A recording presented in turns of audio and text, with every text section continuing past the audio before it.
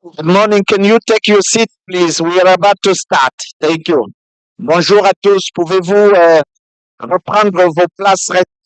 Good morning. Kindly take your seats. We are about to start this morning's session. Thank you.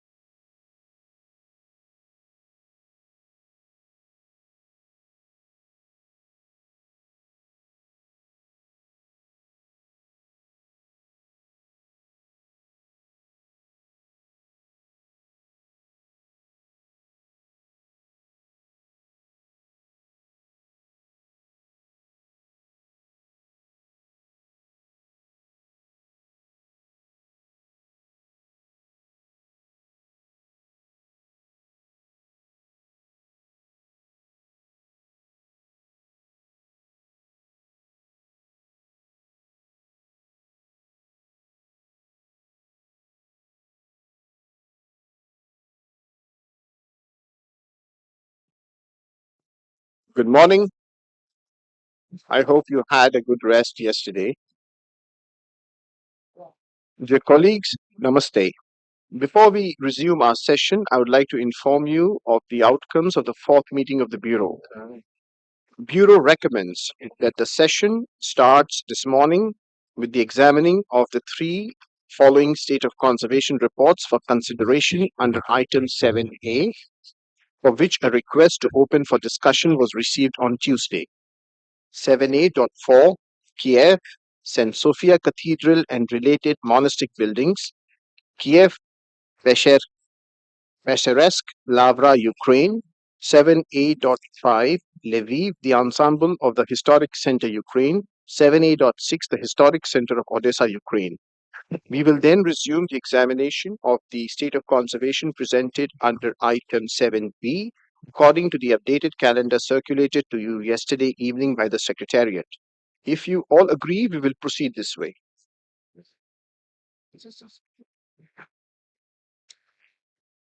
Regarding item 8B on nominations of the World Heritage to the World Heritage List, the Secretariat will circulate shortly this morning a calendar of examination of the nomination under consideration, which accommodates the numerous requests received from state parties. I also wish to recall that the Budget Working Group will start today from 2 p.m. to 3 p.m. in the Bureau meeting room under the chairpersonship of Ms. Chiara Franco of Italy. Thank you very much. We will now proceed with 7A Culture, Europe and North America. I now would like to open our examination of the following three state of conservation reports.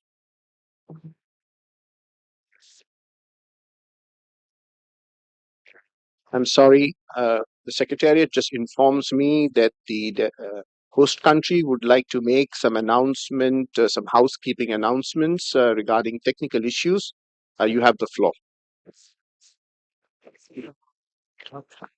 Um, Thank you, Mr. Chair, for giving India the floor, and a very good morning to all the delegates. There are two very small announcements. One, I would like to inform all the delegates, the distinguished delegates in this room, that the yesterday's issue that we faced regarding the Wi-Fi has now been resolved. However, as per a precautionary measure, on every table there have been one or two LAN cables that have been provided. We have been informed by our technical experts who's looking after the Wi-Fi that as much as possible that we should use these LAN cables, because herein the net connection is very fast, and then remaining can use the Wi-Fi services as they have been indicated earlier. So it is my urge and request, and in case anybody needs a connector to connect the Wi-Fi with their laptops, those connectors are already available with our teams, and they will be very happy to provide you. So that is one. And second is, I would also like to inform the August gathering here that we have an app called UPI One World, and I think this has been circulated and it has been put on everyone's table. those who would be interested to download, we would encourage them to do so. And the government of India has already decided that anybody who would be downloading this app for the purpose of shopping, purchases, etc., that a token sum of rupees 2,000 will be pre-installed in that, and therefore it will encourage the delegates to use the money. We don't, because in India now we hardly use the physical money, and that all the transactions are digital. Thank you very much, Chair. Thank you. We'll now open our examination of the three following state of conservation reports. 46 Com 7A.4, Kiev, St. Sophia Cathedral and related monastic buildings, Kiev, Pekhersk, Lavra, Ukraine. 46 Com 7A.5, Lviv, the ensemble of the Historic Center, Ukraine. 46 Com 7A.6, the Historic Center of Odessa, Ukraine. As you may recall, on Tuesday, we received a request from a member of the committee to open these three items for discussions. Consultations have been conducted over the past 2 days with all committee members in order to reach a consensus. I would like to express my thanks to ADG Culture, Mr. Ernesto Ortone, and to the World Heritage Secretariat for trying their best to reach a consensus in which we were trying to accommodate both the amendments that we had received. However, even such a balanced view was, we couldn't arrive at a consensus, and this was a pretty unfortunate thing, but this is how things stand, that a consensus was not reached. I am therefore requesting the Secretariat to put on the screen the text of these three draft decisions as they are proposed for adoption.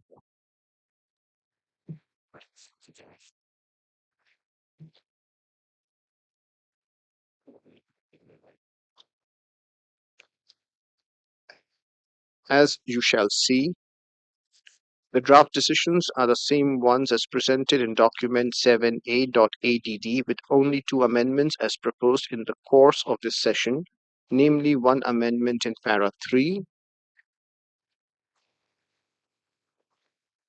and one amendment in para 5.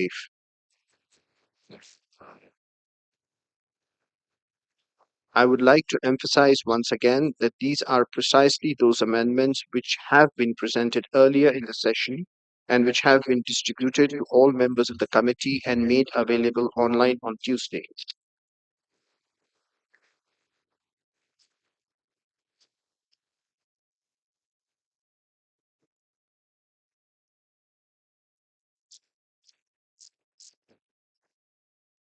Since there is an objection to the course of action that was proposed during the consultations in the search for a consensus, the only available option for the committee is to proceed to the examination of each of these three items in turn. We shall now start our examination of item 7A.4. Is there any committee member that would like to take the floor? That's Kazakhstan, you have the floor.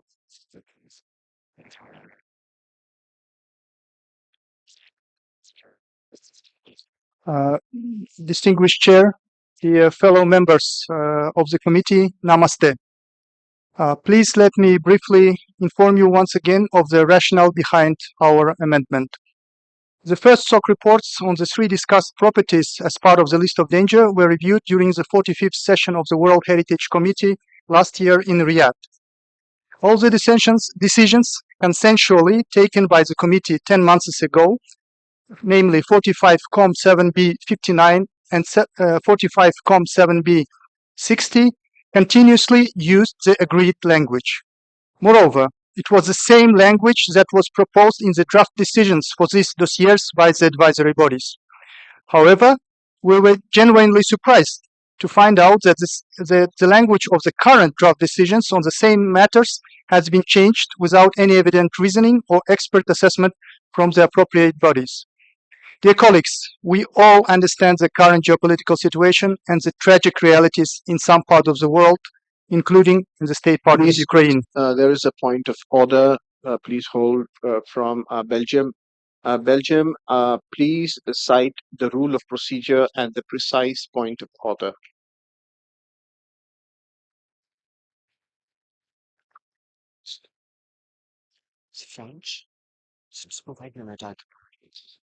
Yes. Good morning, everyone. Thank you, Mr. Chair. Indeed, we would like, as you explained, there is no consensus on this. We just would like to suspend the debate, and that's why we interrupted the distinguished delegate of Kazakhstan and call for a roll call vote by Rule 40.3 of the rules of procedure. And we also regret, of course, that we did not have a consensus. We also would like to thank you, Mr. Chair, for your efforts. We know also together with ADG and the director that there were many consultations and we always prefer a consensus. But now that we are in this position, we believe that debating this item indeed is no longer useful. And that's why we Okay. call for this vote. Thank you. The point of order is that you want to interrupt the delegate and call for a vote while he's delivering his statement. So I'll have to refer to, we'll just put a pause to evaluate your request.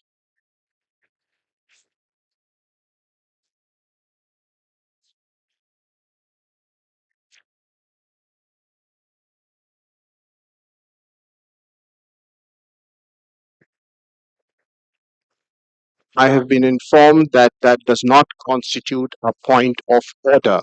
It's a procedural motion which you can raise your plate and mention it when you get the turn. Kazakhstan, may you kindly continue. Thank you, Chair. I would also like to commend the work of the ADG and the Secretariat for trying to find a consensus. As I mentioned, we all understand the current geopolitical situation and the tragical realities in some parts of the world, including in the state party of Ukraine. At the same time, it is the belief of many in this room that the work of the World Heritage Committee should remain expertise-based and as least politicized as possible. The UN General Assembly and the UN Security Council have more relevant competences on judging the nature of armed conflicts in and between the UN member states, and they do exercise their obligation to do so. As equal members of this committee, we believe that we should all strictly comply with its mandate and impartially follow the standing rules of procedure and the operational guidelines of our convention. In taking this position, our delegation stands for the interests of this committee, and it does not matter for us which state party introduces a proposal. The new wording proposed in the original draft decision, if adopted, would create a precedent, enabling any state party to demand naming another state party in a situation of conflict. Indeed, this new wording does not practically help to protect the concerned heritage in danger, which is the main goal of our convention. I would repeat, by adopting this new wording, we change little on the ground in terms of providing real protection for the heritage concerned, but set a precedent with quite unpredictable consequences for any part of the world. In this regard, it is proposed to introduce amendments which change the paragraph 3 of the draft decisions 46.7a 4, 46.7a5, and 46.7a6, which are identical, as you can see on the screen, with only one technical correction, that it should be in English, the war prevailing in Ukraine, but that was a mistake in sending a file. In case there is no consensus on our amendment, we propose holding a vote on it, and we propose it to be held by secret ballot. I thank you for your attention, Mr. Chair. Thank you.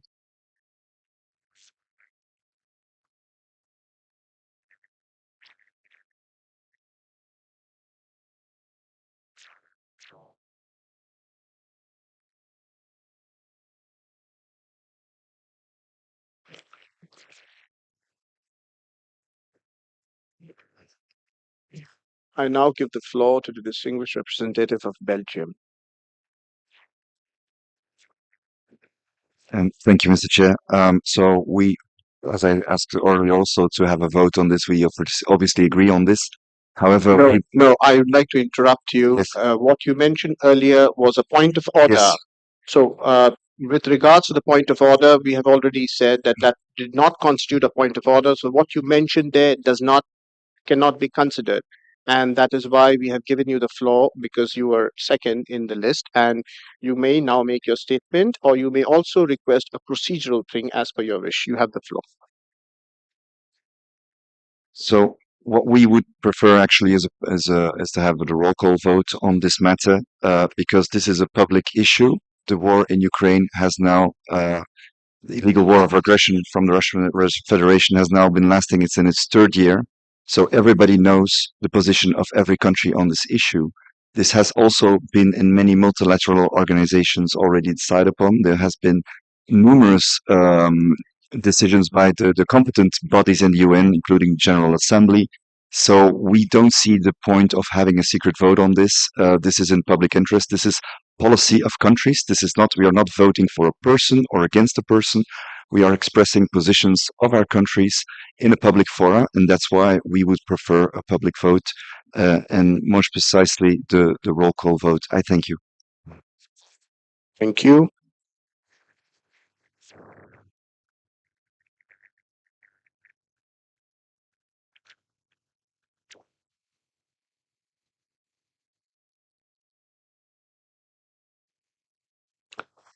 Would anyone else?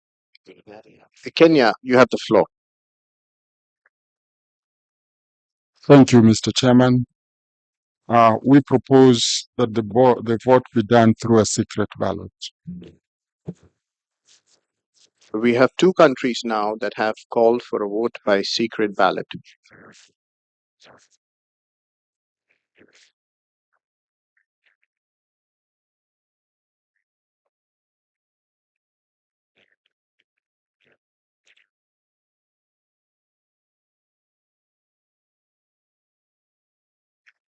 As advised by the legal advisor, yes, Kazakhstan, what is the point you're making?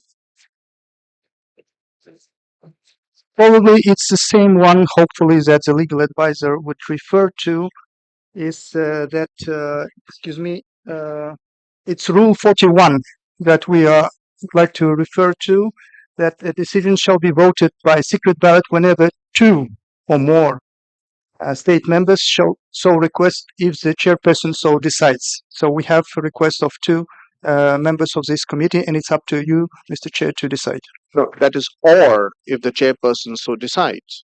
But that or part, that it's upon the chairperson to decide or not to decide, right? Right now, we have only one country has asked for secret ballot and the other country has supported it.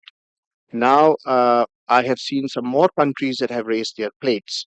So the legal advisor has advised me that I should listen to some more countries as well.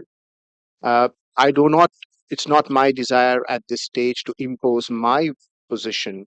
So I will now give the floor to Bulgaria, followed by the distinguished representative of Greece. Bulgaria, you have the floor. Thank you, Mr. Chairperson. Bulgaria supports Belgium proposal for a roll call and a public vote. Thank you. Thank you, Bulgaria. Greece, you have the floor. Thank you, Chair. Same position. We think that, in particular, for these kind of issues, roll call votes are needed. Secret vote is much more linked when we decide over persons, not over issues.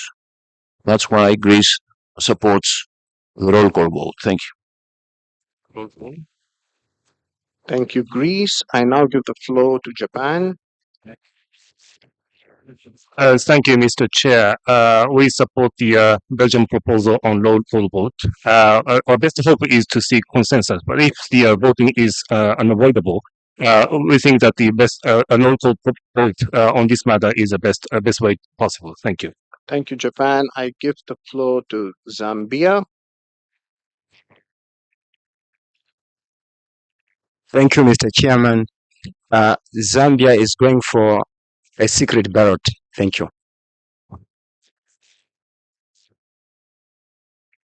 I give the floor to Italy. Thank you, Mr. Chair. First of all, we would like to express our regret for the lack of consensus and the fact that the vote was called, despite all the efforts. And we would like to support a vote by roll call. Thank you. Thank you. I give the floor to Jamaica. Thank you, Chair. We would like to support a vote by secret ballot. Thank you, Jamaica. Any other member state would like to take the floor?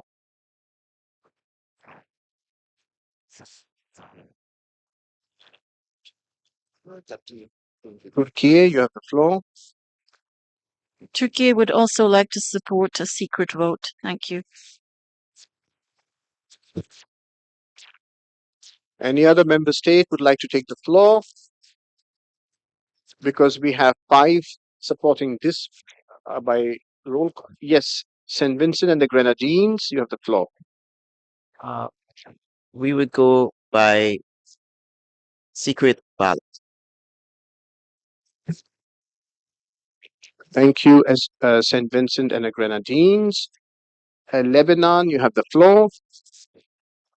Excuse me, Mr. Chair, but I don't know what we are doing. There is a very clear rule, Rule 41, that says a decision shall be voted on by secret ballot whenever 2 or more state members shall so request, or if the chairperson so decides. We have seen more than 2 persons asking for secret ballot, so we're forced to go to secret ballot. Why are we losing time? You know, secret ballot is something that takes a lot of time. If you have to vote for the 3 draft resolutions on secret ballot, it's going to take the whole day. So let's start immediately, because we're losing time. I'm sorry. Thank you. Thank you. The legal advisor would like to respond to the point raised on Rules of Procedure 41 by the distinguished representative of Lebanon. Thank you very much, Mr. Chair. Mr. Chair, the rules of procedure are as follows. The applicable rules of procedure are Rule 40 and Rule 41 with regard to the conduct of the vote.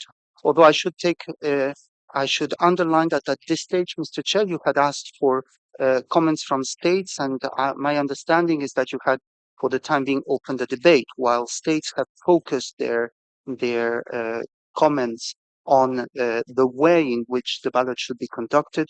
You had asked for comments from the states members of the committee on the item in general. You have not yet moved to the examination of the decision, properly speaking, nor opened the vote in any manner whatsoever. Mr. Chair, Rule 40 says that voting shall normally be by a show of hands, but Rule 40 at paragraph 3 says that a vote by a roll call shall also be taken if it is requested by not less than 2 states members before the voting takes place. Rule 41 on secret ballot states that the decision shall be voted on by secret ballot whenever 2 or more states members shall so request, or if the chairperson so decides. End of quote. Mr. Chair, with your permission and without wishing to take too much of your time, I would like to mention the same rules in the French language, since they're not exactly the same. Rule 40 in French reads as follows. I'm reading in French. Les scrutins ont Voting shall normally be by a show of hands, whereas 40.3 says, furthermore, vote by roll call is possible if requested by not less than 2 member states if before the deliberations. Whereas 41 says a secret ballot shall be held whenever 2 or more states members shall so request, or if the chair so decides. My understanding is that 2 states, at least 2 states, actually more than 2 states, have asked for a secret ballot, but also 2 states and more than 2 states have asked for a roll call. This is the Yes, why. Lebanon, I will interrupt you. Lebanon, you have the floor. I'm sorry, Mr. Legal Advisor. It seems the legal advisor haven't been in the committee. This is probably his first committee. All the experiences we had in the committee since 2001, each time we have two or more that are asking for roll call, or two or more are asking for secret ballot. Always in the committee, the secret ballot prevails. This has been the experience since 2001. And if the legal advisor doesn't know the rules of the committee, let him ask the previous one, the previous people that were there in the committee. I'm sorry, we're losing time because, I mean, it's not possible. Ask the legal advisor that was there since 2001. He will tell you. I mean, this is the rule. This is what happened. I mean, it prevails when the secret ballot is asked by two or more. It prevails. I'm sorry to say this. I would have preferred that we finish easily, that we finish on time. But this is the rule. Thank you so much for your guidance. We were looking for this guidance since a long time. The legal advisor, you have the floor. Thank you very much, Mr. Chair. I thank the distinguished delegate from Lebanon for his comments. I'd like to point out that this is not my first committee, and I have more than 25 years of experience in public international law. Mr. Chair, in response to the request to the question of the distinguished delegate of Lebanon, I should point out that the situation has not happened that often in this committee. The last time, to my knowledge, that it has happened is as the 37th session. At that point in time, there was a request for a vote by secret ballot and a competing request for a vote by roll call. On that occasion, Mr. Chair, the committee decided to take a vote to decide which way to proceed, whether to proceed on the secret ballot or on the roll call. Let me give my legal advice in addition to that, Mr. Chair. The rules of procedure, rules 40 and rules 41, contain, and this is the reason why I read them in both languages, Mr. Chair, that rules 40 and rules 41 do not set a clear precedence between a request of roll call and a request for secret ballot. For the request of roll call, it says that it shall be taken by roll call if it is requested by not less than two states members. I should point out that the French is even stronger in that regard, in that it says that le scrutin par appel nominal, that the roll call is possible if, and shall be voted on by secret ballot whenever two or more states also request. Rule 41 in French says le vote a lieu au. and says that it will be voted on by secret ballot whenever or if ever. Precedent I can rely to is that the committee, given the ambiguity of the norms, has decided to make a decision, and faced with two competing requests, has decided to decide itself how to proceed, and this is fully in line with the principle that a body is always master of its own procedure. Thank you very much, Mr. Chair, for giving me the floor. Thank you. The distinguished representative of Lebanon, you have the floor. I'm sorry, Mr. Chair, to intervene again. What I'm saying, the legal advisor doesn't follow very well what happens in the committee. It's not true that the last one was in 2013 in Cambodia. The last session where there has been a competing vote between roll call and secret vote was in 2017 in Krakow. And in that case, the legal advisor that was there in Krakow, said that the secret vote prevails. That if you have two or more that ask for roll call, and if you have two or more that ask for secret vote, the secret vote prevails. And there were several members of the committee that said, well, the committee should decide, and the legal advisor say, no, the rule is very clear. go back to the 2017 case in Krakow, you will see that this is what happened. Thank you. As of now, we have Kazakhstan, Kenya, Zambia, Jamaica, Turkey, St. Vincent and the Grenadines, and Lebanon that have supported a call for a secret ballot. We had I'm sorry, I didn't support the call for secret ballot. I'm saying that the rule imposes secret ballot. Okay. The rules impose a secret ballot as per Rules 41, and we had a similar request by 5 member states that had wanted a by roll call. At this point in time, seeing the mood of the House, I will rule in favor of the secret ballot. The Secretariat may kindly make the arrangements.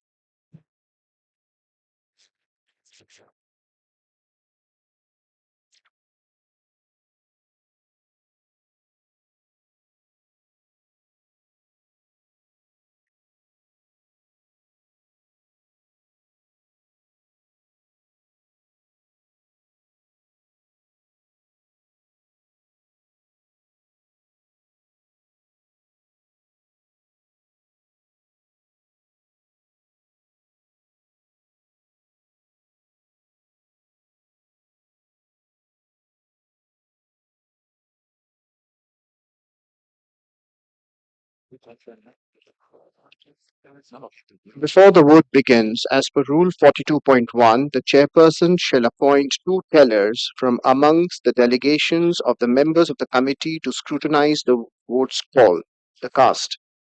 I presume that Mexico and Zambia have volunteered to send the 2 tellers. You will be giving us their names, and I invite both of them to please come up on the stage.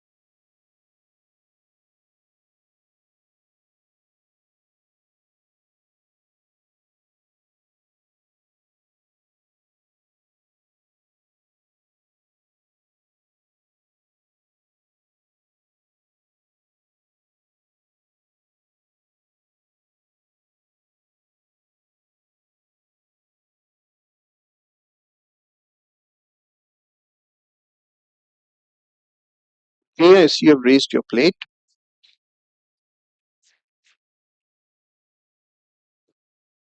Mr. Chair, I was just wondering if you would clarify what it is we're actually voting for. Because there are two amendments. So when we actually vote, are we voting yes or no for the Kazakhstan amendment, which is paragraph 3? Or are we voting also for all the amendments, including paragraph 5, which is the Ukrainian amendment? Because I think that those who would be voting for the Kazakhstan amendment would probably not also accept the fifth paragraph amendment by Ukraine either. So it's not a question of whether you want to leave it in the original format or accept the amendments. There should be two votes because there are two separate amendments. Thank you. There will be two votes. First will be for the Kazakh amendment, the second will be for the Ukraine amendment. Thank you very much for clarifying. And thank you very much for asking such one of the most important questions. Thank you.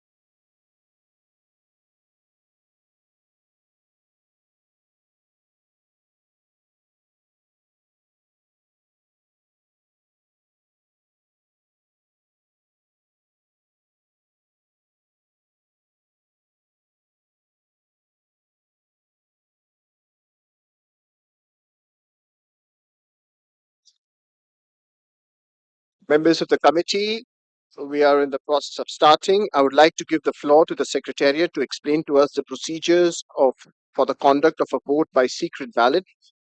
Mr. Inenda Osomo, you have the floor, please.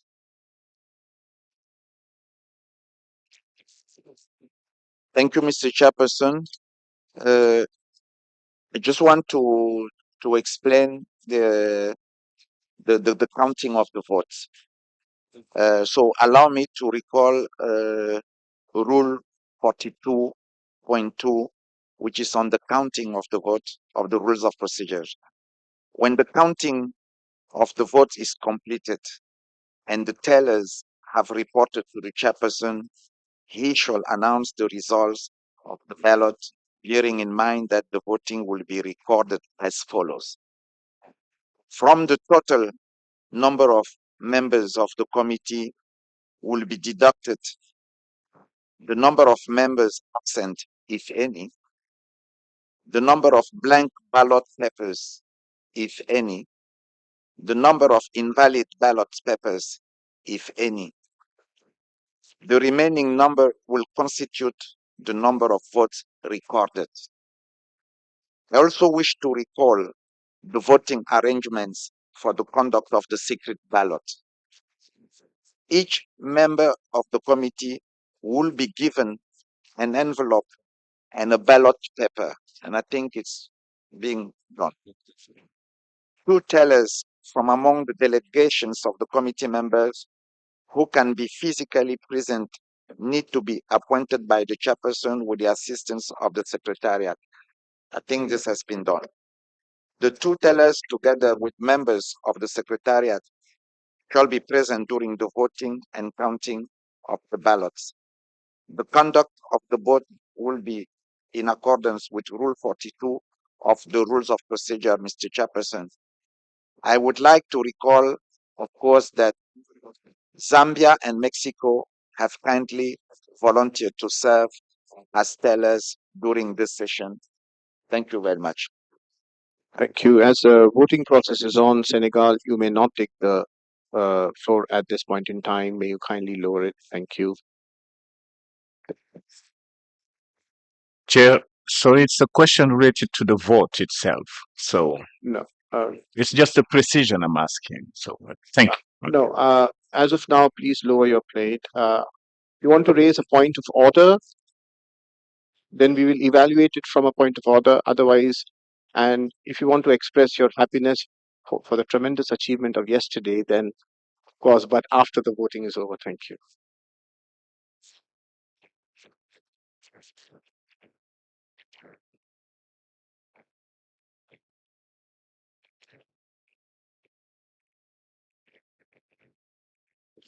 I will request the Secretariat to kindly recall the question, point on which the voting is happening at this point in time. Thank you, Mr. Chairperson. The voting is taking place on the following questions. Are you in favor of the amendment proposed by Kazakhstan in paragraph 3 of draft decision 46,7A.4? Thank you. Thank you. And I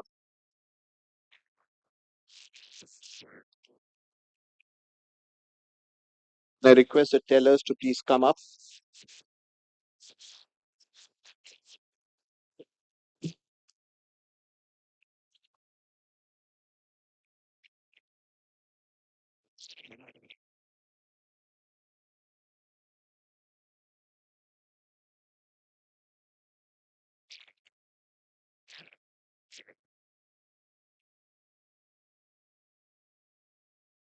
I will request the Secretariat to take the names of the country one by one so they come up and cast your vote. Mrs. Director, you have the floor. Thank you, Mr. Chairperson. I will call the members of the committee by alphabetical order. Argentina,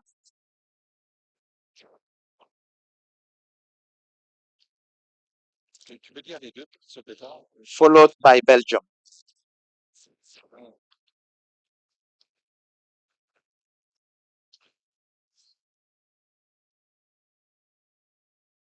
Followed by Bulgaria.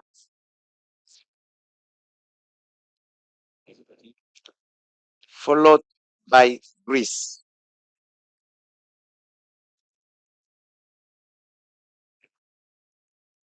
Followed by India.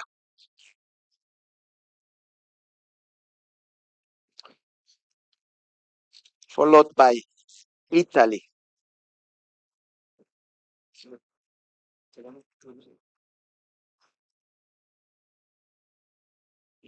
And now call Jamaica.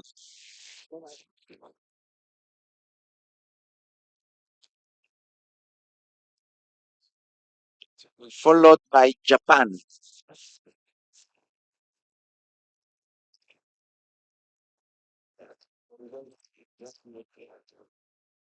Followed by Kazakhstan.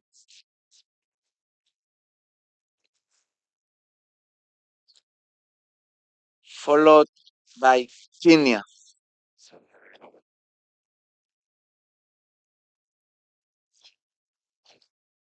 Now I call Lebanon.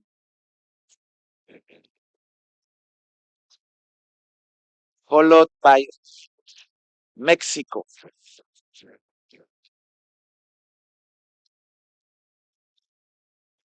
Followed by Qatar.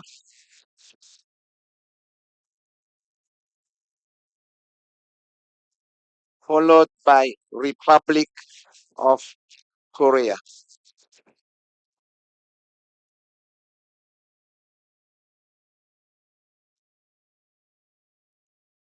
Now I call Rwanda.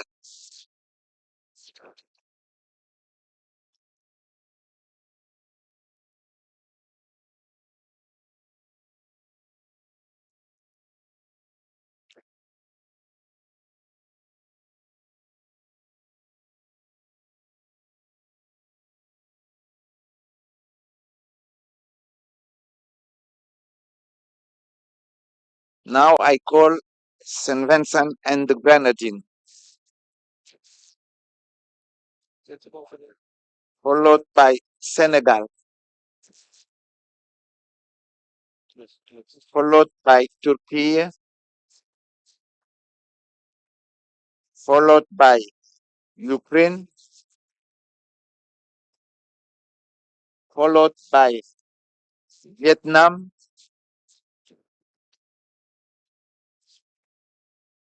And last, Zambia. Thank you, Mr. Chairperson.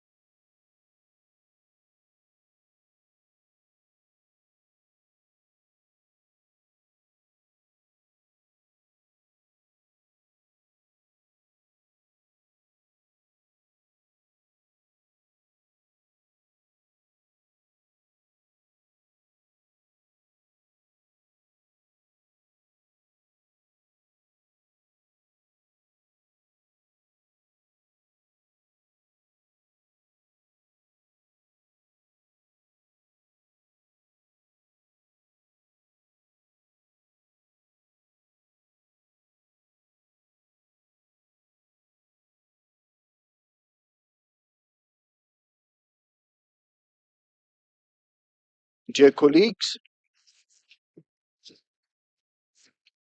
as a result of the voting by secret ballot which has taken place earlier on today, the results are as follows. Number of committee members present and voting 21. Number of committee members absent 0. Number of blank ballot papers 5. Number of invalid ballot papers 2. Votes in favor 6. Votes not in favor 8.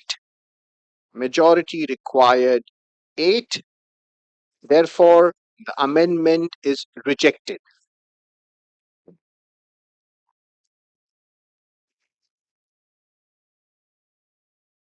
I see there are no representatives wanting to take the floor at this point in time.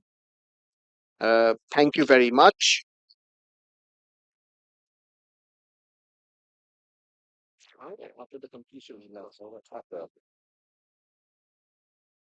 We now go to the next amendment.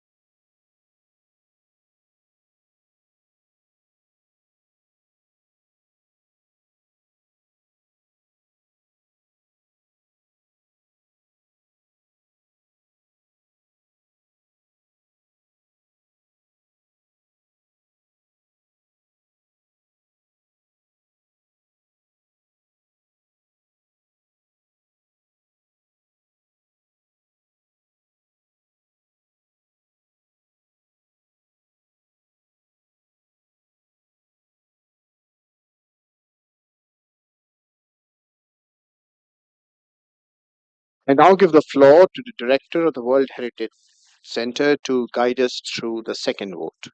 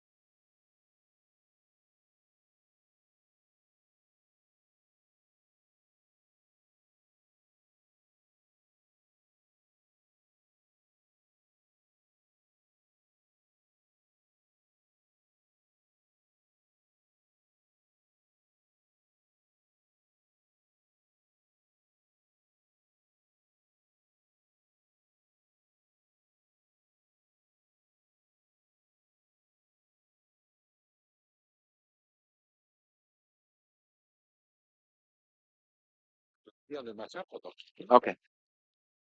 I will now read the question which will have to vote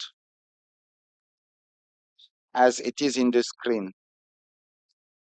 Are you in favor of the amendment proposed by Ukraine in paragraph 5 of draft decision 46.7a.4?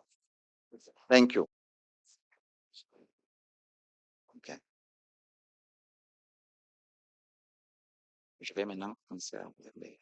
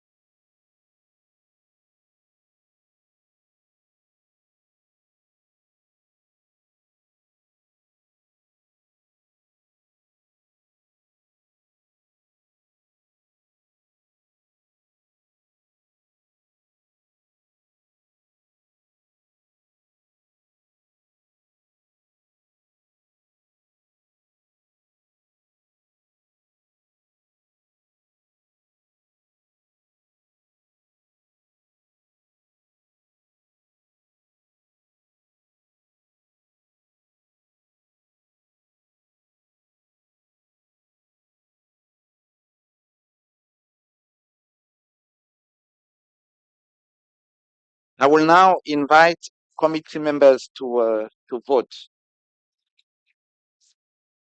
by I will call by alphabetical order. Argentina, followed by Belgium,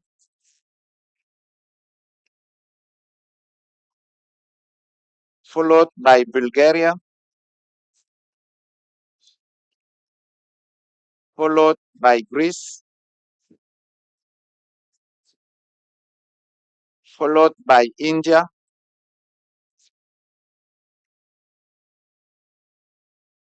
let me now call Italy, followed by Jamaica, followed by Japan,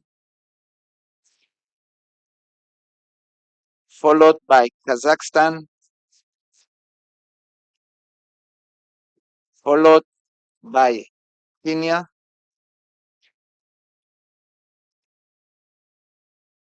followed by Lebanon, followed by Mexico. Now I call Qatar, followed by Republic of Korea,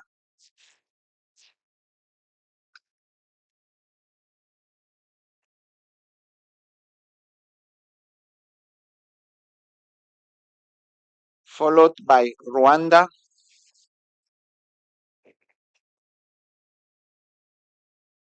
followed by St. Vincent and the Grenadines,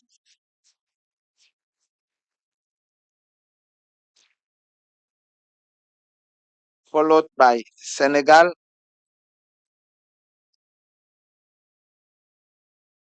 followed by Turkey, followed by Ukraine,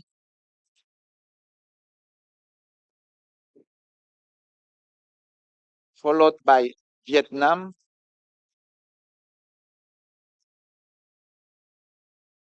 and last, Zambia.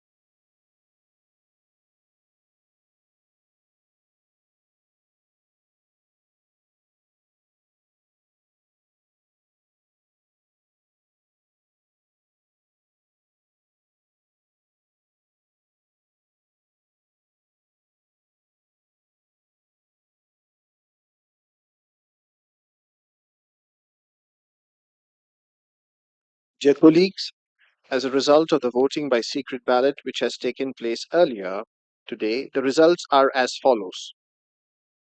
Number of committee members present and voting 21. Number of committee members absent 0. Number of blank ballot papers 6. Number of invalid ballot papers 1. Votes in favor 8.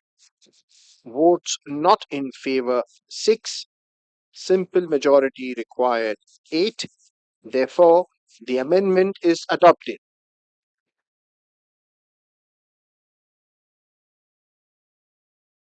I see no representatives are taking the floor. Thank you very much.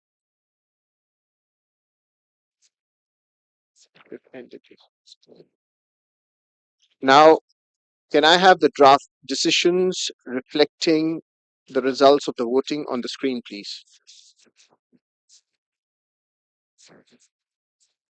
So that the decision can be adopted as a whole. Can I have it on the screen, please? Yeah. The Kazakh amendment will be removed.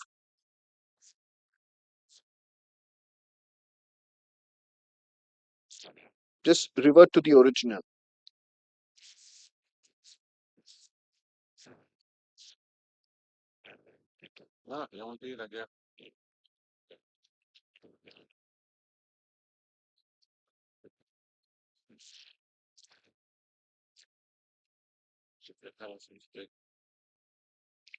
The Ukrainian amendment will be accepted.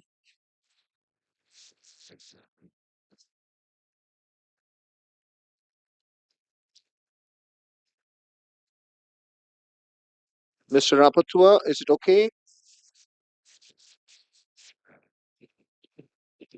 Merci, Monsieur le Président.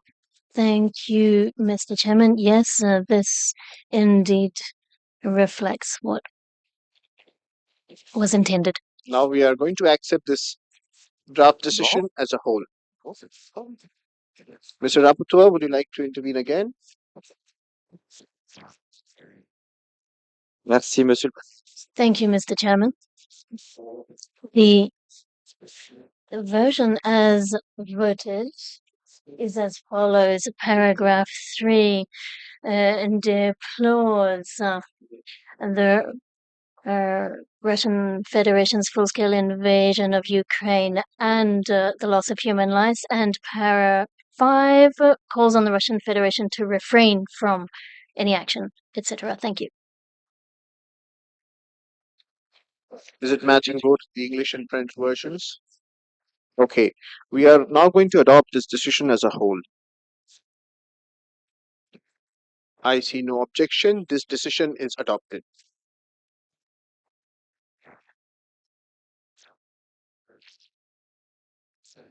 Now, regarding the remaining 2 dossiers, may I request, because the mood of the member states, I see Ukraine has raised its plate.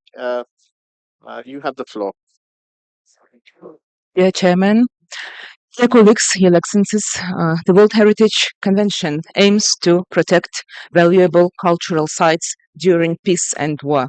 Therefore, it's essential to use its mechanisms to address the damage caused by conflicts. One effective method is to list endangered cultural heritage sites into the World Heritage List in danger. When the committee decides to add an object to the list, it has to clearly state the reasons behind it. And this clear approach should particularly apply to the war-related threats. Therefore, we appreciate the exact and clear wordings on the decision text. Our goal is to protect cultural heritage as a part of our political agenda, ensuring future generations reach it undestroyed. We insist on being explicit about threats, as diplomatic and neutral wordings have proven ineffectiveness in preventing destructions. Explicit language helps highlight the nature of threats, no matter if the damage is caused by direct attacks or indirect impacts towards the cultural heritage. Dear Chairman, Yesterday and today morning, we all witness how the heavy rain is falling to the beautiful land of India due to monsoon. It is the third year in a row we are witnessing the missiles falling to the beautiful land of Ukraine due to Russian Federation. So, dear Chairman and Committee, let me express my deep gratitude to those members who are brave enough to call things in their own names. Thank you. Thank you. As stated, that there are three dossiers. You have seen the mood of the committee members. For 46com7a.4, we are really very short of time and the voting process takes a lot of time. May I request the Kazakh delegation? Yes, you have the floor. Yes, Mr. Chair, in the interest of this committee and our joint work, we understand the mood of the House, so we withdraw our amendments. Thank you. Thank you, Kazakhstan, for thank you.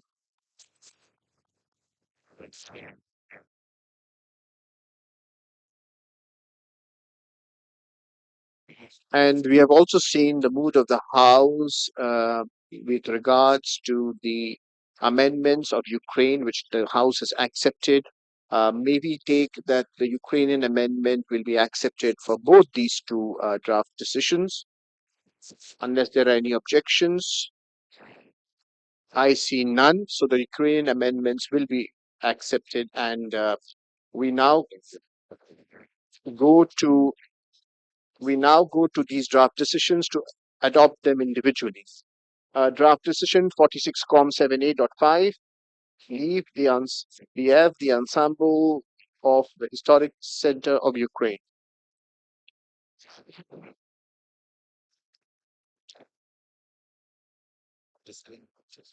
Many details they are thinking about this in the states, but they're actually finding this.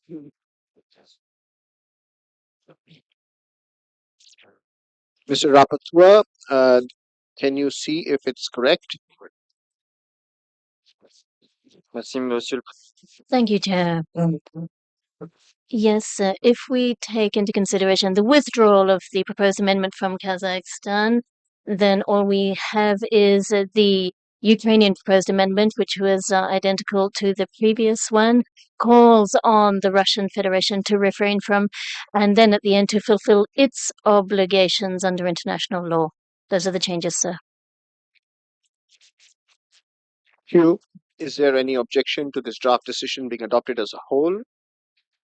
I see none. This decision is adopted as amended. We now go to draft decision 46com7a.6. Mr. Rapporteur, can you guide us if the text is okay?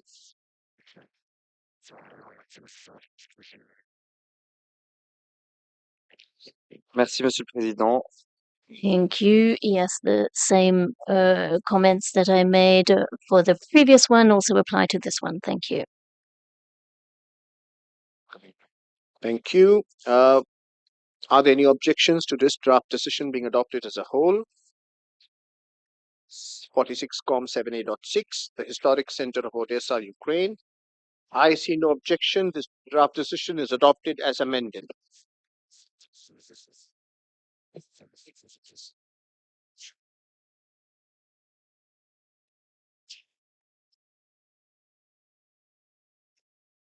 We will now proceed to the next agenda item, but before I do so, there were some comments made against the legal advisor, and it's fair that I give him. Sorry, I see. I'm sorry. The Russian Federation would like to take the floor as an observer state party. You have the floor.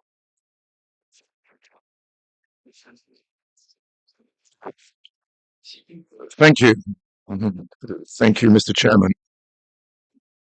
The decision that has been adopted is null and void.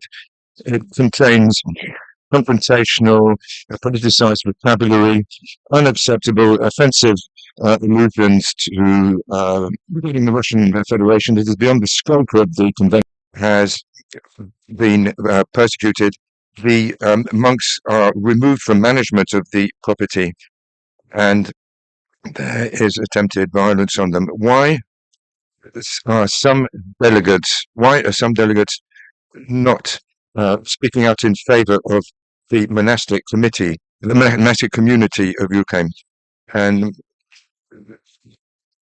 this is a biased approach, because the Western countries which have supported this are not seeking to preserve the cultural traditions, but are seeking purely political results. The result is deplorable.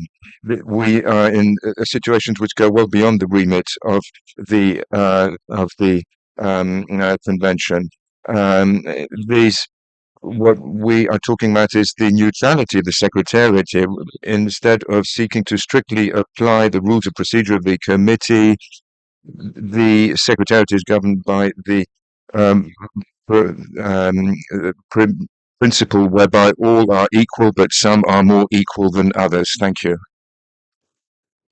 As I mentioned before,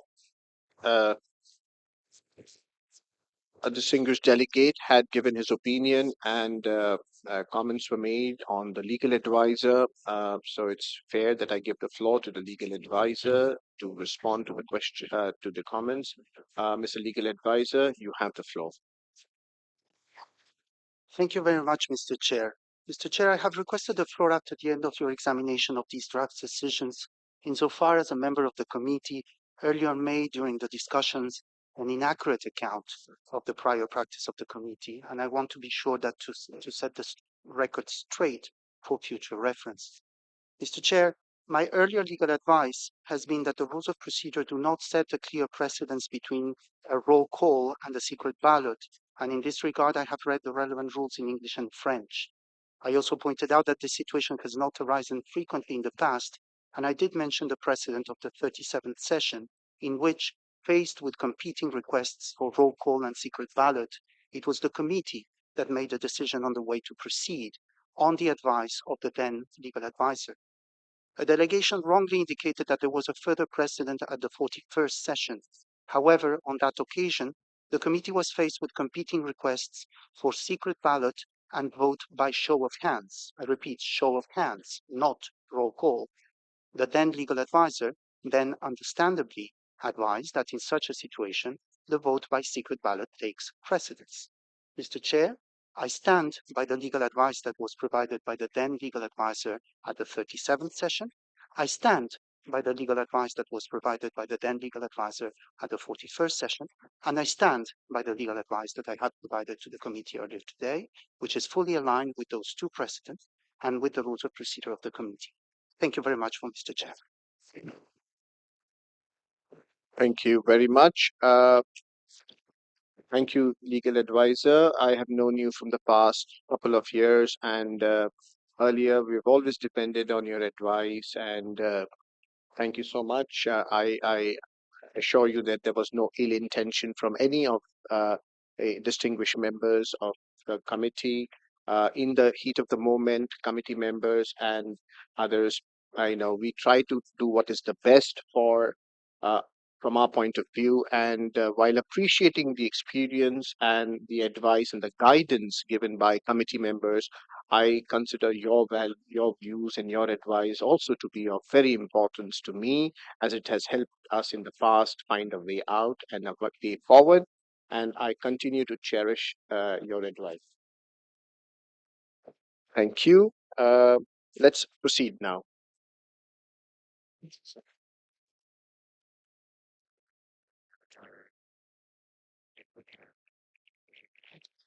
I now invite the Director of the World Heritage Center for 7B, Mr. Ilendo Asamoah, to read the list of the properties located in the region of Europe and North America for which the reports are proposed for adoption without discussion. You have the floor. Thank you, Mr. Chairperson. So, since we are resuming to 7B, the following list of properties for which the reports are proposed for adoption without discussion are Butrint, Albania, frontiers of the Roman Empire, the Danube lands, western segment, Austria, Germany, and Slovakia. Ferto, cultural landscape, Austria and Hungary. Le Havre, the city rebuilt by Auguste Perret, France. Paris, banks of the Seine, France. Budapest, including the banks of the Danube, the Budapest Quarter, and Andressy Avenue, Hungary. Tokaiwan region historic cultural landscape, Hungary. Archaeological areas of Pompeii, Herculaneum, and Torre Annunziata, Italy. Natural and cultural historical region of Kotor, Montenegro. Centennial Hall in Wroclaw, Poland. Sanctuary of Bom Jesus do Monte in Braga, Portugal. Aslan Tepe Mount, Turkey. Diyarbakir Fortress and Hepsel Gardens Cultural Landscape, Turkey. Historic areas of Istanbul, Turkey. And Darwin Valley Mills, United Kingdom of Great Britain and Northern Ireland. Thank you. Thank you very much. If there is no objection from the committee on this state of conservation report, I declare the decisions read out adopted. I would now like to ask whether any observer delegation would like to express themselves about one of the properties for which we have adopted the decision without discussion. I see none. Let's proceed then. 7B, Culture, Latin America and the Caribbean. I now invite Mr. Elindo Asumo to read the list of the cultural properties inscribed on the World Heritage List located in Latin America and the Caribbean region, for which the reports are all proposed for adoption without discussion. You have the floor, sir. Thank you, Mr. Chairperson. The following two properties for which the reports are proposed for adoption without discussion are Sitio Roberto Burle Marx, Brazil, Churches of Chiloé, Chile. Thank you very much. Thank you very much. If there is no objection from the committee on this state of conservation report, I declare the decisions read out adopted. I would now like to ask whether any observer delegation would like to express themselves about one of the properties for which we have adopted the decision without discussion. I see none. Let's proceed then.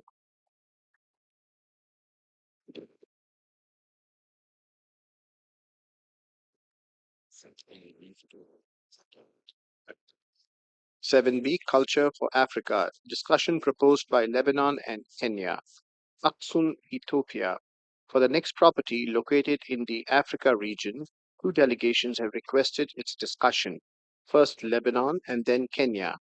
Therefore, I would now like to give the floor to the delegation of Lebanon to present to the committee the reason it requested to open the state of conservation of Axum, Ethiopia. Lebanon, you have the floor.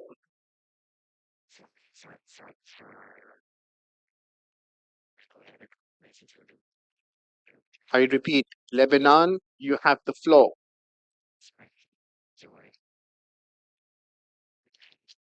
There is no delegate sitting on the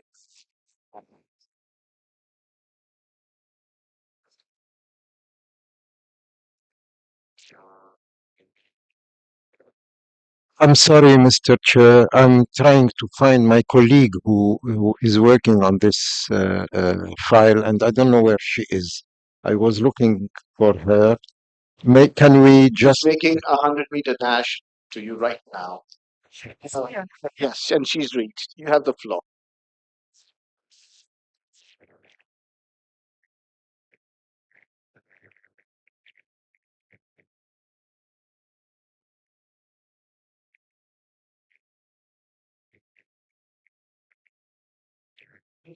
Thank you, Chair. Sorry for this delay. Before the vote will be longer. So, dear Chairperson, dear distinguished delegates, The serial culture property of Axum, Ethiopia, in the Tigray region, has been one of the early sites to be inscribed on the list of the World Heritage in 1980, with criteria 1 and 4. The ruins of the ancient Aksumite civilization covered a wide area in the Tigray Plateau. The most impressive monuments are the monolithic obelisk, royal tombs, and the palace ruins dating to the 6th and the 7th century AD. Through decades, the property faced many factors and challenges, among them management, structural stabilization, ground rising water, development, boundaries, and interpretation infrastructure. The last reactive monitoring mission of the advisory bodies dating back to 2016 have provided several recommendations. The episode of armed conflict in the province of Tigray between 2020 and 2022 have raised considerable concern on the condition for the maintenance of authenticity or integrity of the property and the potential impacts of the conflict on the cultural heritage in Tigray region. Despite the peace treaty signed in November 2022, the exact situation today on the ground remains unclear. The lack of reliable information, latest state party report accessible, is dated 2019, since the 2024 report has been submitted late and accordingly not processed by the World Heritage Center. This contributes to maintain serious concerns on the condition of conservation and management at the World Heritage property, especially when information relayed by the World Heritage Center refer to significant conservation threats. Our question is for the state party to kindly clarify the status of the property on its potential threat. Thank you, Chair. Thank you. We have noted the question posed by Lebanon for the state party to kindly clarify.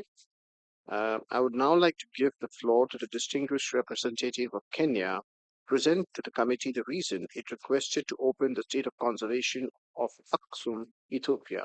Excellency, you have the floor. Thank you, Chair, for giving Kenya the floor.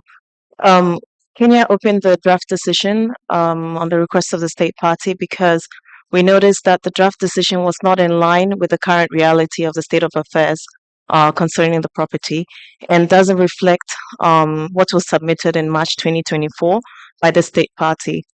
The draft decision refers to elements that date back to 2019, which was 5 years ago, and therefore it's not very helpful for the state party. Moving forward, the state party had actually contacted the World Heritage Center to inform of the delay that they were experiencing because of difficulties accessing the site due to the conflict in northern Ethiopia. And so they missed the 1st February deadline. However, they were able to submit the new SOC report by March, which was a month later. So based on these elements, we wish to have the draft decision to reflect the current condition of the site. Thank you, Chair. Thank you. I now invite Mr. Muhammad Juma Muhammad, Chief of the Africa Unit of the World Heritage Center at ECOMOS, to provide their comments. You have the floor. Thank you very much, Mr. Chair. Mr. Chair, distinguished member of the committee, the World Heritage Center receives the State of Conservation report for the Axum well beyond the deadline of 1st February 2024 and the cutoff dates of 29th February. This is why Secretariat will not provide committee with up-to-date report of the State Party of Conservation of the property, and it could not incorporate the balanced information as part of the time. However, Secretariat and advisory body were and still continue to be in constant dialogue and communication with state party to follow up the situation in Axum. And in this regard, Mr. Chair, we are also exchanging and following other sites of Ethiopia's, for example, Lalibela, and support them technically and financially in the actions. We will continue accompanying Ethiopia by providing guidance, assistance needed. We are hopeful that the joint World Heritage Center, ECOMOS and ECROM reactive monitoring mission can be carried out as soon as possible, which will provide a full picture of the reality and of the site and will formulate targeted recommendations for the effective and sustainable conservation and management of property. As regards the proposed draft, Mr. Chairman, as initially presented to the distinguished committee member in the draft, it is important to note that the committee could simply, we are simply reiterate concern raised in the previous decision areas.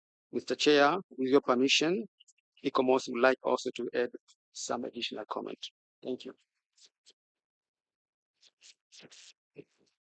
Thank you very much, Mr. Chair. Members of the committee, ICOMOS will expand on the state of conservation of the property.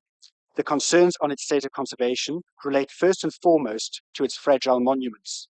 The stabilization of both the Stele 3 and the mausoleum, as well as addressing the rising water table in the Tomb of Brick Arches, all remain critical. ICOMOS's technical reviews highlighted the high risk attached to past proposals for the stabilization of Stele 3 and recommended further consultation. The committee requested in decision 44.7b3 that the state party submit all documentation for the proposed interventions to these three structures to the World Heritage Center for review by the advisory bodies. It further requested that the state party only commence with implementation once full agreement on technical details and monitoring protocols have been agreed to. Finalizing and submitting the previously requested detailed boundary delineation map for the property and its buffer zone to the World Heritage Center remains a matter of urgency. The committee's request for heritage impact assessments on the thematic master plan and structure plan for the city of Axum remain relevant. Seeing the range and scale of challenges faced at the property, the draft decision before the committee includes a repeat of its request to the state party to develop an action plan with timelines for the implementation of the recommendation of past mission, recommendations, and the previous decisions of the committee. A reactive monitoring mission, as recommended in the draft decision before the committee, would report on the general state of conservation of the property and identify measures needed to ensure the management and protection of its OUV. It will also provide the opportunity to assist the state party in addressing previous committee decisions and suggest improvements to the intervention designs for the stabilization of Stele 3, the mausoleum, and the Tomb of the Brick Arches. The mission can also assist the state party in addressing urban control in the buffer zone and wider setting of the property. It is therefore important that this mission is dispatched as soon as possible, and the state party be requested to not implement any projects in the property until the recommendations of the mission are available. Thank you very much, Chair. Thank you very much for this presentation. I would like to know whether there are any comments before I invite the rapporteur. Belgium, you have the floor. Thank you very much, Chair. First of all, we really appreciate the intense and continuing dialogue between the Centre, the advisory body, and the state party. But we also note that we as committee members rely on documents put before us. We are not part of this dialogue. We sadly cannot visit all World Heritage properties before each session. So we take decisions based on documents put before us. Therefore, as a general point, so not specifically related to Axum, but as a general point, we would like to call on all state parties to submit all relevant information in a timely manner. But we would also like to ask the Centre and the advisory bodies for flexibility in exceptional cases.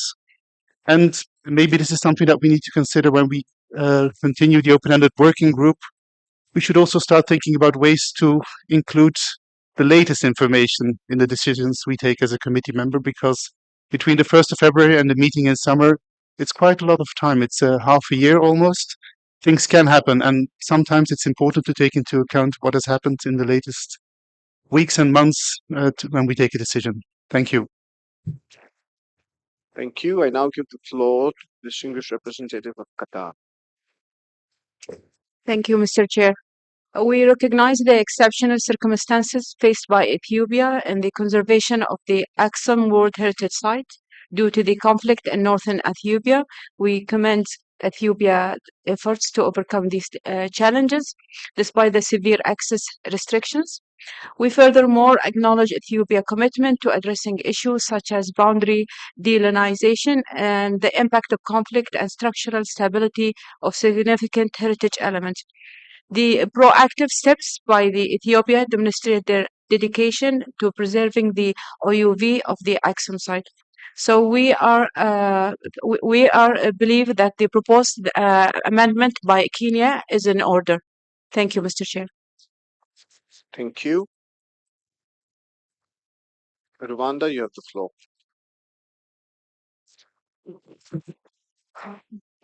Merci, Monsieur le Président. Mr. Chairman, the State Party of Rwanda endorses Ethiopia's efforts in drawing up the documents regarding the state of conservation of the property and the management plan for the implementation of the recommendations of 2013 and 2016 and previous decisions of the committee. The documents that have been submitted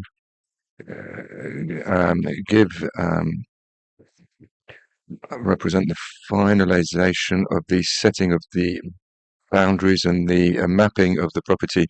The management work is being done within and around the property, and this is down to the state party and the local community, which the recent peace agreement will enable to ensure the viability of the property and to ensure that there are appropriate interventions on the property, positive interventions to protect, improve, and promote this property of World Heritage, with, of course, the commitment of the state party and the communities.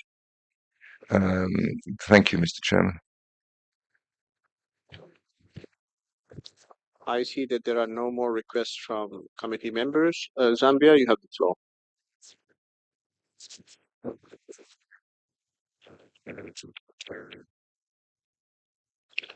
Thank you, Chair. We are happy to note that the Italian Funds in Trust for the Axum Archaeological Site Improvement Project provided funds for the preparatory studies for the reinstallation of the obelisk and capacity building for archaeological conservation. Phase 1 covering reinstallation of the obelisk, for Phase 2 consolidation of Stele 3. The state party began the Stele 3 consolidation project and the complete study of Axum Stele field through a self-financing initiative, which was expected to begin implementation before the outbreak of COVID-19 and the subsequent conflict. All the materials required for the consolidation of Stele 3 have been imported according to understanding and delivered to Axum, and they are still on site. Since the implementation of the peace agreement, a new study is under revision and work is about to commence. The State Party of Zambia also wishes to note that due to the conflict in northern Ethiopia, the properties assessment had been challenging until the implementation of the cessation of hostilities and Pretoria peace agreement. The agreement helped to ensure the viability and sustainability of the World Heritage property, as well as to address the challenges of the conflict with proper interventions. The protection, enhancement, and promotion of World Heritage property through community engagement cannot be overemphasized. Interventions will have an impact on the safeguarding and protection of World Heritage property and its sustainable conservation. The SOC report mentions looting of artifacts and goods, as well as damage to structures within the property. We understand that the property itself has not suffered damage and remains in its previous status. However, since there have been incidents of looting, the state party has expressed its the need for support from the World Heritage Center for the restitution of looted artifacts and goods. The mention of violence against civilians, we believe, is out of context, as this assertion exceeds UNESCO's mandate. And we understand that the state party wishes that to be retracted. Thank you, Chair. Thank you.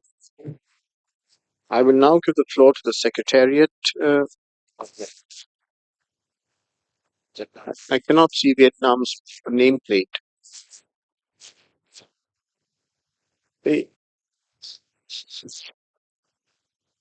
Yes, Vietnam, you have the floor. Thank you, Mr. Chair. we understand the special situation in the state party, and we highly appreciate all the efforts made by the state party to conserve the site. And in that regard, we would like to support the amendments brought to the text. Thank you. I see there are no further requests, so I'll give the floor to the Director of the World Heritage Center, and then I will ask Mr. Mohammed Juma Mohammed and ECOMOS also to answer your questions. Mr. Lazar, you have the floor. Merci, Monsieur le Président. Mr. Chairman, I would simply like to clarify, for the benefit of the committee members, the preparation process regarding reports. The work that the Secretariat does is extremely rigorous. We have to analyze the reports and prepare the decisions for your consideration. You ask us to do this, and you have set deadlines. The deadline for receiving the reports on state of conservation is the 1st of February in the year preceding the committee. If this date is respected, this means that we can convey the documents and start the analytical work. Reports that arrive after the deadline mean that it's sometimes very difficult to take them into consideration. I understand Belgium's request for flexibility on our part, and I can assure you that we do display flexibility and will continue to do so. It's just so that you understand that if we don't do this work in compliance with the deadlines, the documents will not be ready as you wish, and we will continue to do this. And that's also the reason why we stress, and we really do encourage you to do everything you can to submit the reports on time. Now, it's true that there are some very special situations, and we take these special situations into consideration. Regarding Axum, I can tell you that we're working very closely with the state party, and we have followed up on this property since last year with the state party, and we will continue to do so. So I simply wanted to say that these are deadlines, and I really would encourage you and all the states parties to do everything you can to provide the reports on time. This year we only received 50% of reports on time. So when the reports don't come in sufficiently early, that makes it difficult for us to provide you with the analysis and the draft decisions for your consideration. Thank you, Mr. Chairman. Thank you, Mr. Mohammed Juma Mohammed. Then ECOMOS, you have the floor. Thank you, Mr. Chair. I don't have to add anything, but our colleague ECOMOS wanted to add something. Yeah, I've seen the state party has raised its plate. Belgium, you have the floor. Thank you, Chair. Just to reassure the Director that we are well aware of the enormous amount of work that is before you to process all these SOC reports. And we are well aware also of the limited capacity. And believe me, we know that you go to extreme lengths to accommodate this committee. But still, we feel that latest information could be crucial, and therefore, and again, this probably is something for the open-ended working group. We should look at maybe reinforcing you, maybe looking at ways to make your life easier by working in standard formats or more digitally. I don't know, but I think it's something that we need to look at in the future. Thank you. Thank you. Yesterday, while having dinner with certain members of the Secretariat, I also had the same view that the distinguished representative of Belgium has shared. I really appreciate and commend the Secretariat for the hard work they do in preparing this SOC reports. And one of them said that sometimes it's 3,000 pages, and they have to read all that. And I said It's TBL. And they asked me, what is TBL? And I said, torture by literature. So perhaps we should try to, perhaps if some technology can be incorporated, as very rightly suggested by the delegate of Belgium, to shorten things up, have a template. Who knows, the open-ended working group could look into it. But I completely stand by what the distinguished representative of Belgium has said. Thank you. And I now give the floor to ICOMOS to continue. Thank you very much, Chair. ICOMOS has noted the presentations from the various states parties providing additional information, and it's in this context that we believe that a reactive monitoring mission would be an adequate mechanism, an urgent reactive monitoring mission would be an adequate mechanism to provide further information on the condition of the property and actions to be undertaken. Thank you very much.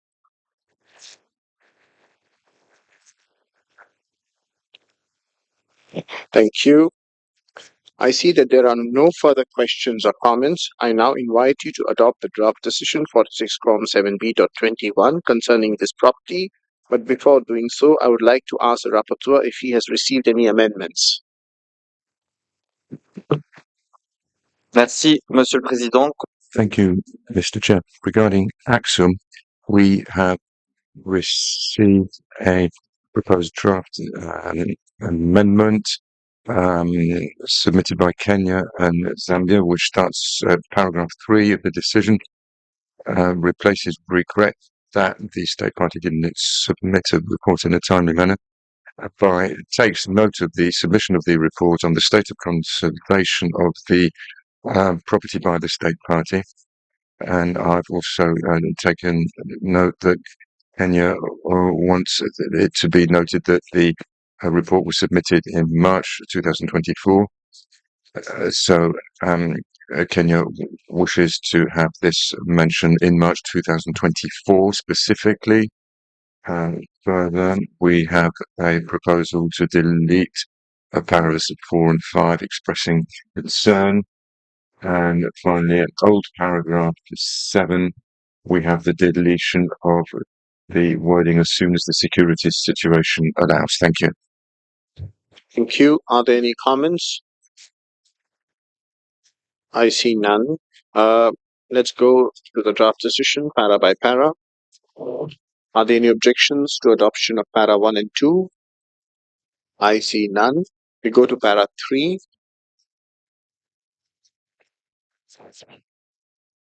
Takes note of the state party's submission of the report on the state of conservation of the property in March 2024. Are there any objections to this para 3? I see none. We go to para 4. Para 4 is cancelled and para 5 is cancelled. The old para 4 and 5, are there any objections to the cancellation of old para 4 and 5? I see Lebanon. You have the floor. Thank you, Chair. I will recommend to keep the para 4 as a principle of rules, because otherwise everybody will submit on the late, will do a late submission. So I will recommend to keep it as it is. Thank you. Thank you. Kenya, can you accept that? You have the floor. Thank you, Chair. If we're going to keep it, we want to include something in the keep if we're keeping it. So note with concern that the lack of timely reporting from the state party due to the conflict in northern Ethiopia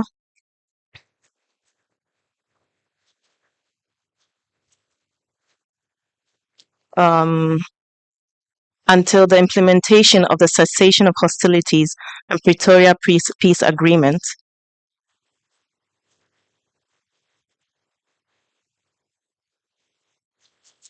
Right, makes it difficult.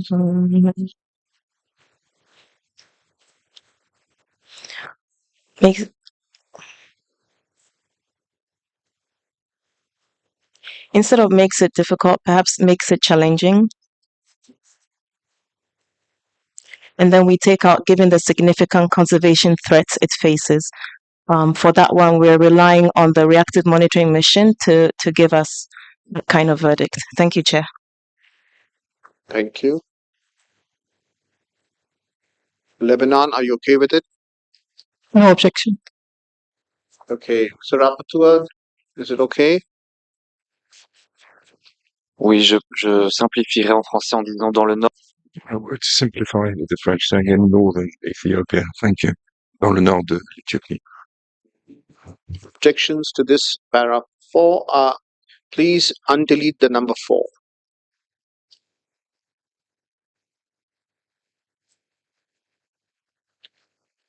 Okay. Are there any objections to this para? If we proceed, I see Rwanda, you have the floor. Merci. Thank you. We would like to co-sponsor this. Thank you. Thank you. I see there are no further requests. We go to the next, the old para 5, which has been cancelled. Are there any objections to the cancellation of the old para 5?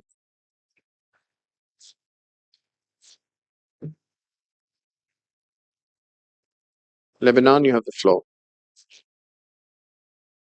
Thank you, Chair. I will suggest another wording for this para. Also note that previous concerns of threats on the property remains only unless resolution demonstrated by updated information. The submittal of a detailed damage assessment of the archaeological and built attributes of the property could allow to better determine the degree of threats. The floor to the rapporteur. May I ask the state parties to speak more slowly so that of threats on the property remains unless resolution demonstrated by updated information. The submittal of damage assessment Lentement. please slowly. And built attributes of the property could allow to better determine the degree of threats the property is facing. Thank you, Chair. Word demonstration be replaced by the word demonstrated. Is that right, Lebanon? You had said the word demonstrated. Yes, demonstrated, please. Okay, the rapporteur, is it okay in both the versions? It's still work in progress, Chair.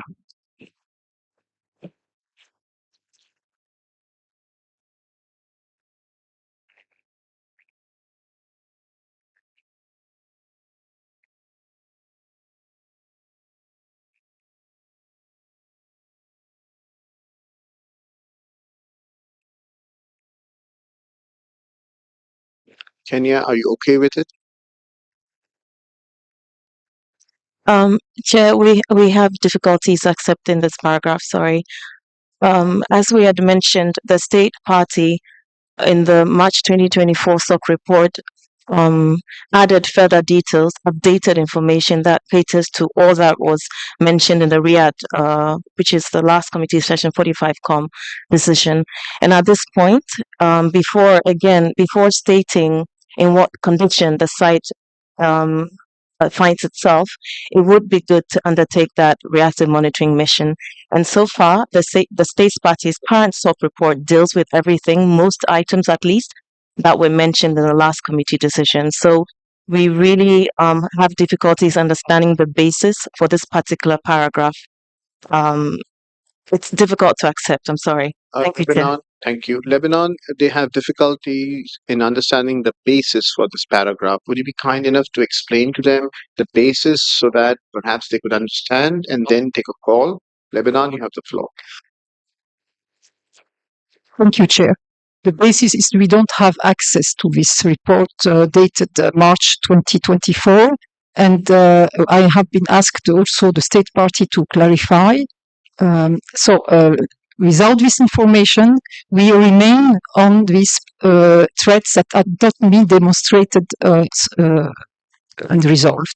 So I insist to keep this power. Thank you. Thank you. At this point in time, I'll invite the state party to kindly clarify because we need your intervention at this point in time to the queries raised by the committee members. Ethiopia, you have the floor.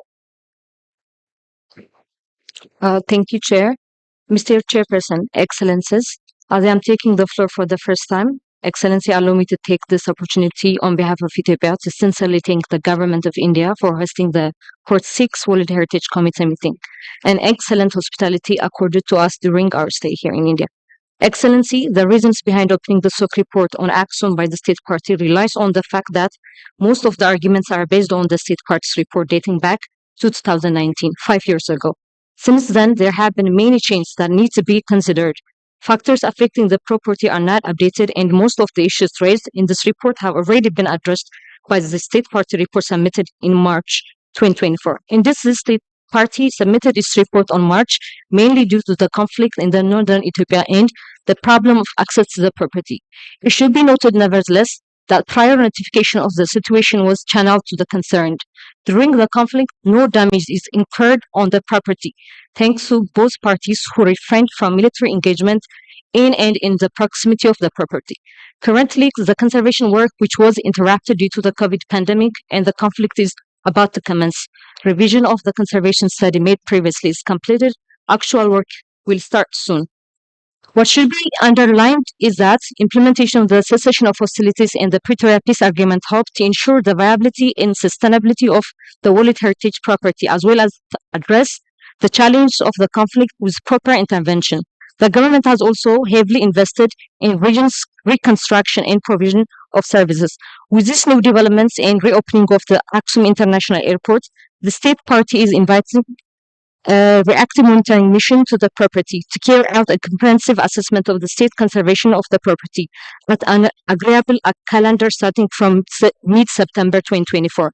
To conclude, Excellency, Axum World Heritage Property has an effective management plan and adequate legal framework to ensure that the outstanding universal value is protected as per the World Heritage Convention of 1972. Ethiopia continues to make significant efforts to managing and conserving the property guided by the management plan, thematic plan, and structural plan. I thank you. Thank you. Lebanon, you have heard the state party clarify. And Kenya, you have heard Lebanon's justification, the basis. Mr. Rapporteur, would you like to take the floor? Merci, Thank you. Yes, changement, mais yes, thank you. I just wanted to say that with those, we've made some changes. Also notes that previous concerns of threats remain unless otherwise demonstrated.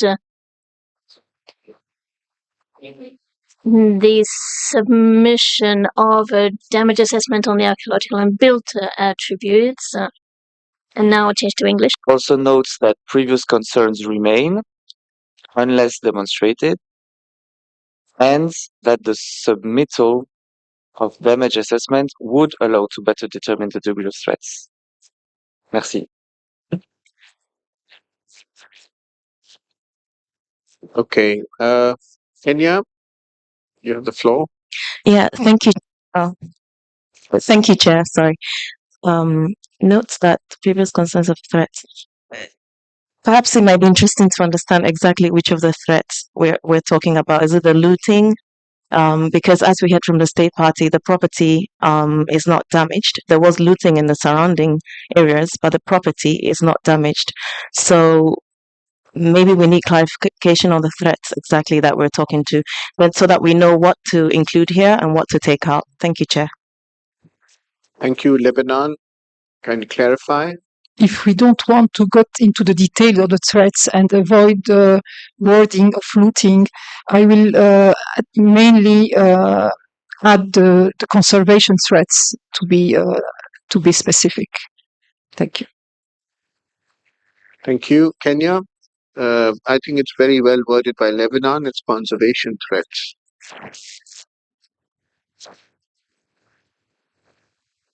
Is it okay? Can we move? Is it acceptable to you, Kenya?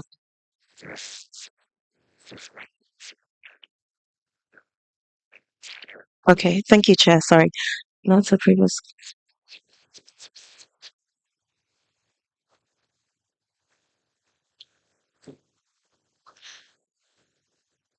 Okay, so perhaps we could say also notes that previous concerns of conservation threats on the property could be assessed through the submittal of could be evaluated through the submittal of damage assessment of the archaeological and built attributes of the property to allow to better determine the condition of the property.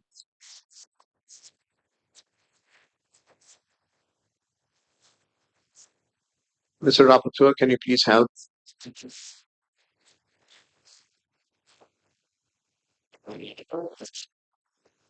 Je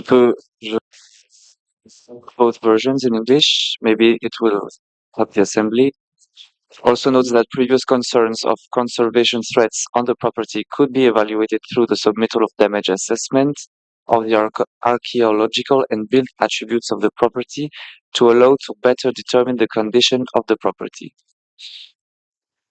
Also notes that previous concerns of conservation threats on the property remain unless resolution demonstrated by updated information and the submittal of damage assessment of the archaeological and built attributes of the property would allow to better determine the degree of threats the property is facing. Can we reduce the number of words which are being repeated, please? Words and phrases to try to concise as much as possible. Mr. Rapporteur, can you help reduce the number of words which are being repeated?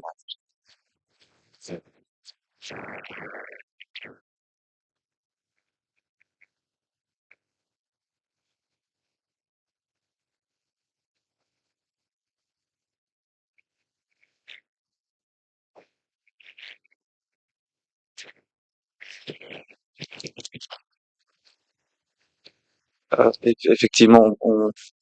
Indeed. Yes, there are several. There are these two proposals, and there's a lot of repetition. The repetition of the word property, for example.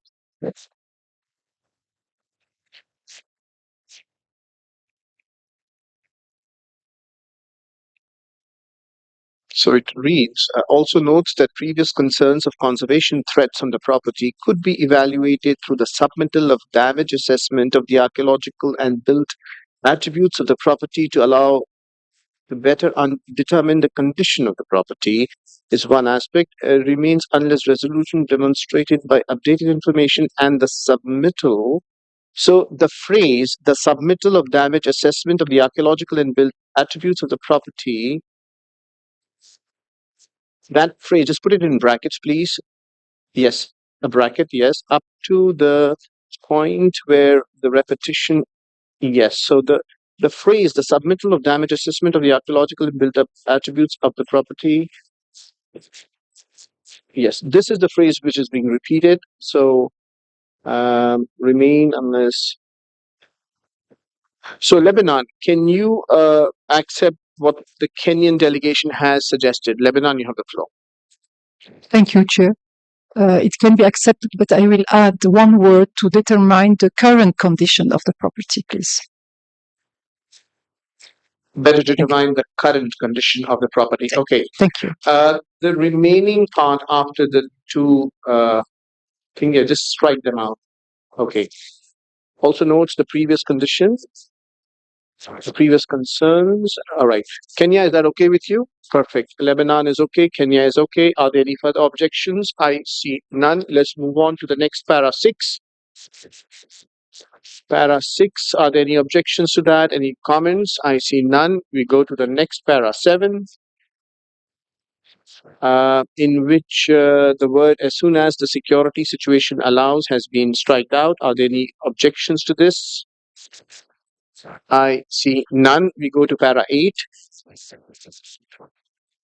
Are there any objections to para 8 and para 9? I see none. Can we go to adoption of this entire decision as a whole? We have seen the amendments. Is there objection for the adoption of this entire decision as a whole? I see none. I therefore declare draft decision 46.7b.21 adopted as amended. Thank you very much. I would now like to ask whether any observer delegation would like to express themselves about this property.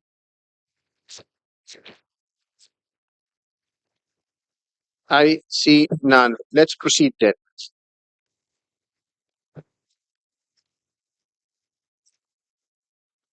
I now invite Mr. Elendo Osomo to read the list of cultural properties inscribed on the World Heritage List located in the Africa region for which the reports are proposed for adoption without discussion. Mr. Director, you have the floor. Thank you, Mr. Chairperson.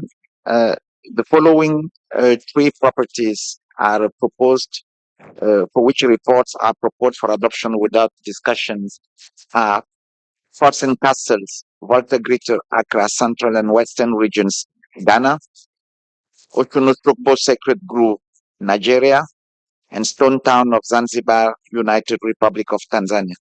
Thank you very much. Thank you very much. If there is no objection from the Committee on the State of Conservation report, I declare the decision is read out, adopted. I would now like to ask whether any observer delegation would like to express themselves about one of the properties for which we have adopted the decision without discussion. I see Ghana. You have the floor.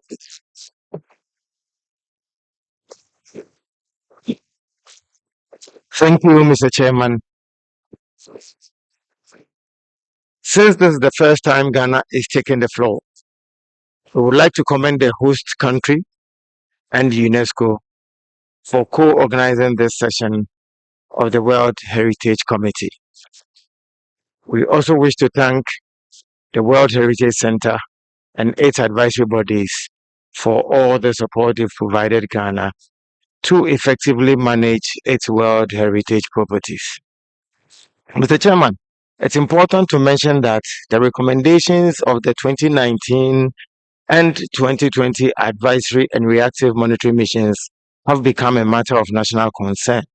Hence, the President of the Republic of Ghana resourcing the Ministry of Tourism, Arts and Culture with $12 million and a little more to address the emergency conservation issues at the properties and also implement the management plan developed for the properties.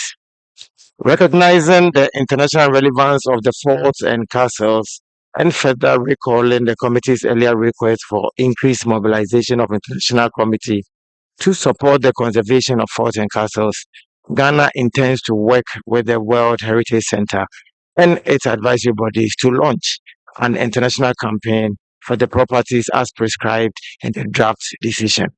To conclude, Mr. Chairman, we assure you that Ghana is committed to implementing the World Heritage Convention and its operational guidelines. Thank you for your attention. Thank you for your comments. I see that there are no further requests. Let's proceed then.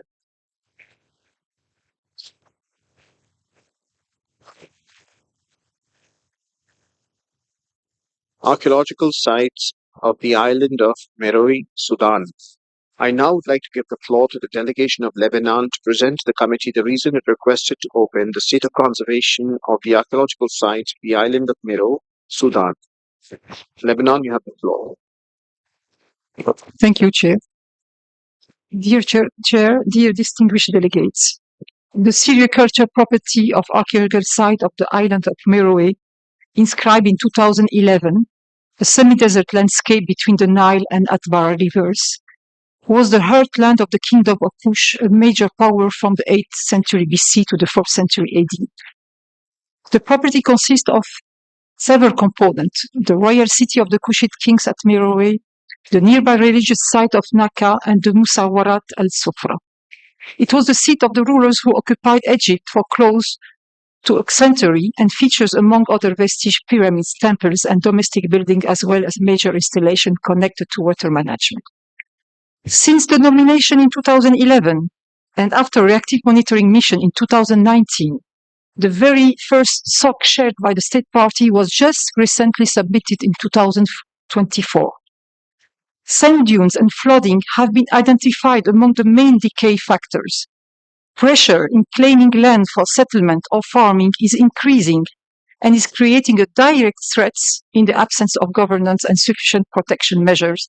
There are threats of illegal activities.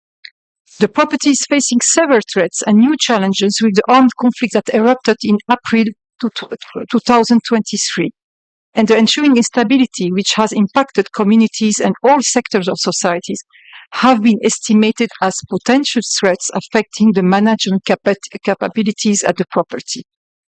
Alarming information retrieved from the 2024 SOCs, I quote, sites surrounded by landmines, presence of armed force, robbery at the archaeological mission's house in Naka, and evacuation of tourist police prior to combats in the area are reported. Massive displacement of population escaping from war zone resulted in encouraged site visitation, posing a threat to monuments like graffiti, falling stone, etc., and increased housing construction within the buffer zone. In view of all this alarming information, our question is raised to the state party for clarification on the current situation, in particular for potential risk level evaluation. Thank you, Chair. Thank you. Since your question is directed to the state party and there are no further requests for intervention, I'll give the floor to the state party of Sudan to kindly respond to your query. Sudan, you have the floor. Thank you. Thank you, Chair, for giving the floor. And since it's the first time we're taking the floor, I would like first to express my appreciation for India for the hospitality and the generosity shown by hosting this successful session. Regarding the current situation in Sudan and in the site, and the question raised by the distinguished representative of Lebanon, I wish to assert that Sudan has been committed to UNESCO and remained fully engaged in all its activities related to the conservation of world heritage existing in Sudan in different states of the country and this site. Furthermore, and based on the continuous liaison and follow-up with the directors of the World Heritage Site in Sudan and relevant national security authorities and National Committee for the UNESCO, I wish to inform that Sudan is satisfied with what has been already highlighted in the site manager report of the archaeological sites of the island of Meroe's report that was submitted to the organization in last February 2024. And to further update the information provided in the report, there is no additional threats in result of the ongoing situation and circumstances caused by the rebellion through the past 15 months since April 2023, and what has been mentioned, or than what has been mentioned in the report. Chair, the government of Sudan is exerting huge efforts and tangible efforts to conserve the sites and keep it safe and secure, especially in light of this ongoing situation. Finally, we wish to underscore that the information highlighted in the reports, in addition to this intervention, confirm that the archaeological sites of the island of Meroe in Sudan are safe and protected, and Sudan looks forward with appreciation to the UNESCO's invaluable efforts in preserving these sites. Thank you, Chair. Thank you for that clarification. I'll now give the floor to the Secretariat and request you to kindly concise your presentation, because there are no draft amendments to this decision. So I can straight away go to the draft decision and we can adopt it and move on to the next decision. But can you quickly summarize it so you have the floor? Thank you, Mr. Chairperson. Indeed, the state party report that was submitted in February 2024 provided information about the situation on the ground in relation to the three component sites of the property. And it also included their efforts that are being made by the state party to ensure protection, monitoring, and assessment of its current condition. The state party has outlined also priority actions needed for adequate conservation of the property. In the framework of the project funded by the UNESCO Heritage Emergency Fund, capacity building on crisis response, damage and risk assessment and mitigation, as well as first aid for Sudan's heritage, has been provided, in addition to support to the monitoring of cultural heritage in Sudan. In addition, UNESCO has been following up closely with the state party and partners in order to monitor and ensure updated information, as well as coordinate efforts as necessary.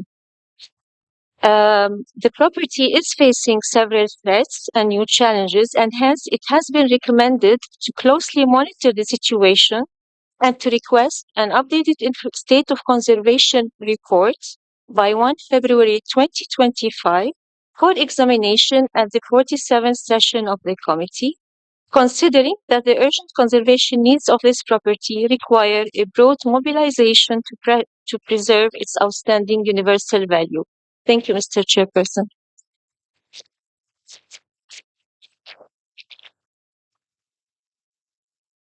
Moss.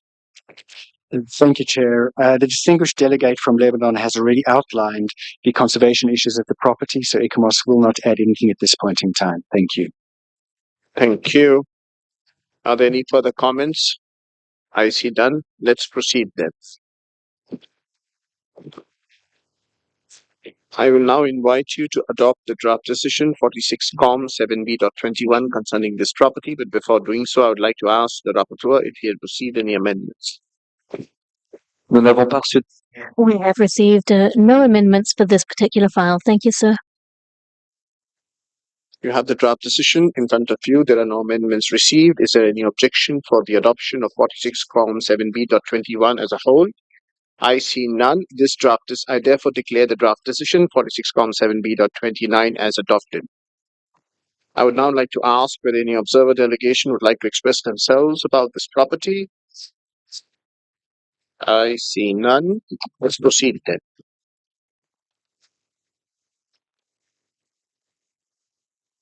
The next is Gebel Baikal and the sites of the Napatan region, Sudan. I would now like to give the floor to the delegation of Lebanon to present to the committee the reason it requested to open the state of conservation of Gebel Baikal and the sites of the Napatan region, Sudan.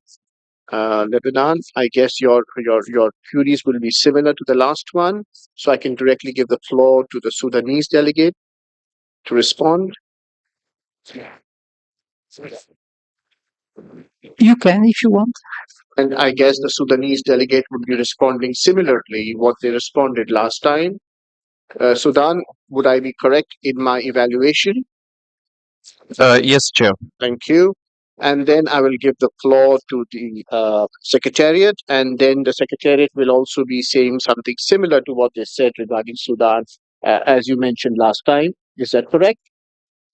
All right. And then I'll give the floor to ECOMOS, and then ECOMOS will also be something similar. So, and I will ask whether there are any comments, and there will be no comments. So then I will give the floor to the rapporteur, and the rapporteur will say that there are no further amendments received. Am I correct? And then I will go straight to the draft decision, and I will say whether there are any objections to this draft decision, and there would be none. So I will say, I therefore declare draft decision 46 COM 7B.30 adopted.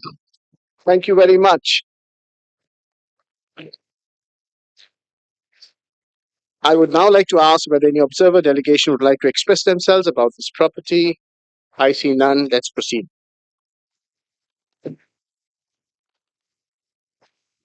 I now invite Mr. Elenda Osamo to read the list of the cultural properties inscribed on the World Heritage List located in the Arab States region for which the reports are proposed for adoption without discussion. Mr. Director, you have the floor. Thank you, Mr. Chairperson.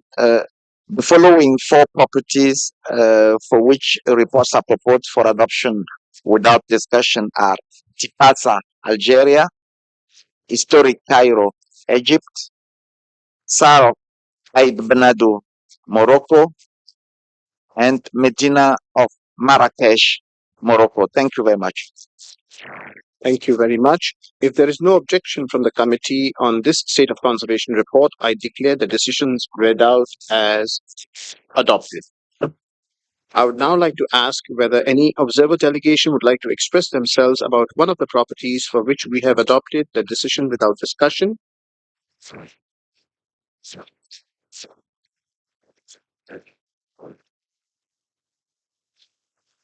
I see none.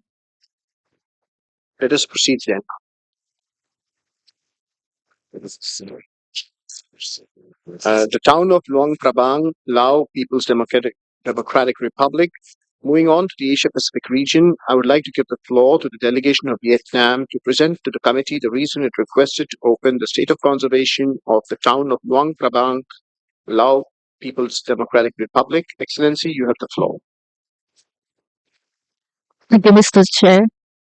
We highly appreciate the commitment and efforts by the state parties to safeguard the OUV of town of Luang Prabang site, especially the progress made with the update of the management framework of the Luang Prabang conservation plan, including the use of GIS monitoring, research on ecological and intangible values, and the thematic policy development relating to its intangible values, sustainable development goals, and historic urban landscape.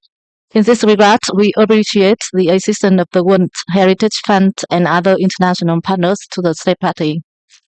Furthermore, we welcome the state party's preparation of a new HIA for the Luang Prabang hydropower project and its increased attention regarding scientific data collection concerning the Mekong and Nam Khan rivers, their riverbanks, and associated environmental parameters, which would enable the long-term monitoring of possible changes in environmental setting and values, in particular with regards to the dams and hydropower constructions upstream and downstream of the property. Having said that, we believe that some of the language in the draft decision submitted to the committee are no longer relevant. The state party has tried every effort to implement many recommendations of the 2022 reactive monitoring mission, but not all the recommendations. For example, not the recommendation concerning the suspension or relocation of the Luang Prabang hydropower project. Last year, the committee already had a lengthy discussion on this recommendation and agreed not asking the state party to suspend or relocate the project after considering the importance to find a balance between national economic development goals and preservation of World Heritage property. Furthermore, some languages in the draft, such as the words request and operational autonomy, are not consistent with the decision that the committee adopted last year. That's why we would like to propose some amendments to the draft decision and kindly request the committee members to extend their support to those amendments. Thank you. Thank you. I now invite Ms. Kunal Hayachi, Program Specialist at the Asia and Pacific Unit of the World Heritage Center in ECOMOS, to provide their comments. Do you have the floor? Thank you, Mr. Chairperson.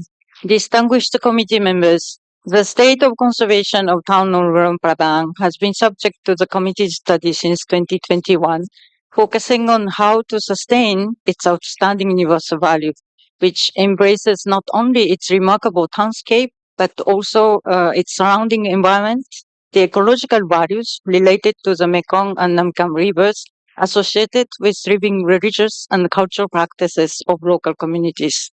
In this sense, the Para 7 of the draft decision duly recognizes the state party's efforts in implementing the recommendations of the 2020 Joint World Heritage Center ECOMOS Reactive Monitoring Mission and previous committee's decision.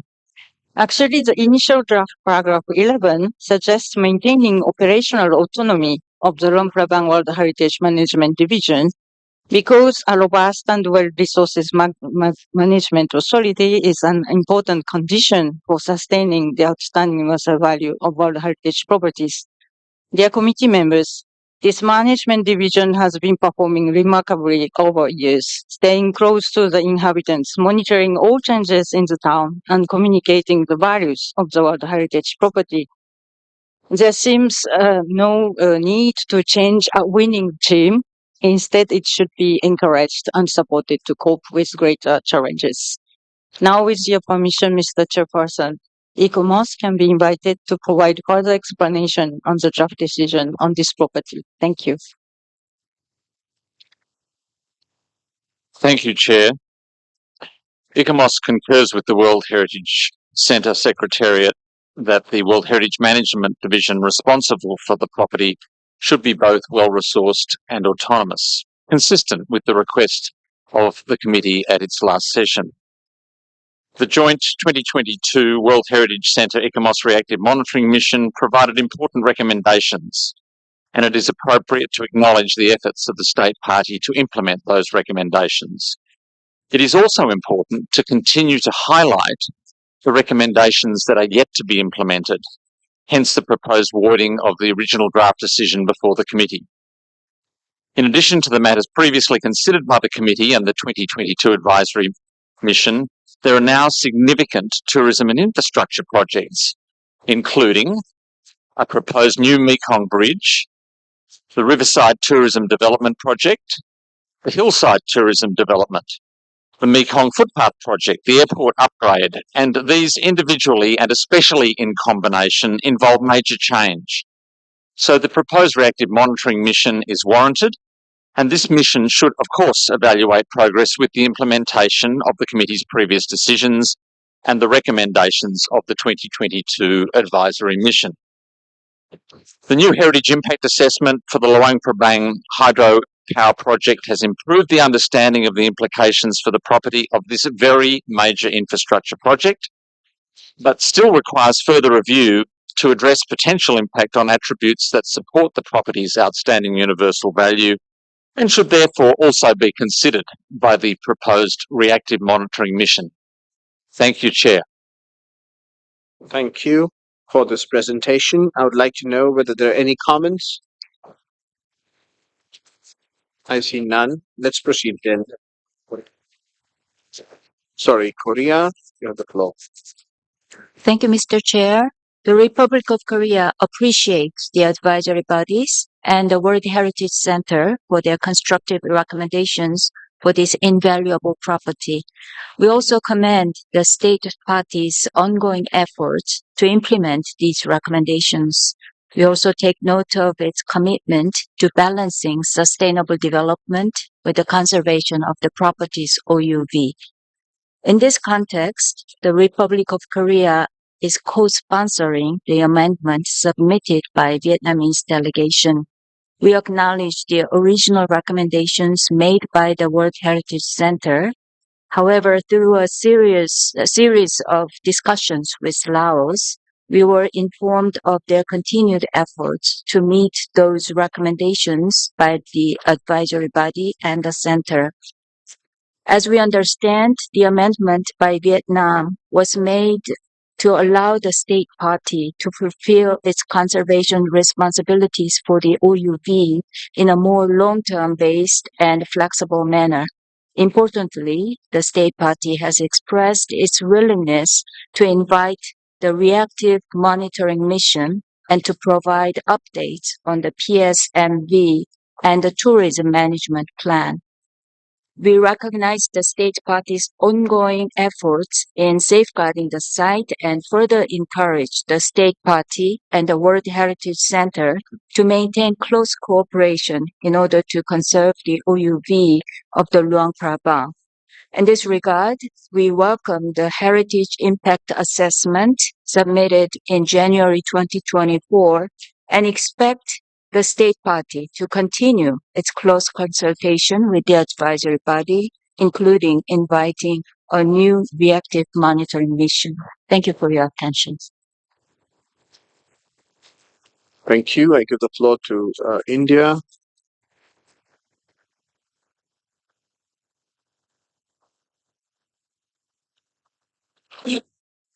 Thank you, Mr. Chair, for giving India the floor.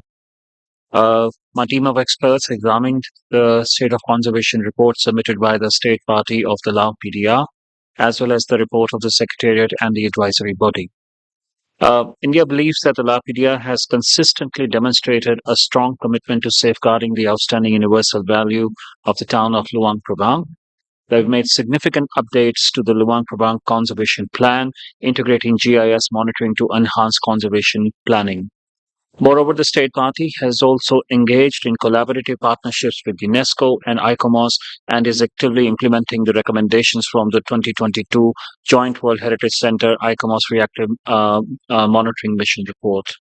We appreciate the states parties' initiative to revise the January 2024 HIA in accordance with the findings and recommendations of the ICOMOS technical review and the comments of the World Heritage Center, demonstrating their commitment to best practices. The state party's proactive approach to safeguarding the OUV of the property by preparing a new heritage impact assessment report for the Luang Prabang hydropower project is highly commendable. The state party has also proactively addressed infrastructure challenges and prioritized the restoration of the deteriorated buildings. For projects like the Namkhan River Bridge, the state party is exploring alternate approaches to ensure minimal impact on the heritage of the property. Despite facing challenges, Mr. Chair, efforts to strengthen the management capacity of the World Heritage Management Division in Luang Prabang are commendable. We should encourage their continuing efforts, and we also align with Secretariat's report that also appreciated the efforts being made by the state party. Moving forward, Mr. Chair, we encourage Laopedia to continue its proactive efforts in heritage conservation, and also we request them to give us an updated state of conservation report for its examination next year. Thank you, Mr. Chair. Thank you. I now give the floor to Turkey to be followed by Bulgaria. Thank you, Mr. Chair. We extend our congratulations to the State Party for their efforts in revising the management framework of the conservation plan aimed at safeguarding the outstanding universal value of the site. It would be advisable to consider a new reactive monitoring mission for the proposed projects. This would ensure that all projects are planned, assessed, and executed in a way that promotes sustainable social and economic benefits while safeguarding the outstanding universal value. Thank you. Thank you. I give the floor to Bulgaria to be followed by Qatar. Thank you, Mr. Chairperson. We thank the advisory body for their thorough report and engagement with the protection of the town of Luang Prabang World Heritage Site. We commend the State Party for their continuous efforts in the implementation of the recommendations of the previous World Heritage Committee decisions, especially its commitment in preserving the OUV of the property while supporting its economic development. One of our experts had visited the site 2 months ago, and we welcome the increased attention to intangible values, pond and wetland restoration, and the commitment to improving the protection of the Namkhan River bank and the park projects. We encourage the State Party to continue the close collaboration with the advisory bodies and to invite a reactive monitoring mission. For this reason, we have supported the proposed amendments that are minimal and in line with previous committee decision. Thank you. Thank you, Qatar. Thank you, Mr. Chair. We acknowledge the State Party Lao People's Democratic Republic of their firm commitment to preserving the OUV of Luang Prabang while balancing the socio-economic needs of its community. We believe that the language of the draft decision should remain consistent with the one used in Riyadh. Therefore, we support the amendment proposal made by the delegation of Vietnam. Thank you, Mr. Chair. Thank you. I see that there are no more requests for the floor. So I now invite you to adopt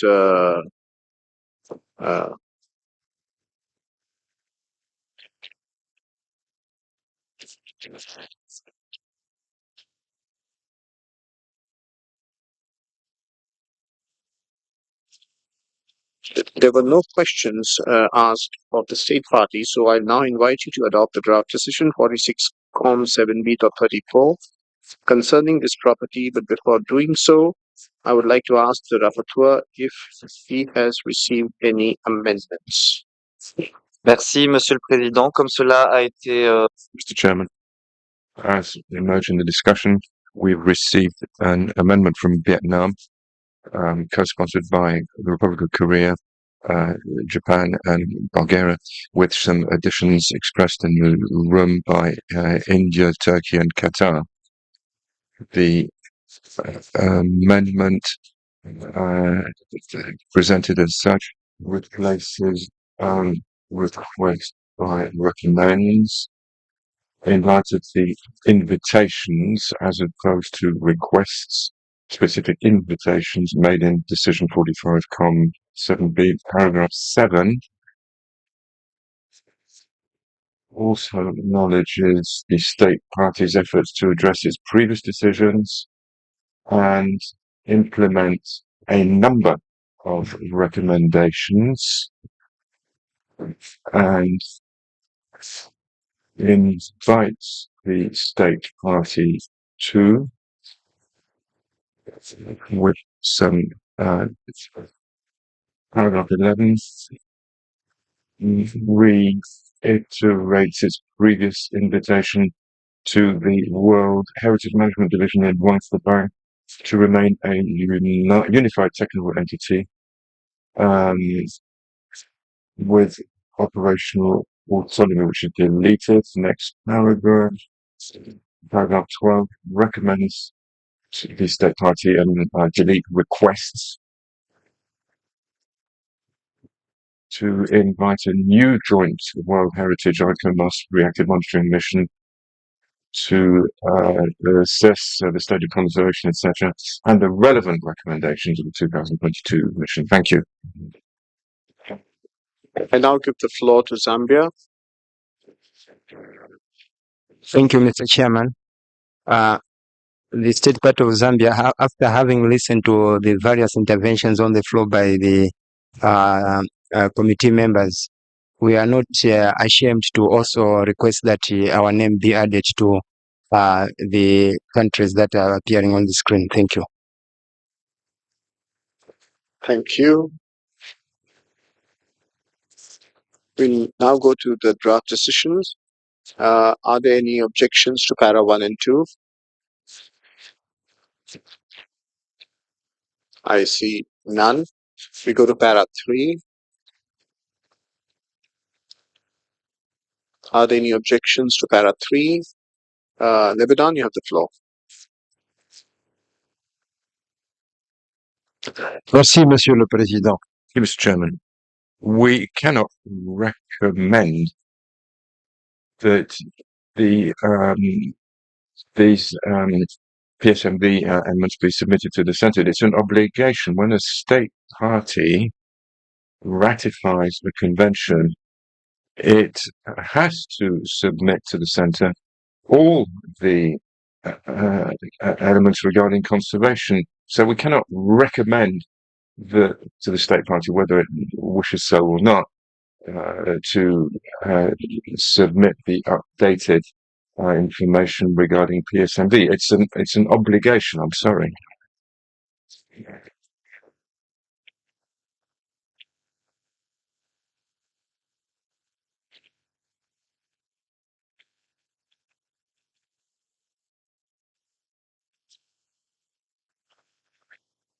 Vietnam, you have the floor. Merci, Monsieur le Président.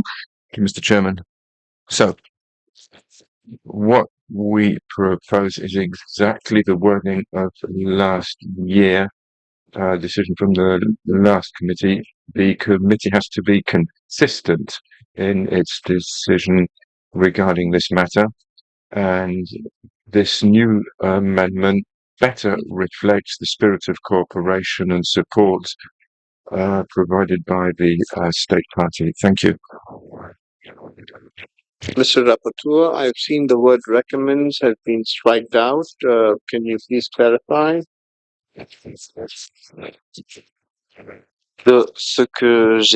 From what I understood, Lebanon suggests that we keep request, whereas the amendment is suggesting recommends as opposed. At least 1, 2, 3, 4, 5, 6, 7, 8 committee members. So you would go with whom, right? Please do not strike out any word here. And Vietnam has clarified that this is a continuation of a previous decision, the terminology that was used. Lebanon, after listening to Vietnam's clarification, you have the floor. Monsieur le Président. Mr. Chairman, well, since the majority so wishes, but the problem is that we're setting a precedent. Henceforth, we could no longer ask the state parties neither to submit state of conservation reports nor to send a project, when a state party has a project, to submit it for consideration by the WHC. So we're going to do things which are contrary to the operational guidelines. The operational guidelines request that the state parties do these things. And that's true that the committee said last year recommends, but this is contrary to the operational guidelines. I'm sorry. However, I'm not going to insist on this, but it mustn't set a precedent. It must not. Let's please not set a precedent. This is absolutely contrary to the operational guidelines, which require the state parties each time they have a project to submit it to the World Heritage Centre. Otherwise, the whole exercise serves no purpose. Lebanon's name from that after listening to this. They will not come in the way of the majority. We go next. So there are no further objections to para 3, I guess. We move on to para 4. I see no objections to para 4. We move on to para 5. No objections to para 5. We go to para 6. No objections to para 6. We go to para 7. The beginning part of para 7. I don't see any objections to the beginning part of para 7. I see Lebanon. You have the floor. Oui, merci. Yes, thank you, Mr. Chairman. I don't know whether this was the case last year, but when we sent a joint reactive monitoring mission in the field, and we recommend to the state party to take into consideration certain recommendations. What's the point of sending a reactive monitoring mission if the recommendations of the mission are not taken into account, and we say to the state party, you can choose what you want to do here? Well, then there's no point sending the mission out. This being said, I propose that we delete a certain nombre, some or certain, and deletion of the word a number of. Non, désolé. No, I'm sorry, because what was set out in my preliminary comments, among the recommendations of the mission, there is one regarding the suspension or relocation of hydroelectric projects. And last year, the committee had a long discussion on the matter and decided not to ask the state party to suspend or to relocate the project.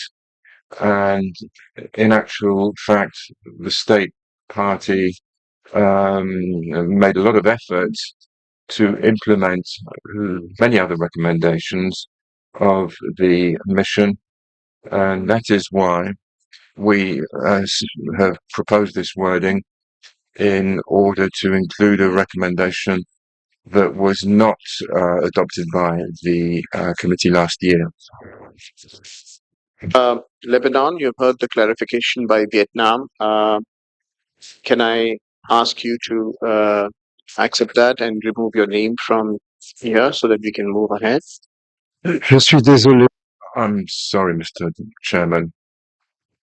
I wish to implement recommendation. To say we want to choose those that we want to recommend and those we don't want to recommend.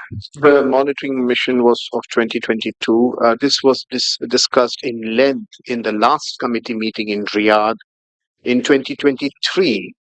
And there was one particular recommendation. Among these number of recommendations, as the Vietnamese delegation has responded, there's one particular recommendation. If they accept what you're suggesting, it means that the entire discussion that happened last year would be in a way overlooked. Now, I see that this particular decision on Luang Prabang is a sort of a continuation of last year. And the Vietnamese delegation has given the rationale that a number of recommendations are being accepted, but they cannot accept the entirety of that. But they are not saying that. But a number of recommendations is a way forward, but you are sticking to the positions, it's either my way or the highway. So may I request you that there can be a nice way also to this, and in a nice way we can move forward and have a wonderful nice lunch. I have a solution, Mr. Chairman. Please. I propose to remove the whole beginning of the recommendation and say after item 7 and start immediately with invites the state party to. In that case, we do not refer to the recommendation of the 2022, neither totally nor by some of them. We start immediately by inviting the state party to, and we put what we are inviting the state party to do. Thank you. Vietnam, are you okay with that? Mr. Chairman. Right, thank you. Please strike out the beginning of para 7 and you start para 7 from invites. Thank you, Lebanon. We move on to para. I see there are no further objections. Move on to 7A. Are there any objections to para 7A? I don't see. From B, C, D. Are there any objections to B, C, D? I see none. Go to 7E. F, G. Okay, are there any objections to those subparas? I see none. We go to para 8, para 9. Are there any objections to para 8 and 9? I see none. Para 10. Are there any objections? I see none. Para 11. Yes, but this again would be a similar objection raised earlier, and that was resolved when Lebanon said that I don't want to come in the way of a majority. So your objection, your views, your learned views are noted, but I'll still give you the floor. No, I was. Mr. Chairman, I just wanted to ask if there have been another precedent where we recommend the state party to invite or we request the state party. As I know, usually we request. This is the usual vocabulary. I don't know if there have been other occasions or other precedents when we recommend the state party to invite. I don't know. There are many things I also don't know, but I don't push my desires so much. So can we move on? If the invitation, Vietnam, you want to respond to that? Oui, Monsieur le Président. Yes, Mr. Chairman. This is the language of paragraph 7.1. It's exactly the same language as the decision last year. Decision last year, so we continue. 11 is okay. We go to para 12. And there also the request recommends the same objection would be there. Here the Secretariat would like to intervene. You have the floor, Mr. Director, but please, may I remind you that you are standing between 1,000 delegates and their lunch. C'est juste très rapide. Very briefly, to explain to the Ambassador of Vietnam that for reactive monitoring missions, the committee has to make a decision, but for advisory missions, the committee often recommends. So this is a reactive monitoring mission, and the most appropriate word is a decision of the common committee to ask the state party that the reactive monitoring mission be held. Thank you. The Secretariat wants the word requests instead of recommends, and that's the explanation. I think Lebanon would have also suggested the same thing. Vietnam, is it okay with you if the word request is there?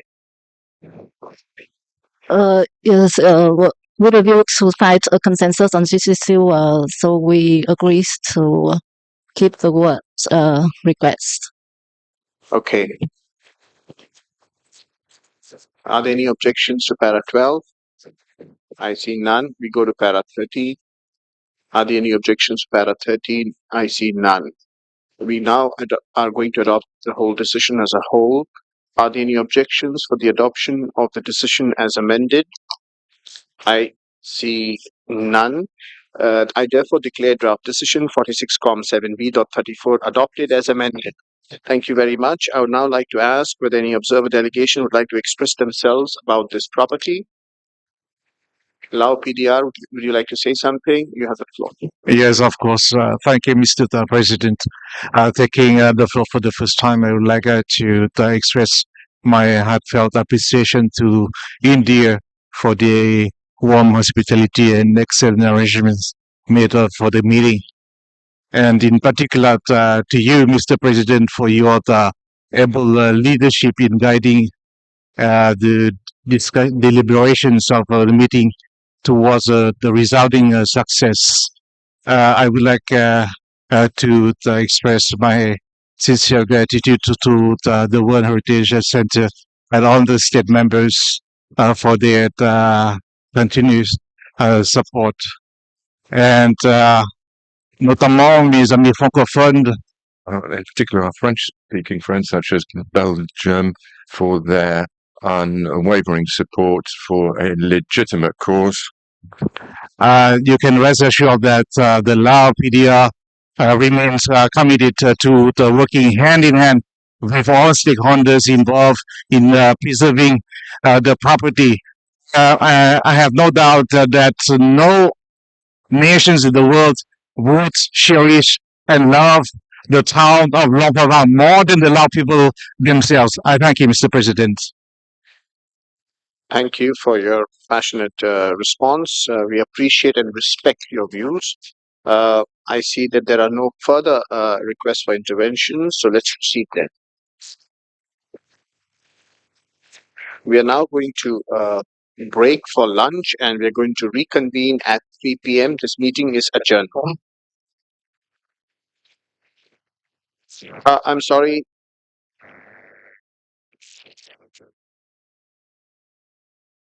The director has just informed me after the hammer was hit that it just awakened his memories and he would like to take the floor. So he's all yours.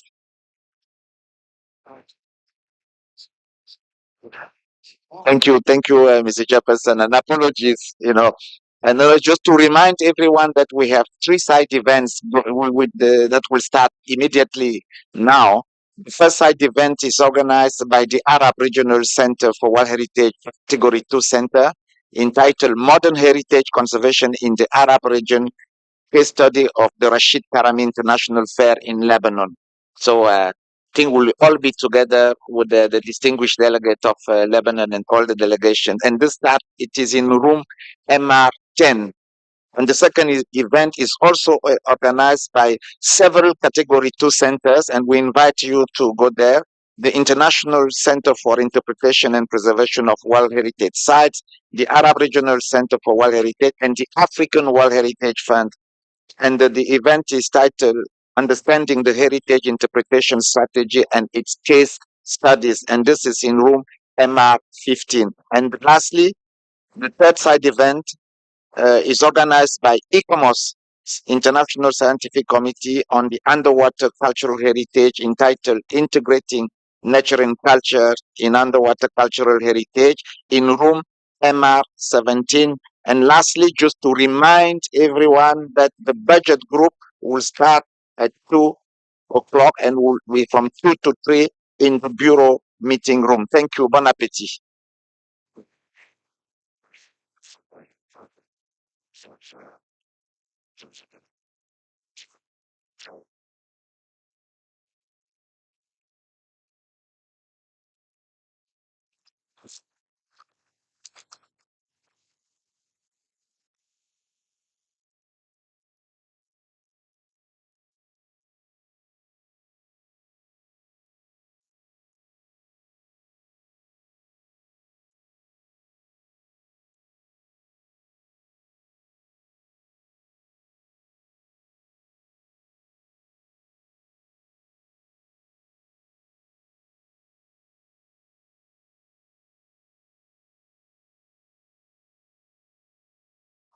You want to time? That's not just useful.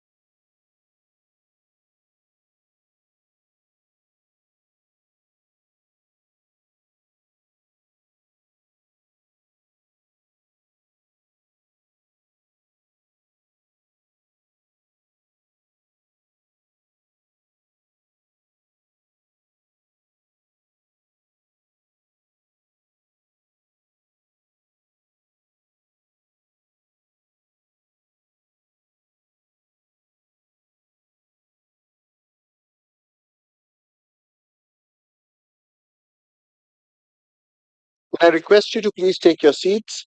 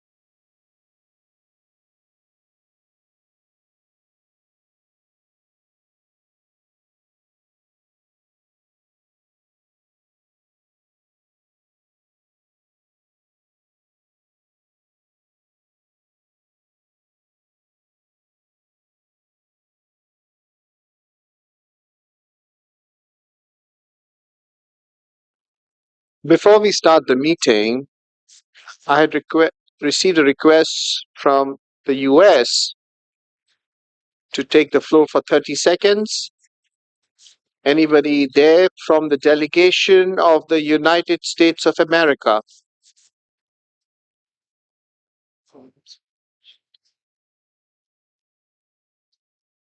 There was a request from Ambassador Manis to take the floor for 30 seconds. Before I commence this meeting, would you like to, do you know about that request? And if you would like to take the floor?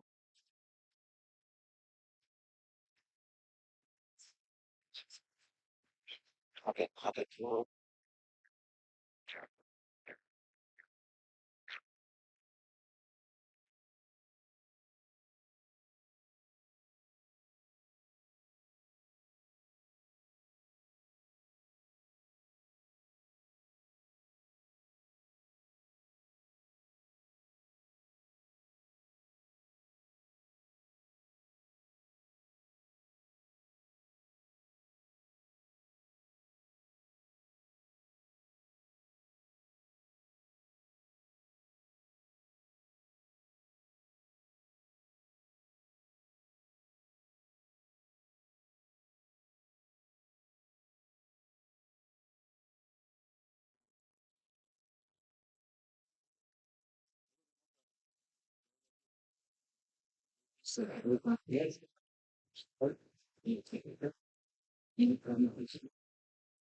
The host country, India, would like to make some housekeeping announcements. You have the floor.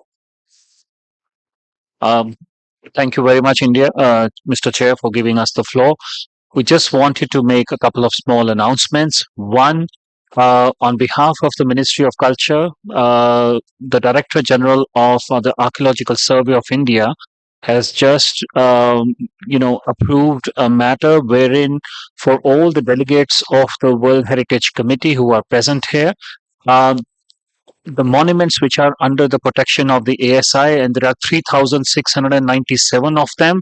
The entry to all these monuments is free for the delegates till 10th of August. So I thought we will make this as announcement for the distinguished delegates who are present here.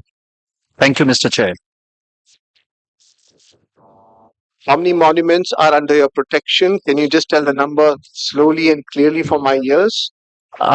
3,697, out of which 25 are the World Heritage properties. Thank you, Chair. Thank you.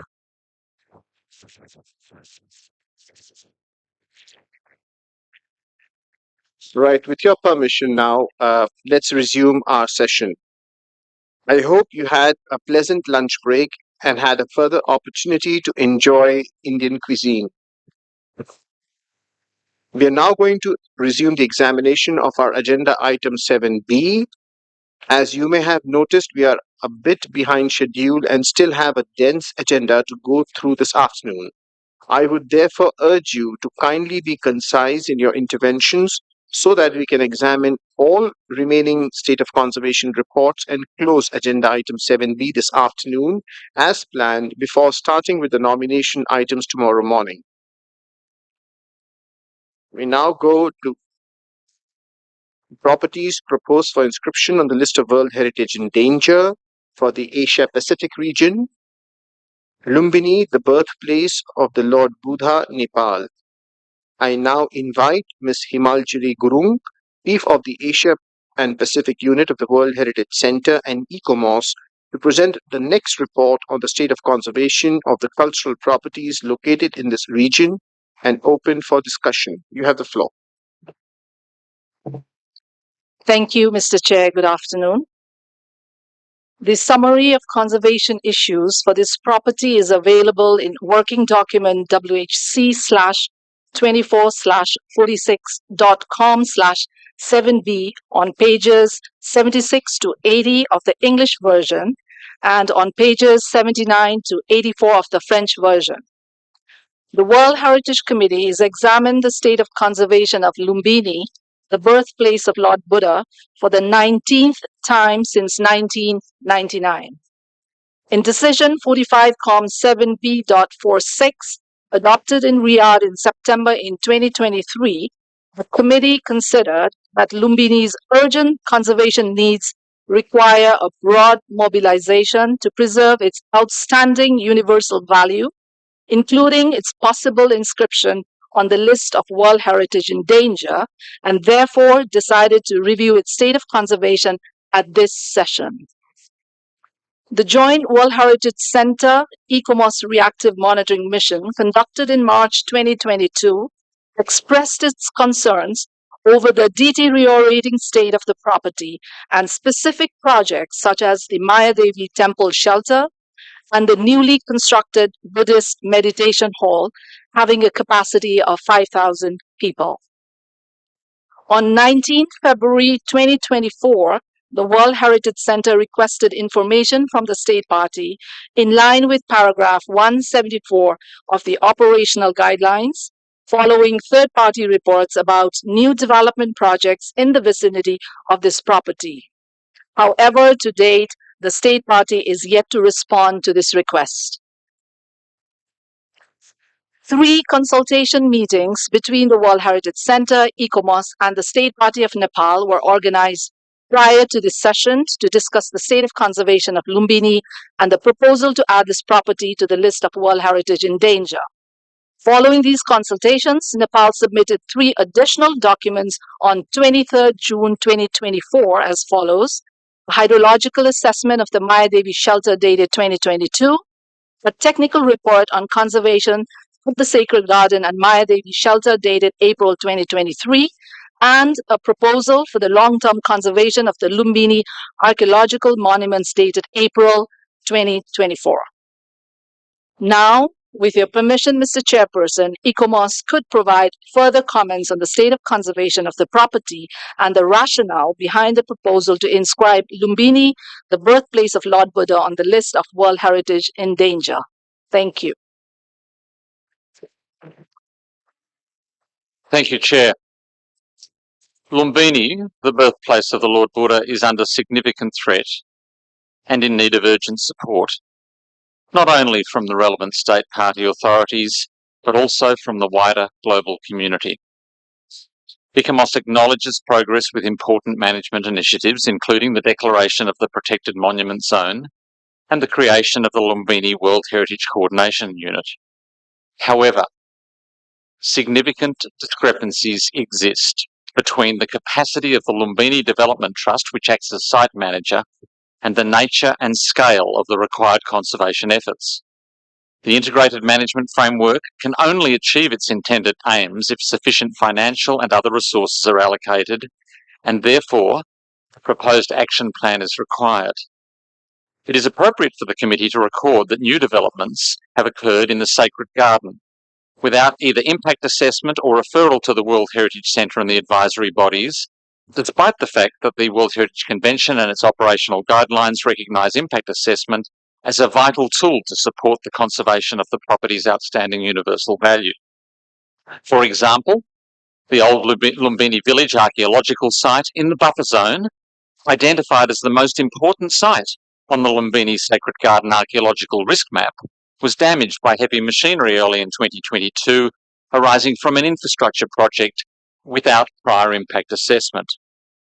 Halting the Lumbini World Peace City project has removed its immediate potential impact on the outstanding universal value of the property, but this project highlights that timely heritage impact assessment and referral in accordance with paragraph 172 of the operational guidelines are essential, and also demonstrates why current projects, such as those arising from the review of the Kenzo Tangi Master Plan and the Visitor Management Plan, need comprehensive heritage assessments. To enable such assessments, the guidelines for heritage impact assessment in Nepal, which predate the 2022 guidance and toolkit for impact assessments in a World Heritage context, do require amendment, and they need to align with this important guidance developed through the World Heritage Leadership Program. The condition of the Sacred Garden and the Maya Devi Temple Shelter and their highly significant ruins is of grave concern. While many documents dating back decades have been submitted by the state party, they reveal that interventions to date have not remedied the serious physical deterioration and degraded conditions. Regrettably, the need for urgent conservation efforts has been identified by the November 2022 Interdisciplinary Technical Meeting for the Conservation of Archaeological Remains, by the 2022 Reactive Monitoring Mission, by the International Scientific Committee in 2023, and by information and reports submitted by the State Party in June 2024, including confirmation by the State Party's own consultants. Important recommendations from the 2022 Reactive Monitoring Mission and the 2023 International Scientific Committee meeting are yet to be addressed. The state of conservation of Lumbini requires immediate conservation measures within the Maya Devi Temple Shelter, plus long-term protection goals, including best available technologies.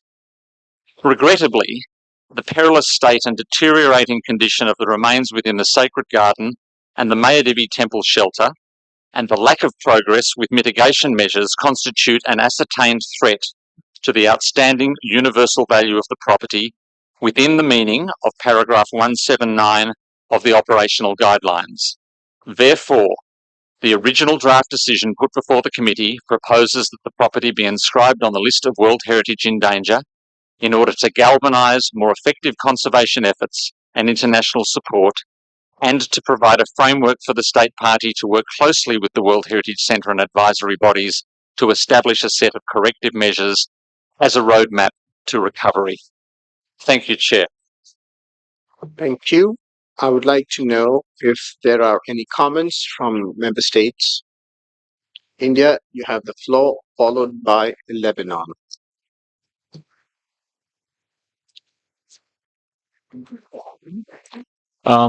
Thank you, Mr. Chair, for giving India the floor. The property Lumbini, the birthplace of the Lord Buddha, is quite close to India's heart. This is one example of what we may consider is the shared heritage between India and the concerned state party. India has examined the documents submitted by the state party as well as read and heard the reports of the Secretariat and the advisory body. The ICOMOS has made its observations mainly on the basis of the implementation of the 2022 Reactive Monitoring Mission and 2023 International Scientific Committee meetings. The State of Conservation report submitted by the state party that has just been presented by the Secretariat and ICOMOS indicates to us, apart from the issues that they have raised, significant progress that has been made by the state party in implementing these recommendations, such as the declaration of Lumbini as the protected monument zone, implementation of an integrated management framework, formation of the World Heritage Coordination Unit in the Lumbini Development Trust, and the preparation of initial sector strategies documents, amongst others. Recently, after the submission of the State of Conservation report, the state party has submitted further 3 new documents related to the Sacred Garden and the Maya Devi Temple shelter for the evaluation, which have been, informed by the Secretariat, which includes one hydrological assessment report of the Maya Devi Temple temple shelter, the technical report on the conservation of cultural heritage within the Sacred Garden, and the proposal for the long-term conservation of the Lumbini archaeological monuments. So we are in the acknowledgement of the receipt of these reports. Now, the state party has committed to undertake a comprehensive heritage impact assessment before carrying out any further work within the property or adjoining areas as having potential archaeological significance. Also, the state party will submit a detailed implementation plan and schedule for a full implementation, which could be reviewed by the advisory bodies next year. Therefore, Mr. Chair, we see that the state party has taken a number of initiatives and measures and is committed to protecting the World Heritage property and its outstanding universal values, following the guidelines and recommendations made by the World Heritage Center and the experts of the advisory body from time to time. In view of the above, the delegation of India would like to request the committee to grant some more time to the state party and by postponing the inscription of Lumbini, the birthplace of Lord Buddha, on the list of World Heritage in danger, and request an updated report on the state of conservation of the property to be presented in its 47th session. Thank you, Mr. Chair. Thank you. Would you like to ask some question to the state party, or it's okay? Not at this stage, Mr. Chair. Thank you. I now give the floor to Lebanon, followed by Belgium. Thank you, Mr. Chair. Lumbini was listed as a World Cultural Heritage Site in 1997. It's a major World Heritage Site, the birthplace of Lord Buddha, which protection is of great importance to humanity as a whole. Since 2002, the World Heritage Committee expressed its grave concern about the state of conservation of the property, more particularly on developments within the core and the buffer zones, which affects its integrity, and which were decided and implemented without informing the World Heritage Center and advisory body, and without heritage impact assessment. In 2005, the committee discussed the possibility of ascribing the property on the list in danger, but the decision was postponed following a commitment by the state party that strict limitations will be imposed to the new projects under construction, quote, and that further measures were expected to be taken in the future, unquote. The issue was raised again in 2014, with new development projects being launched without informing the center and the advisory bodies. The committee expressed again its grave concern in decisions taken successively in 2014, 2015, 2016, 2018, 2019, and 2021. Following the 2022 joint mission, the committee decided, as said by ICOMOS in its 45th session, that urgent conservation needs require broad mobilization, including possible inscription on the World Heritage List in danger. A lot has been done since 20 years to help the state party in the conservation of the property. Since 2010, the state party received more than $3 million from international assistance and extra budgetary funds. Several advisory missions were sent to the property, and since 2009, UNESCO expert missions were sent almost on a yearly basis. It is clear that all these efforts are not sufficient, and that the state party is facing huge pressures that it cannot handle, which requires a wider mobilization of the international community in order to save the property. Thank you. Thank you. I now give the floor to Belgium, followed by Jamaica. Thank you, Chair. Our position is based on a thorough lecture of the documents on the WHC website dealing with Lumbini, the birthplace of the Lord Buddha, without a doubt a World Heritage Property of outstanding universal and spiritual value. We commend the State Party of Nepal for the measures implemented and the actions taken, particularly the halting of the Lumbini World Peace City project and the installation of a WH coordination unit. But we also note that additional actions are needed and in some cases extremely urgent. We therefore support the original draft decision and join the statement made by my colleague of the Lebanon. And we also call upon the WHC, ICOMOS and the State Party to intensify the dialogue to address these issues. Chair, Belgium has stated already at the beginning of this session, we need to get rid of the stigma associated with danger listing. It is not a punishment, it is not putting the blame on somebody, on the contrary maybe. We would like to remind our colleagues that as state parties to this convention, we signed a document that mentions in its preamble, in view of the magnitude and gravity of the new dangers threatening cultural and natural heritage, it is incumbent on the international community as a whole to participate in the protection of the cultural and natural heritage of outstanding universal value by the granting of collective assistance which, although not taking the place of action by the state concerned, will serve as an efficient complement thereto. In our view, this is exactly what this draft decision is all about. Thank you. Thank you. I now give the floor to Jamaica, followed by Japan. Thank you, Chair. Jamaica thanks ICOMOS for their comprehensive report on this significant site of Lumbini, the birthplace of Lord Buddha. ICOMOS's recognition of the State Party of Nepal's actions towards the site's preservation is noted, with particular mention of the declaration of Lumbini as a protected monument zone, the formation of the Lumbini World Heritage Coordination Unit, an integrated management framework for which budget allocation is now in place for its implementation. The State Party has expressed its commitment to implement the recommendations of the 2022 Reactive Monitoring Mission and the 2023 International Scientific Committee meeting. They have shared some of this work and asked for time to complete it as indicated in the documents provided, and in close collaboration with the World Heritage Center and ICOMOS. We would support their request for additional time, along with consideration for the site not to be listed on the list of World Heritage in danger at this time, but that we allow a report to be submitted at the designated time. Thank you, Chair.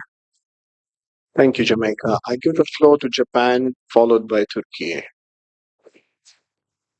Thank you, Mr. Chair.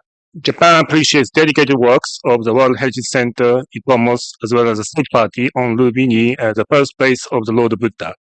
We have supported the State Party's efforts in preserving World Heritage through our JFIT funding, and so we have been closely following the situation of this file as well. Given the still ongoing efforts of the State Party to address various challenges pointed out by ICOMOS, it is premature at this stage to consider inscribing this file on the list in danger. On the other hand, it is true that more works need to be done by the State Party, such as more effective implementation of heritage impact assessments, as pointed out by ICOMOS. To that end, we urge the State Party, World Heritage Center, and ICOMOS to further enhance their dialogue to ensure steady implementation of ICOMOS's recommendations.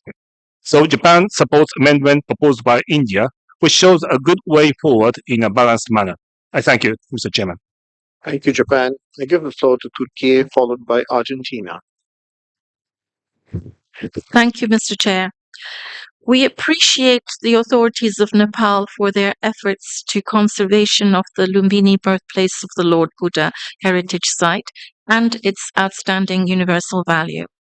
It is obvious that Nepal has made significant progress to fulfill the recommendations of the reactive mission, as well as the decision of the 45th extended session of the committee. In this regard, we believe the inscription of the property in the danger list is not necessary and that the state party needs more time to implement all the recommendations. However, in the time given, we expect that Nepal fulfills its commitments and obligations regarding the recommendations of the reactive monitoring mission of 2022. Therefore, Turkey supports the amendments submitted by India to ensure the property not be inscribed to the danger list. Thank you. Thank you, Turkey. I now give the floor to Argentina, followed by Qatar. Thank you, Chair. Throughout this meeting, we've been talking about what it means to be on the World Heritage and Danger List. We agree that there shouldn't be stigma around it. The issue is how it's perceived in the rest of the world by the general population who are not necessarily familiar with UNESCO. Being inscribed on the World Heritage List is perceived as a punishment, and we need to change that. This is a cultural site, but above all, it's a spiritual site. Therefore, we could use a tool in order to strengthen the cultural property, but without wishing to do so, we're sending a very harsh spiritual message to a large portion of humankind who hold Lumbini and Lord Buddha as a very important spiritual leader. In order, therefore, to comply with the operational guidelines in Rule 122, we need to ensure that our message is not misinterpreted. We need to seek the necessary resources and give Nepal the necessary time to address these issues thanks to our support. The work carried out by ICOMOS is critical, and UNESCO's work is too. Just like in previous cases, we believe it's time to give the state party the opportunity to say that they've learned from the recommendations and that they're seeking funds. So we would request that the state party have some additional time to achieve these recommendations. And here we'd like to put a specific question to Nepal. We're told that they still have not responded to the information requested in February following the reactive monitoring mission. So we would like to know whether they are preparing that reply, whether perhaps Nepal could tell us about that, and we will be supporting the amendments put forward by India once they are tabled. Thank you. Thank you, Argentina. We now give the floor to Qatar, to be followed by Kazakhstan. Thank you, Mr. Chair. The efforts and initiatives undertaken by Nepal to preserve and safeguard Lumbini are commendable. It's worth to note the measures and efforts undertaken by the state party. Firstly, the implementation and adoption of the integrated management framework, which represent a structured approach towards safeguarding Lumbini. Secondly, the declaration of the Lumbini Protected Monument Zone and the allocation of budget by the Lumbini Development Trust are significant measures. Thirdly, the formation of the interdisciplinary technical team for the conservation of archaeological remains within the sacred garden is a positive step. Furthermore, the ban on carbon-emitting factories mandated by the Industrial Promotion Board and the Supreme Court of Nepal is another remarkable effort by the state party. Overall, Nepal has demonstrated a commitment to addressing the committee's concerns and implementing substantial measures to safeguard Lumbini. Therefore, Mr. Chair and distinguished member state delegates of the committee, I propose that we grant Nepal the requested additional time to complete the remaining conservation works. It is in our collective interest to support and encourage the continuation of these efforts, ensuring that Lumbini is preserved for future generations without immediately inscribing it on the list of World Heritage in Danger. Thank you, Mr. Chair. Thank you, Qatar. We now give the floor to Kazakhstan, to be followed by Vietnam. Thank you, Chair. Dear colleagues, upon reviewing the meticulously prepared documents by the WHC ICOMOS mission, which clearly outlines the existing threats. It is recognized that despite some progress in implementing recommendations and reducing risks, the government of Nepal and all concerned parties must continue their efforts to address current issues such as industrial encroachment, the preservation of archaeological remains, and the management of new land use development projects. Ensuring comprehensive heritage impact assessments for all development projects remains critically important for preserving the outstanding universal value of Lumbini. We acknowledge and support Nepal's proactive measures, including the establishment of the World Heritage Coordination Unit, the formation of an interdisciplinary technical group dedicated to preserving archaeological remains in the sacred garden, and the implementation of an integrated management system that guides all conservation actions and ensures that development projects do not threaten the outstanding universal value of Lumbini. In light of the complex and ambiguous situation, the seriousness of the existing problems reflected in the draft decision is clearly understood. However, in an attempt to find balance, Kazakhstan aligns with India's proposal to amend the decision, primarily concerning the need for Nepal to provide a detailed implementation plan and timeline for the full execution of the recommendations from the 2023 International Scientific Committee and the 2022 Reactive Monitoring Mission. We also urge the State Party of Nepal to treat any decision to be announced today as a clear signal on the need to further enhance its work to protect this unique site of great importance for many in Asia and around the world. Additionally, like the colleagues who spoke before us in support of the amendments, there is a conviction that in the State of Conservation report, which Nepal, according to the draft decision, should prepare and submit to the World Heritage Center by February 1st, 2025, the progress achieved in addressing the currently pressing issues should be evident. Thank you for your attention to this matter. Thank you, Kazakhstan. I now give the floor to Vietnam, followed by the Republic of Korea. Thank you, Mr. Chair. My delegation notes the concerns expressed by the advisory bodies on this site. However, we see that the government of Nepal is actively implementing various recommendations from the reactive monitoring mission and the decisions adopted by the committee last year. And the progress made are quite encouraging. However, some of the tasks are time-consuming and require additional knowledge and resources. And the committee should give more time to the state party to implement those tasks. We also note that Nepal, the state party is ready to continue collaboration and cooperation with the World Heritage Center, the advisory bodies, and the international community on this issue. And they are also ready to provide all documentation of the preservation work and to implement the past recommendations and observations. We are also ready to welcome the joint verification mission again, as it has been almost 2 years since the last mission visited Nepal. So my delegation think that it's a little bit premature to put the site on the list in danger, and that's why we would like to co-author the amendments put forward by India. Thank you.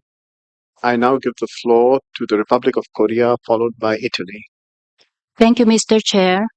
The Republic of Korea takes note of the constructive recommendations made by the World Heritage Center and its advisory bodies for the preservation of the OUV of Lumbini, a remarkable common heritage of humanity. We also recognize the efforts and safeguarding measures that the government of Nepal is taking to protect the site, including the suspension of the Lumbini World Peace City project. We understand that the government of Nepal is undertaking measures requested by the advisory body, such as the hydrological assessment and requested conference center guidelines. Additionally, during our informal discussion, the state party, the delegation of Nepal, confirmed that they will conduct the HIA before any further work is done on the site. For these reasons, the Republic of Korea considers it appropriate to allow the state party to act on its intentions while also encouraging continued close cooperation with the center and the advisory bodies. Thank you for your attention. Thank you. I now give the floor to Italy, followed by Mexico. Thank you, Mr. President. I would like to follow up on the remarks by the distinguished delegate from Argentina. This is just not a normal site. This is a site which has a significant, very special value across the world for Buddhists and not Buddhists alike. So it might indeed give the wrong impression across the world that the site is described in the World Heritage List in danger. And combined with the fact that we acknowledge the efforts deployed by the government of Nepal for a better upkeeping of the site, we would like to align ourselves with the amendments proposed by India. Thank you very much. Thank you. I now give the floor to the distinguished representative of Mexico. Thank you very much, Chair. I'll be very brief. We've heard lots of comments already. From the viewpoint of the institution I represent, as well as my country, which is a pioneer and critical in protecting World Heritage, having such a World Heritage site, which is complying with measures to carry out an HIA, an integrated management plan for the monuments, as well as an integrated disaster and risk management plan, as well as plans for ensuring the well-being of communities and sustainable development, for environmental, local development and archaeological measures, as well as an action plan, and a site which has been subjected to technical reviews. It's a true luxury and pleasure to read about this site. It's not the case for all sites on the list. And we'd like to appreciate the Nepalese state party for providing more information when requested. And we support the draft amendment proposed by India for this site, which will move us forward in the spirit of peace as fostered by UNESCO. Thank you. Thank you. Now that the state parties have taken the floor, I will give the floor to Nepal to answer certain questions that were posed. You have the floor.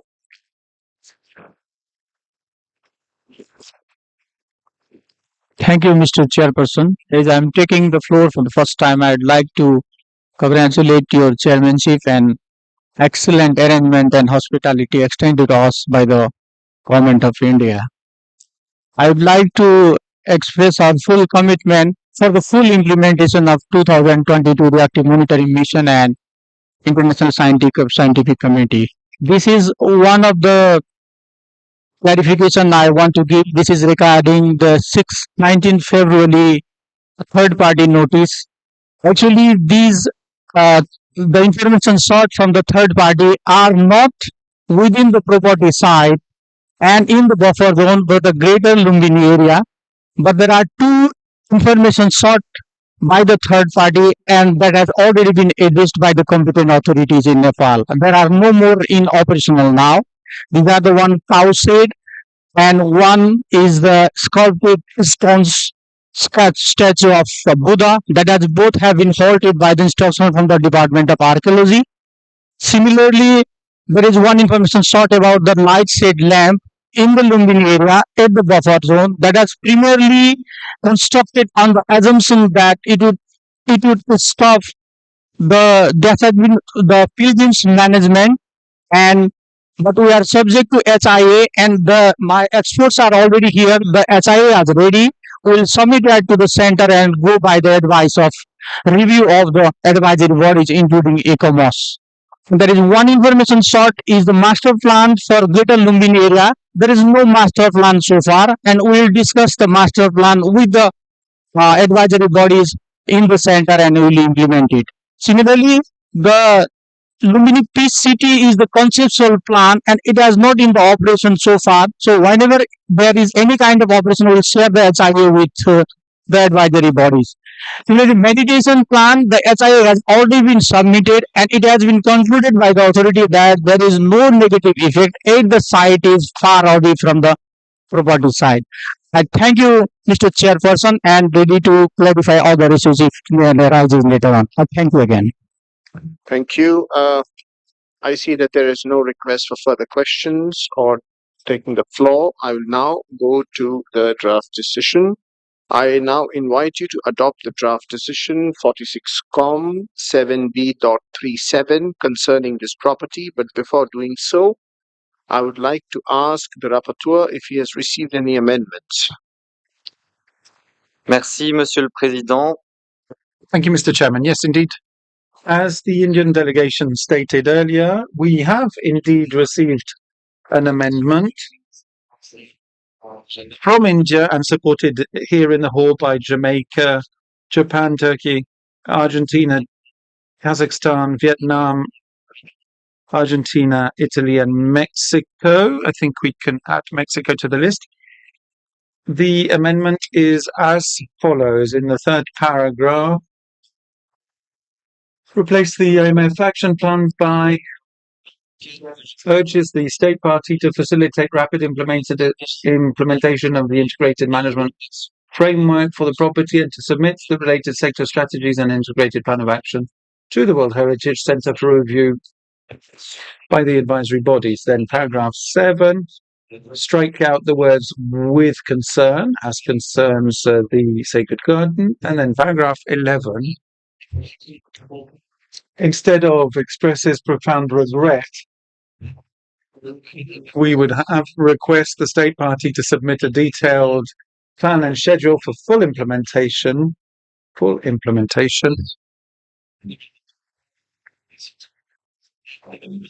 the recommendations of the 2023 International Scientific Committee and the 2022 Reactive Monitoring Mission, which are yet to be fulfilled.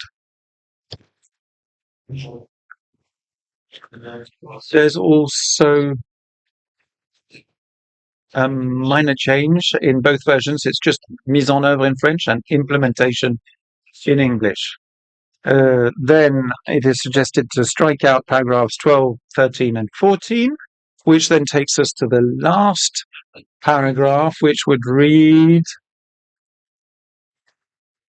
finally request the state party to submit to the World Heritage Centre by 1st February 2025 an updated report on the states of conservation of the property and the implementation of the above for examination by the World Heritage Committee as its 47th session, considering that the urgent conservation needs of this property require a mobilization to preserve its outstanding universal value, including the possible inscription on the list of World Heritage in danger. Thank you.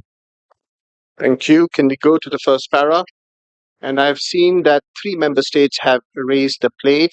First, India, Jamaica, Japan, Turkey, Argentina, Qatar, Kazakhstan, Vietnam, Italy, Mexico, Republic of Korea. So 11 member states are in support of this, and 2 member states, Belgium and Lebanon, want to keep the original decision, but I see 3 member states have raised their plate. I'll give the floor to Bulgaria, followed by Greece. Thank you, Mr. Chair. Bulgaria also supports the amendment submitted by India. So could you please add Bulgaria among the state parties supporting the amendment? Thank you. Thank you. Greece, followed by Rwanda.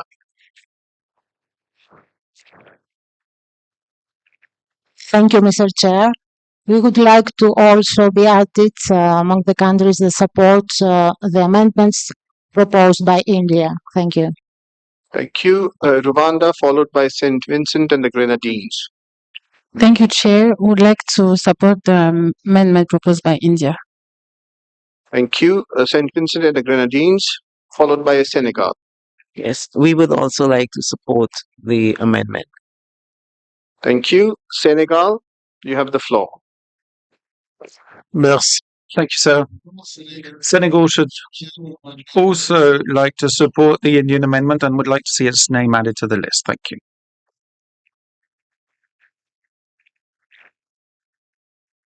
We have 16 member states who are supporting it, which is more than 2/3 majority. Lebanon, will you want your name to be removed in lieu of a 2/3 majority supporting the amendment? You have the floor. No, we keep our, it's a question of principle. We keep our name. Okay, Belgium, will you want your name to be removed? Yes, Mr. Chair, you can remove our name. We All right. You can see a large support from the room. Thank you. Okay. As the chair, Ukraine, you take the floor. Yeah, thank you. We would like our name would be inscribed. Thank you. Okay. Zambia? Yes, Mr. Chairman, would also to be added on the list.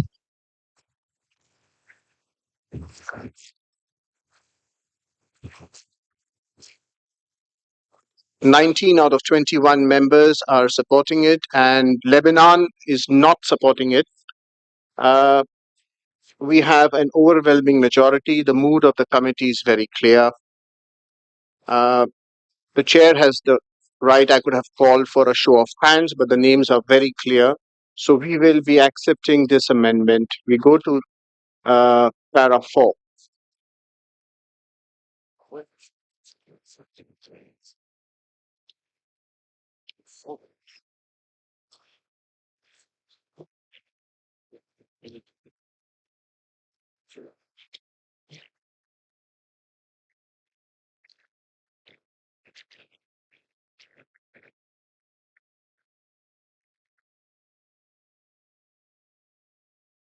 Are there any objections to para 4?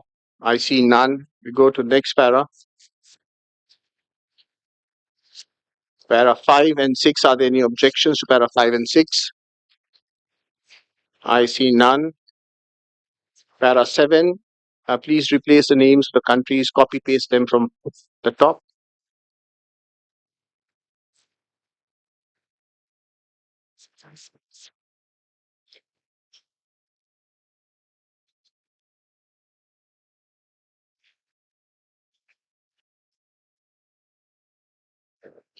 Yeah.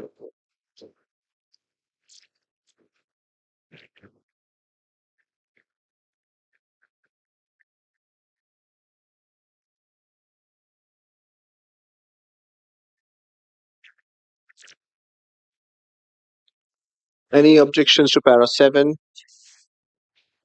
I see none. Para 8, 8, 9, and 10. I see no objections. Para 11. Please copy paste the same.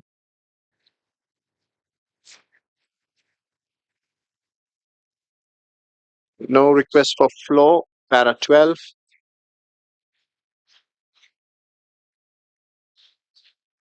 No request for floor. Para 13. Para 14. There's no request. Yes, Lebanon. Thank you. Merci, Monsieur le Président. Thank you, Mr. Chairman.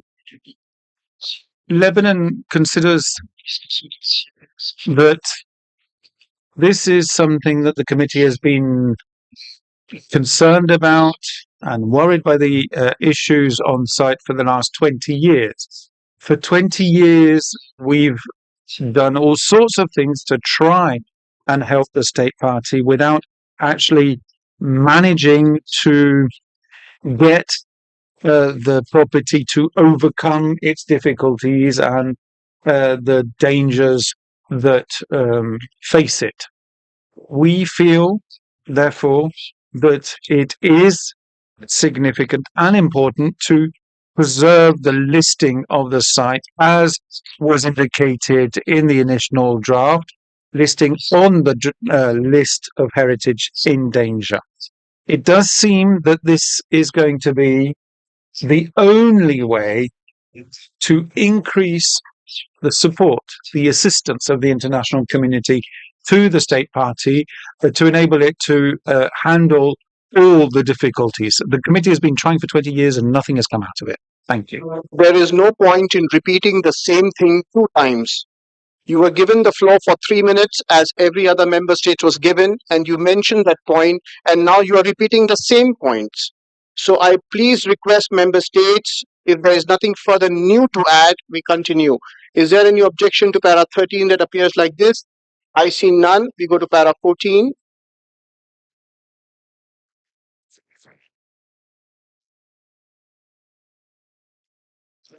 This was for para 14, Mr. Chairman. We go. Is there any objections to para 14? Lebanon, is your plate up or down? Yes, Lebanon. Yes, I'm sorry. New to say? I'm sorry. In the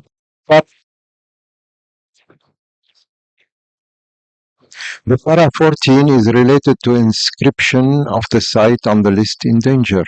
That's all. This was the way. And Lebanon is alone, it's okay, but I mean, it's a question of principle.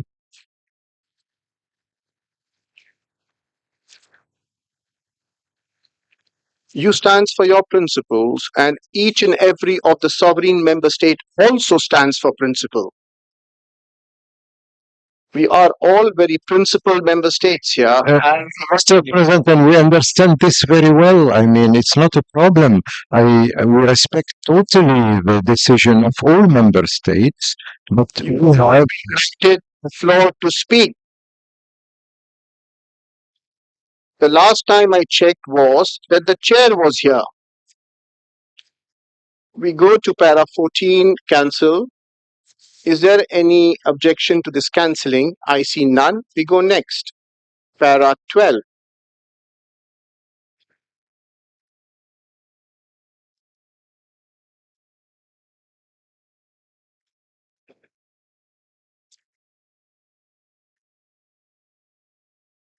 Is there any objections to para 12? I see none. We go up.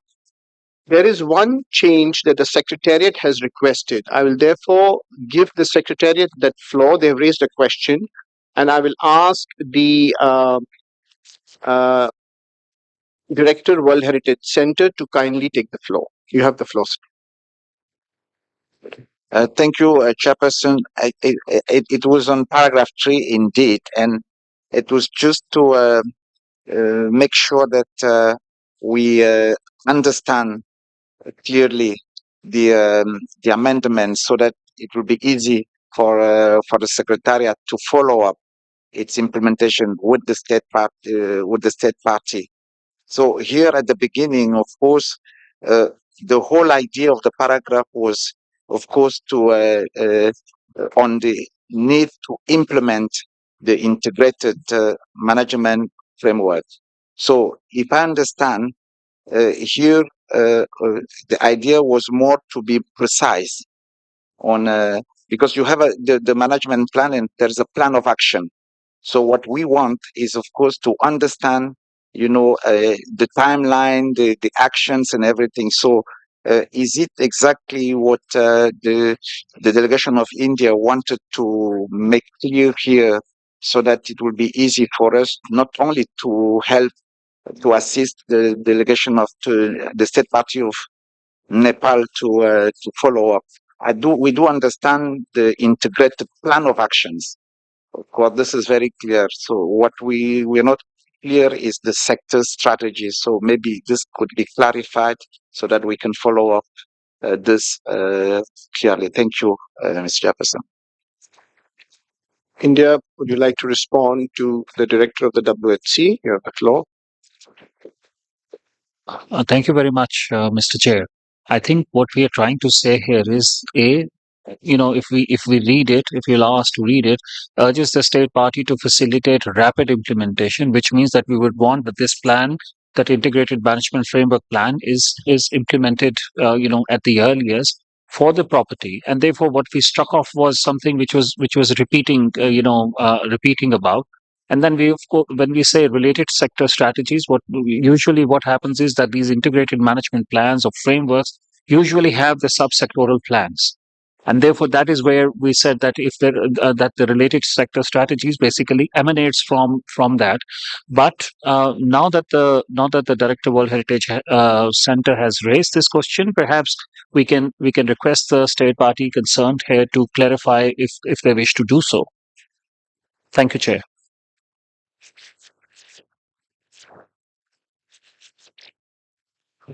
Okay, the State Party of Nepal, would you like to clarify? You have the floor.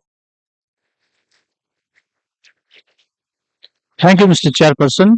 The idea was there are state party has submitted some sector strategy, so we are submitting full set of sector strategies that has been prepared, and this will lead to the integrated plan of action. So the schedule plan and implementation plan will come up with integrated framework, IMF, then sector strategies and integrated plan of action.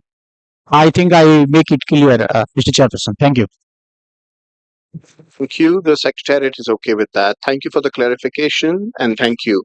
Now that we have gone through all the paragraphs, I would be adopting this decision as a whole. But before I do that, I will make one request to the Lebanese colleague. Excellency, I had mentioned yesterday that we are all in love with Lebanese cuisine and we appreciate Lebanese wisdom. But today you made a sentence that I may be alone. So it touched my heart. And let me tell you, Lebanon is never alone. And, we love Lebanon and we really look forward to your wisdom. And you are never alone till an Indian is here, Excellency. But may I request you that would you be considerate enough to look at this beautiful para again and see that why the beautiful tree of Lebanon is standing by itself here, Excellency. Could you have it removed?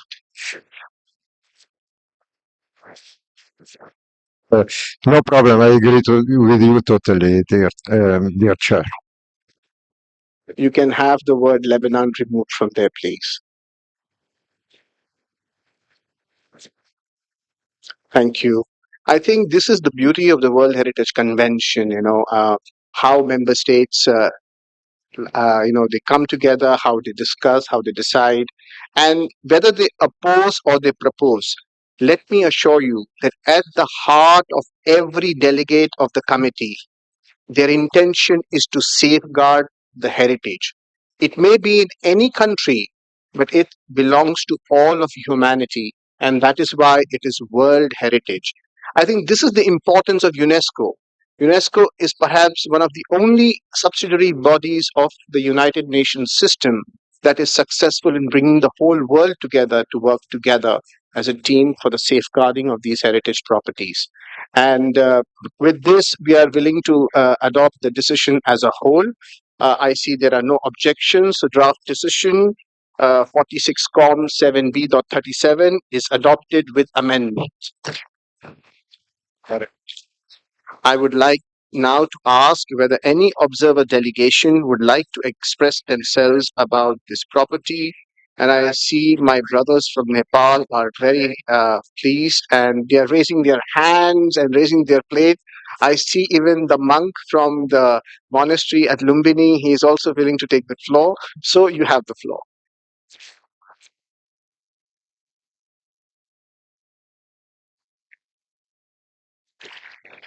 Thank you very much. Yeah.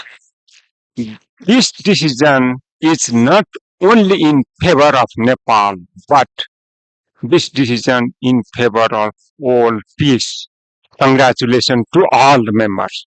Mr. Chairperson, I would like to extend my heartfelt congratulations to Your Excellency for your exemplary leadership and the outstanding chairmanship.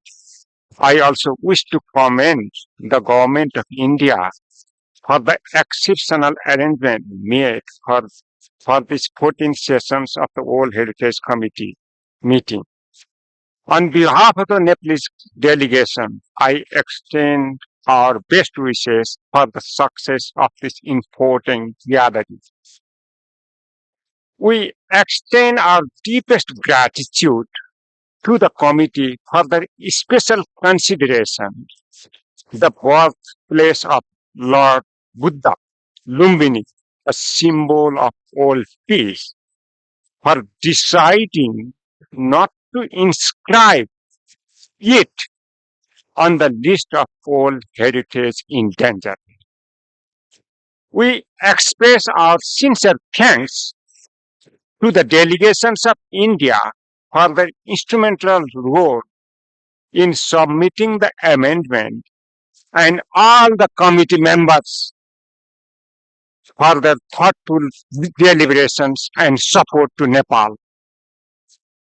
We are firmly committed to implement the recommendations of the Joint Reactive Monitoring Mission 2022 and the 2023 International Scientific Committee meeting.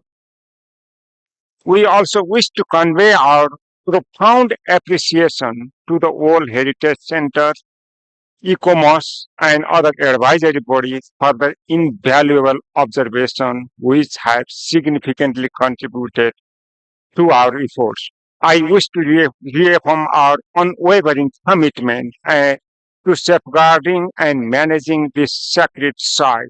We highly value the understanding and cooperation of the committee members and honestly seek the continued support of international community. Thank you very much. Thank you, Nepal. We proceed now further.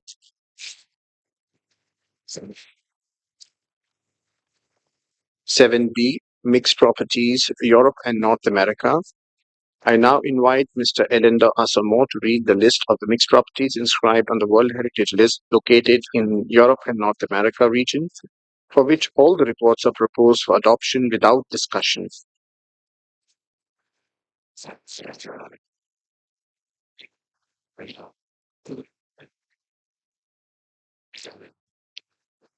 Thank you, Mr. Chairperson.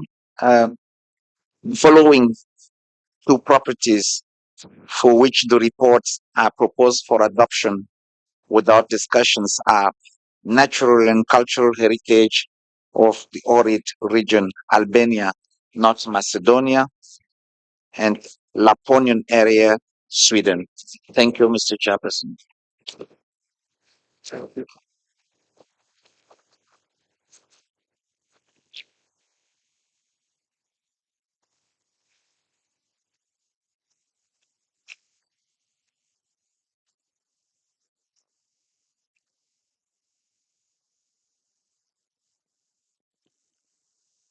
I request the technical team, please do not mute the chairperson. Whoever is in control of the operations here, if you mute me again, I will ask you to leave the venue. Thank you, Mr. Director.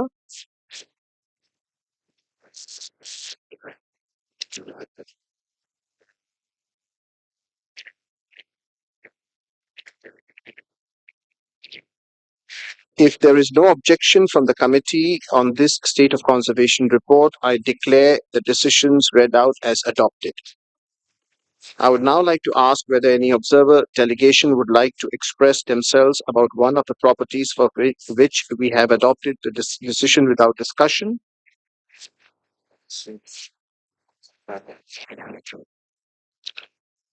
I see the State Party of Sweden would like to take the floor.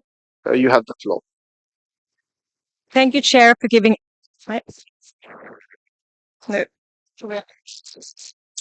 Thank you, Chair, for giving Sweden the floor. Let us first congratulate you on your appointment and express our gratitude to India for the generous hosting of this meeting. Sweden welcomes the committee's decision regarding the Laponian area, a mixed property consisting of a spectacular landscape connected to the traditional practice of reindeer husbandry by the Sami people. In 2022, the Swedish government granted an exploitation concession for the right to extraction and utilization of iron, some 30 kilometers to the south of the property. The concession gained legal force last month, following a ruling by the Supreme Administrative Court. We would like to reassure the committee that while the concession determines who has the right to extract the minerals, it does not give a right to start operations. This requires a permit under the Swedish Environmental Code, following rigorous impact assessments.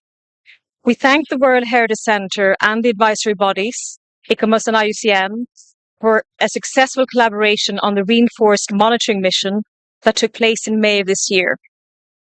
We are grateful for their high level of professionalism and strong commitment, and fully respect their advice as a fundamental part of the World Heritage system. The cost of the mission have predominantly been covered by the Swedish National Heritage Board to avoid straining the World Heritage Fund. To conclude, Mr. Chair, we affirm our continued commitment to the World Heritage Convention and to the conservation of the Laponian area. Thank you. Thank you. Any other observer state party would like to take the floor? Yes. Which country is that?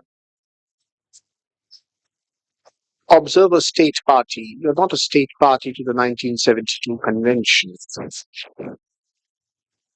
Any of observer state party would like to take the floor? I see none. I now give the floor to the International Indigenous Peoples Forum on World Heritage. Thank you, Mr. Chair. I'm speaking on behalf of the International Indigenous Peoples Forum on World Heritage. The UNESCO World Heritage Laponia area may be impacted by the Kalak mining concession if it is approved in the future. The local indigenous peoples will most certainly be affected if this occurs. Firstly, we would like to commend the state party on their continual engagement with the Sami people regarding this matter. However, we would like to point out that granting the Kalak mining concession before conducting appropriately detailed and robust consultations with the Sami people to gain their free, prior, and informed consent has resulted in a denial of their human rights. This could have been avoided and shows an obvious lack of recognition of the UN Declaration on the Rights of Indigenous Peoples. We commend the state party for agreeing to the reactive monitoring mission.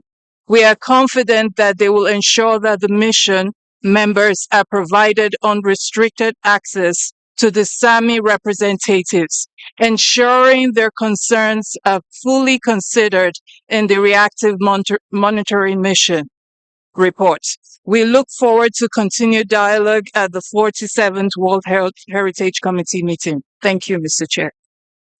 Thank you for taking the trouble and coming here. We really respect your views and your comments, and this is the importance of NGOs in World Heritage. Thank you. Are there any further requests? I see none. Let us proceed then.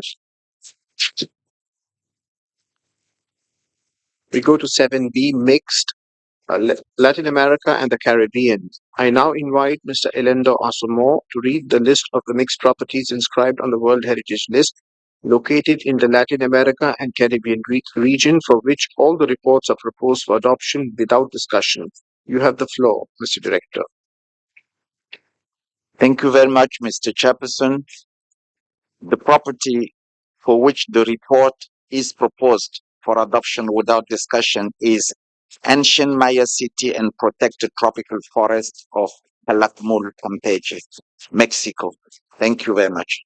Thank you very much. If there is no objection from the committee on this State of Conservation report, I declare the decisions read out adopted. I would now like to ask whether any observer delegation would like to express themselves about one of the properties for which we have adopted the decision without discussion. Argentina, you have the floor. Thank you, Chair. I wish to make a brief comment on this type of inscription, which is very important. Throughout the process of listing sites in danger, there seems to be a difference in opinions with regard to the advisory bodies who assess us and assist us. We have had discussions with some states who seem to view it as a confrontation. But the issue is that the matter is not really in our hands. It should be dealt with at the Conference of Parties. The stigma continues to exist regarding the perception that in danger is a punishment, and the advisory bodies need to carry on providing specific information, assisting us and assessing us, and we need to not see it as a confrontation, but rather something that should be dealt with at the Conference of Party, which is beyond our competencies here. We are very pleased with the way in which you've been leading these deliberations, and we hope that this will serve to guide us in the future in our work. Thank you. Thank you. I had forgotten to express my thanks during the Lumbini discussion. You had mentioned a wonderful connection that the list of list of properties on the list of World Heritage in danger. A delegate had very correctly said it should not be seen as a stigma, and I supported that. That is a logical view. But then you had also mentioned an idealistic position and a real position, because in a real world, people may take it very differently. And I think the view that you expressed was very wise, and the delegate of Italy had also mentioned it very nicely. So I thank both of you for that analysis. Thank you. I now see that there are no further requests for the floor. So we will be proceeding this.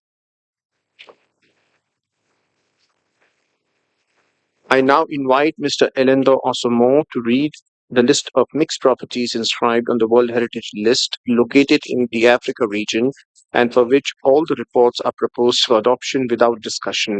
Mr. Director, you have the floor. Thank you very much, Mr. Chairperson. The following two properties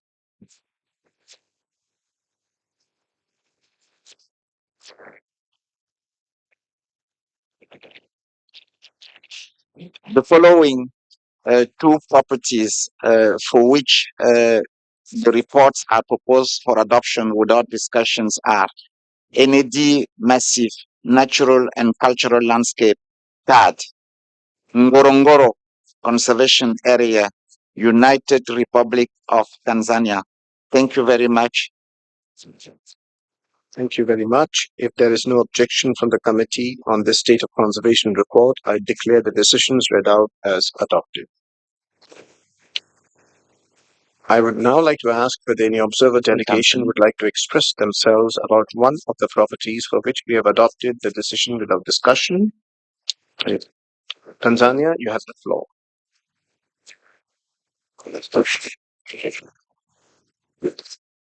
Dear Chairperson and committee members, the government of the United Republic of Tanzania thanks the State Party of India for the well-organized 46th session of World Heritage Committee meeting here in New Delhi, India. My delegation has received highest level of hospitality since landing in your beautiful city to this date. I would like also to take this opportunity to thank you and the committee for the good manner and high level of integrity and professionalism you have exemplified in conducting sessions of this committee meeting. The State Party of the United Republic of Tanzania has accepted all decisions made for the best interest of our World Heritage sites, and we commend the World Heritage Center and advisory bodies for their efforts to make this meeting a success on World Heritage protection and conservation. The government of the United Republic of Tanzania wishes to state on record that we refute the notion of claims of forced eviction of our citizens, and indeed, we are concerned by the level of the ongoing misinformation campaign and unfounded allegations aimed at undermining our national efforts to balance heritage conservation, human rights, socio-economic development, and livelihoods of our citizens in the Ngorongoro conservation area. To put things into context, after the failed multiple land use model due to escalating human-wildlife conflicts, overpopulation of humans and livestock, widespreading zoonotic diseases, shrinking wildlife corridor and grazing land, lack of safe water sources, and poor sanitation, and the quest for socio-economic development of its citizens, consensus was reached through participatory and transparent process for a voluntary eviction program. The government of the United Republic of Tanzania reiterates its position that there are no specific indigenous people in the United Republic of Tanzania. The government recognizes there are communities with specific needs, such as the Hadzabe, and ensures that their civil, political, socio-economic, and cultural rights are promoted and respected.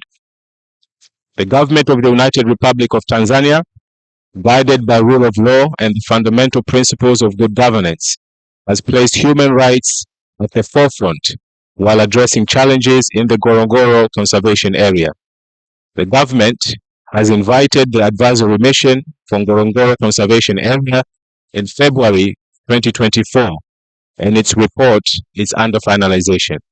The state party commits to work closely with the center and other state parties in addressing challenges facing its citizens in the Ngorongoro conservation area.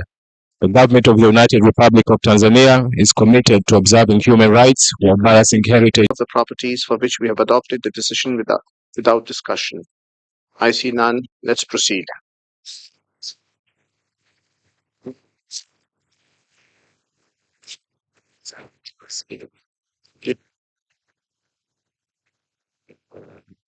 The International Indigenous Peoples Forum on World Heritage, you have the floor.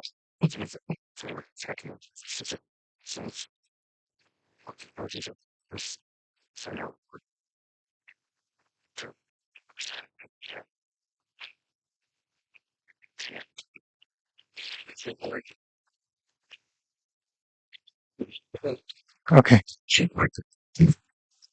Thank you, Mr. Chair. This is the statement of the International Indigenous Peoples Forum on World Heritage regarding the Ngorongoro Conservation Area in Tanzania, contained in document 7B 48 at 4, in exclusion of Maasai traditional leaders, elected local government leaders, and Maasai civil society organizations. We welcome the proposal to conduct a new mission to ensure the voices of the affected communities can be heard. We wish to request that the objective of such a mission be expanded beyond conservation to account for all three founding foundations of the Ngorongoro conservation areas as outlined in the 1959 NCA Act: conservation, tourism, and the livelihoods of the Maasai residents of the NCA. We recommend that any future mission have the objective to examine not only the overall state of conservation of the property, but also the state of realization of the human rights of the peoples included, including those refusing relocation, as well as the carrying capacity of tourism as currently conducted and as anticipated. These three elements are at the heart of the multiple land use plan and should not be separated in any assessment of the situation of the property. Finally, we demand that any future mission should be conducted in line with international human rights standards and should ensure that consultations comply with the rights of indigenous peoples to free, prior, and informed consent and meaning and effective participation both before and during the mission.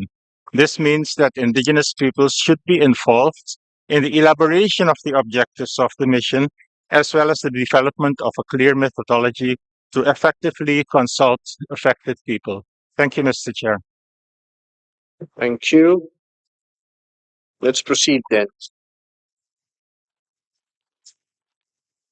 This one.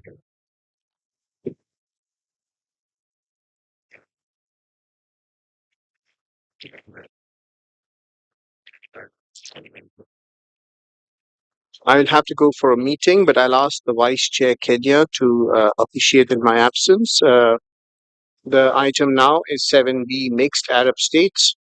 Thank you.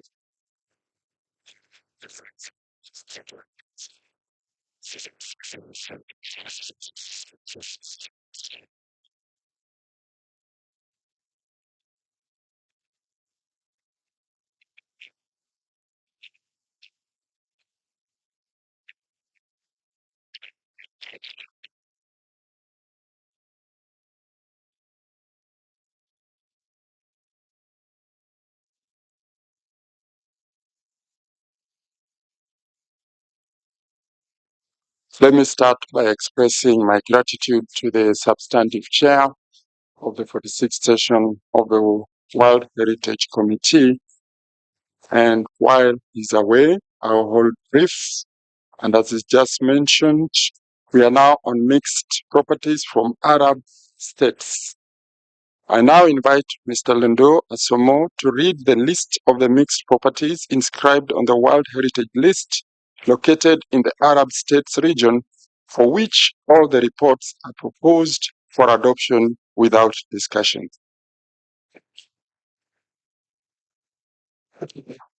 Thank you, Mr. Chairperson, and welcome. Thank you.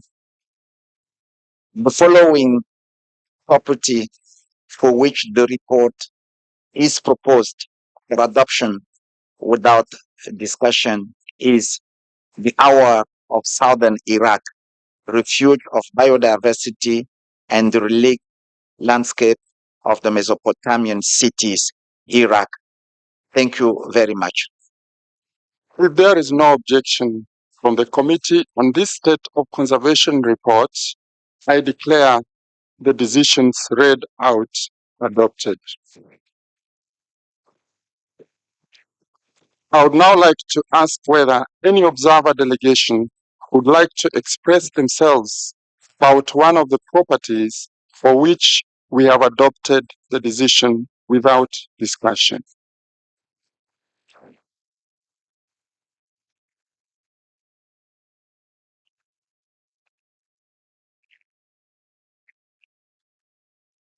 I see none. Let's proceed then.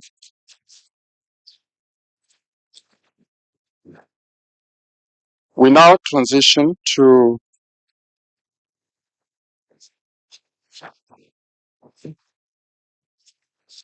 nature properties in Africa.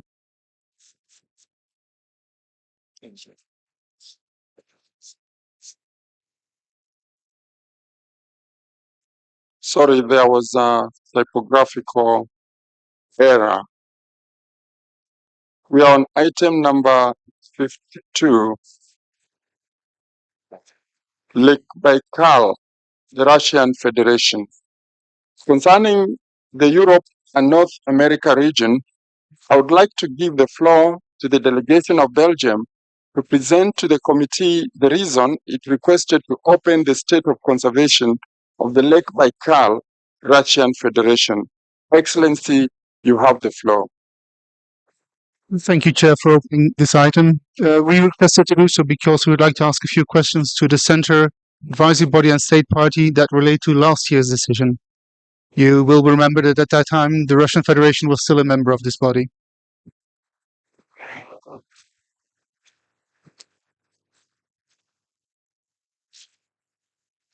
Thank you. I now invite Mr. Guy Debonnet, Chief of the Natural Heritage Unit of the World Heritage Center and IUCN to provide their comments. You have the floor. Thank you, Mr. Chair.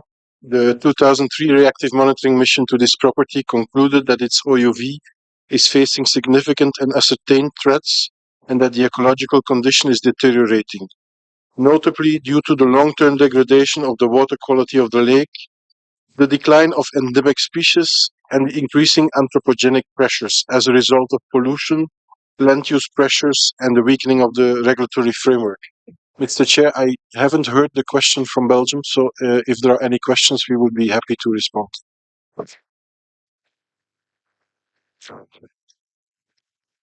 Thank you. We now invite IUCN to make their comments.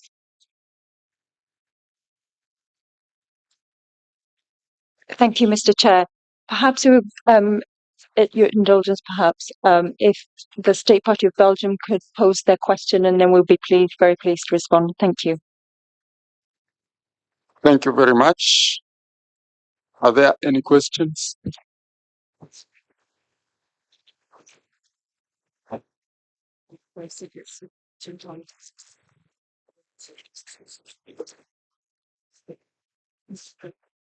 We give the floor to Belgium to ask any questions that they could be having.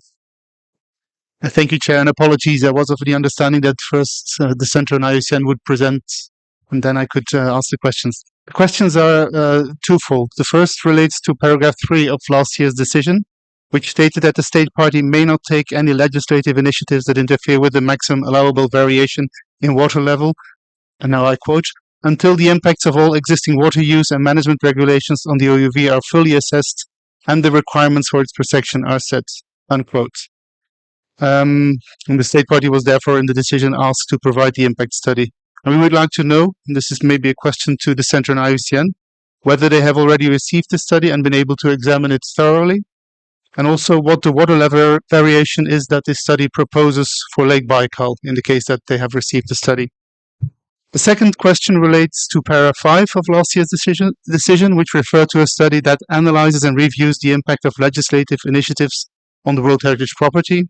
And the committee specifically requested that the results of this study be used to strengthen the protection of Lake Baikal, including from a legislative point of view. So we would like to have an update from the Russian Federation in this regard. Have they been able to, or have they taken any initiative to translate the desired water level range into legislation? Thank you, Chair. Thank you, Belgium. Let's pass it to IUCN.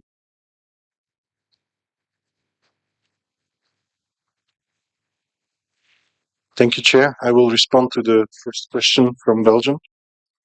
So in response to the question on the impact study on the water level variations, the reactive monitoring mission that visited the property in December 2023 was informed that the state party has conducted a 3-stage scientific study to assess the impacts of the change in the water level of the lake on the state of conservation of the aquatic and coastal ecosystems and the damage suffered by the coastal socio-economic infrastructures in connection with the management of the Irkutsk hydropower dam located downstream from the property.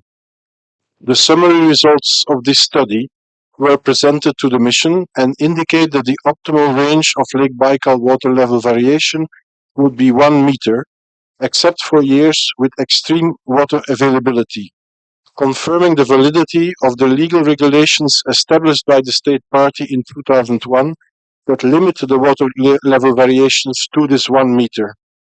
However, from 2016 onwards, consecutive legal derogations have allowed much larger water level variation of up to 2.3 meters in Lake Baikal.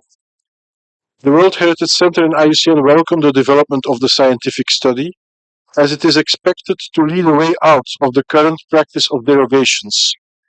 However, neither the full scientific study nor the proposals for the updated legal framework on the water level regulation of Lake Baikal have yet been submitted to the World Heritage Center for review by IUCN, a request of which is reflected in the draft decision that we submitted to the committee. The World Heritage Center and IUCN therefore confirmed the continued relevance of the committee's last decision from September 2023, by which the committee urged the state party to refrain from renewing legislative amendments which will allow extending the water level variation beyond 1 meter until the impacts of all existing water use and the management regulations on the OUV are fully assessed and the results shared with the World Heritage Center for review by IUCN and the requirements for the protection of the property's OUV are set. Thank you, Mr. Chair. I would like to know whether there are any comments.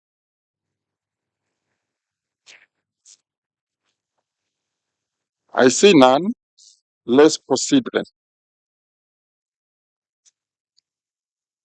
I now invite you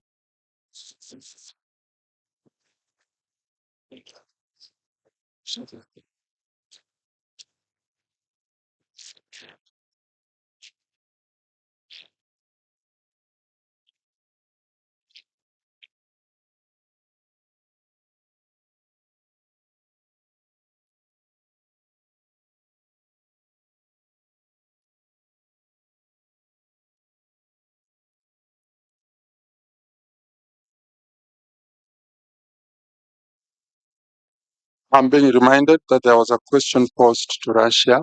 Please, Russia, would you respond to Belgium?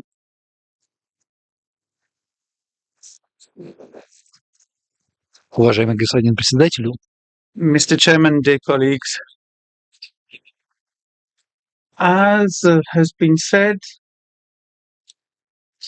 the mission from the centre and the IUCN were given information that it was still temporary, and we now have the final and definitive information about the monitoring of the lake. Unfortunately, they're still only in Russian, and as soon as the translation will be finalized, it will be transmitted and shared with the World Heritage Center.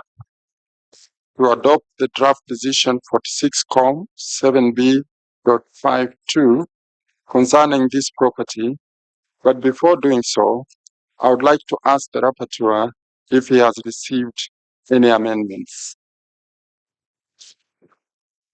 Merci, Monsieur le Président. Thank you, Mr. Chairman. I only just received the amendment submitted by Belgium. The translation into French is being finalized. Since they were submitted in English very recently. The amendments starts para 5. I will read the whole para, you may. Welcome the development of the study to assess the environmental and socio-economic impacts of the water level regime of Lake Baikal, requests the state party to submit the study to the World Heritage Center and to make it available on the Lake Baikal ecological portal, and also urges the state party to elaborate by the end of 2024 detailed proposals to develop water level regulations of Lake Baikal to be compatible with the protection of the properties OUV, and to submit these proposals to the World Heritage Center for review by IUCN. Adding this part, reminding the state party to refrain from using any legislative amendments which allow extending the water level variation beyond 1 meter due to potential negative impact on the property and its OUV. I think we can directly say OUV. Until the before mentioned study and the legislative proposals of all water use and management regulations on the OUV is reviewed by IUCN and the requirement for its protection are set.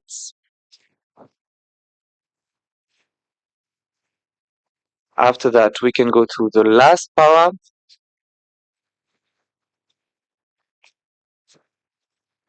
Finally, requests the state party to submit to the World Heritage Center by 1st of February 2025 an updated report on the state of conservation of the property, reflecting progress on the implementation of the above, including the recommendations of the 2023 reactive monitoring mission for examination by the World Heritage Committee at its 47th session.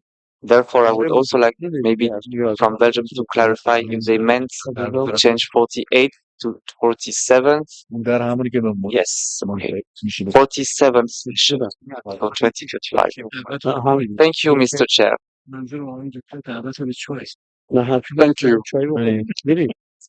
Ukraine has requested for the floor.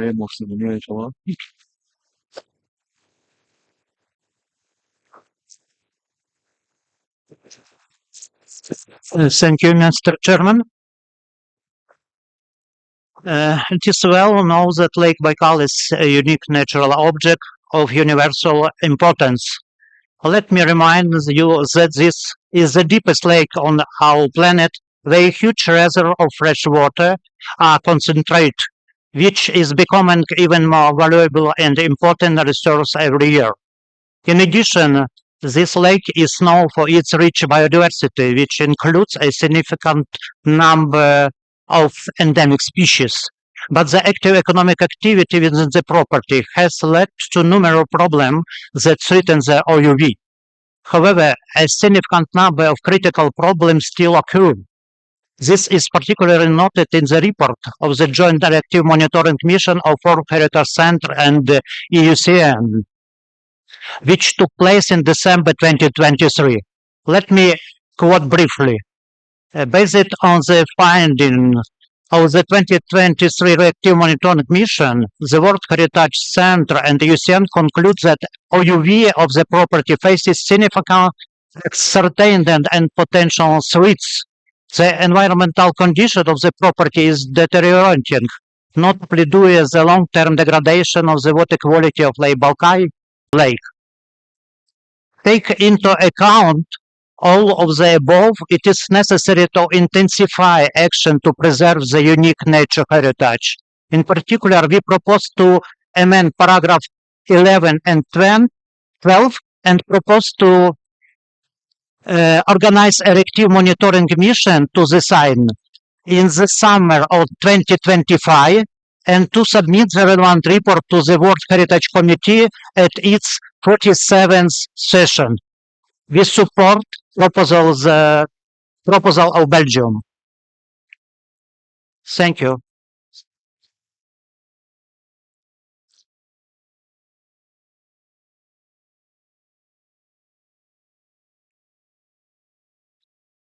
Thank you. Let's now examine the draft decision 46.7b.52, paragraph by paragraph. For paragraph 1, 2, 3, and 4, there are no amendments, so we adopt.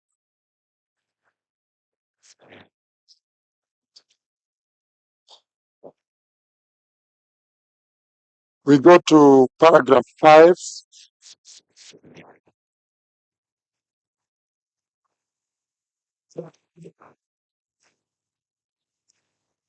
Yes, that's it.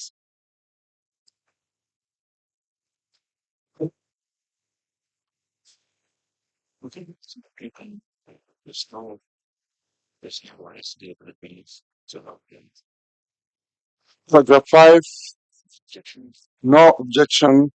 And because of that, we consider paragraph 6, 7, 8, 9, and 10.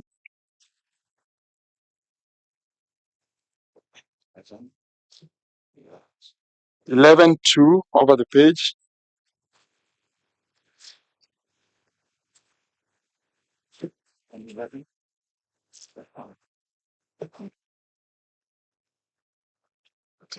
In paragraph 11, Rapporteur wants to take the floor. Please, Rapporteur, you have the floor. Merci, Monsieur le Président. Thank you, sir. Could we have the Ukrainian amendment up on the screen that was made just a moment ago, suggesting that the mission be mentioned to be in 2025 and not 2026? Thank you.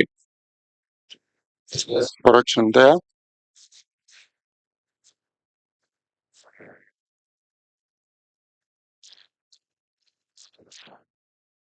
Is there any objection for this amendment? There is none. We move to paragraph 12.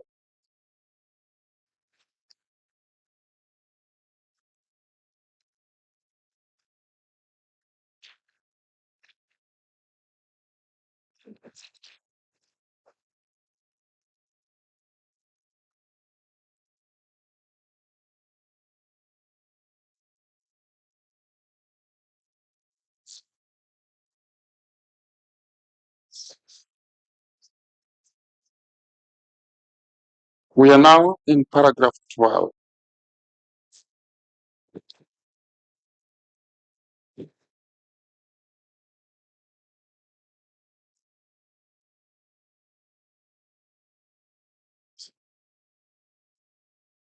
We have Vietnam followed by Ukraine.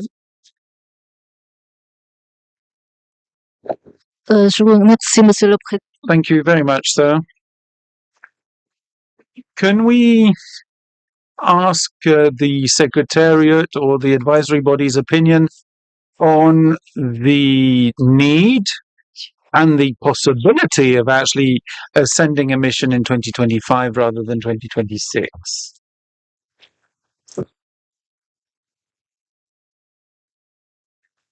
Secretariat, you have the floor.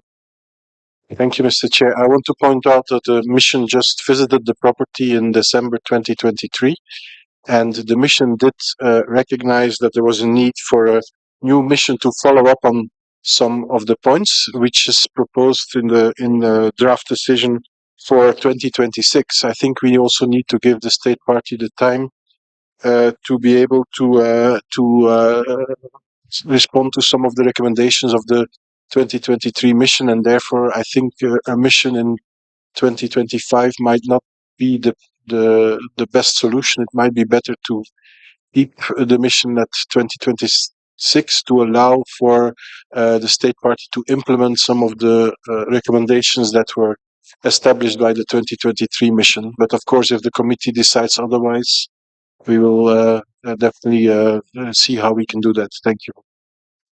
Thank you. I wish to give the floor to the director of the World Heritage Center on the same.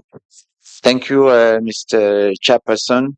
It is in the same, just to confirm exactly what my colleagues have said. I think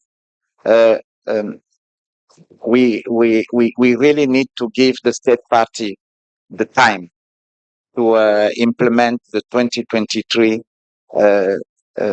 recommendations of the mission. So I think, in our view, it is important to keep the mission in 2026 in order for the mission really to be able to assess the implementation of the recommendations by the state party. So I hope the delegation of Ukraine would agree with us in terms of the methodology and the time and the efficiency of a satisfactory monitoring of the reactive monitoring mission on the site. Thank you, Mr. Chairperson. Thank you very much. Thank you very much, Director. We now move to paragraph of. If you can add it.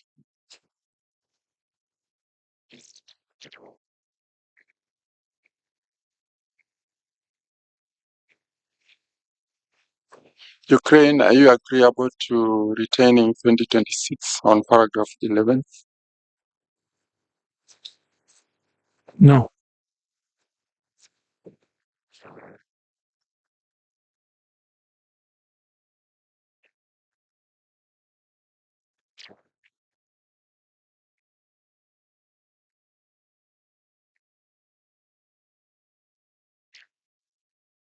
Members of the committee, what's your say on that?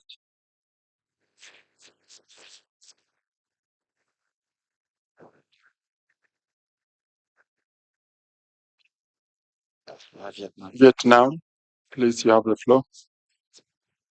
Mr. Chair, I think that Ukraine has raised the flag before me. Back to Ukraine, please.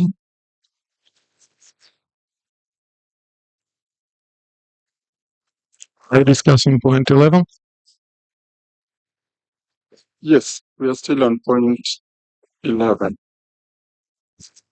Ukraine has dropped. Let's go back to Vietnam. Thank you, Mr. Chair. I thank the World Heritage Center and the advisory bodies for their explanation, which are very useful. And that's why we would like to propose to keep their recommendations to for the 2026 mission. And thus, in the same vein, like on paragraph 12, to have the committee examine this issue at the 48th session as recommended by the advisory bodies. Belgium, you have the floor. Thank you, Chair. Having heard the Secretariat, we also think that we should stick with 2026. And I'm still considering whether we should go for the 47th or the 48th session. If we ask a report by 1st February of next year, there's no sense in leaving it on the shelf for a year and a half. So it's probably better to already have maybe an intermediate look at it next year, and then in 2 years' time look at the results of the mission.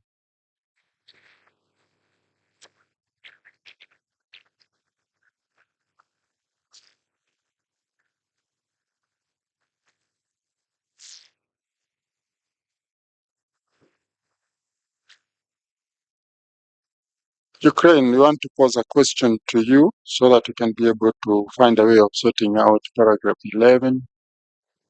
Are you okay with reverting back to 2026? No.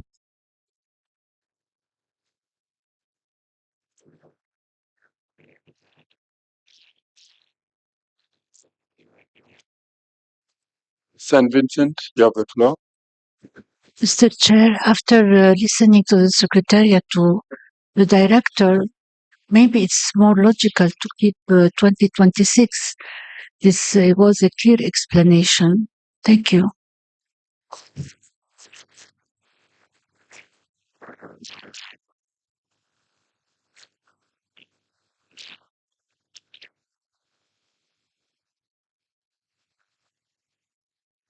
I give the floor to Lebanon. Merci, Monsieur le Thank you, Mr. Chairman. Once the director of the centre and the advisory bodies recommend 2026, I believe there's no point in actually changing the date. We should stick to 2026, of course.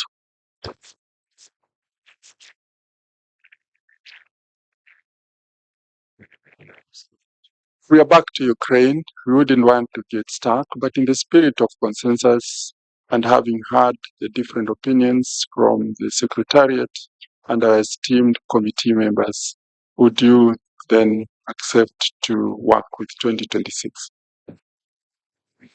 No.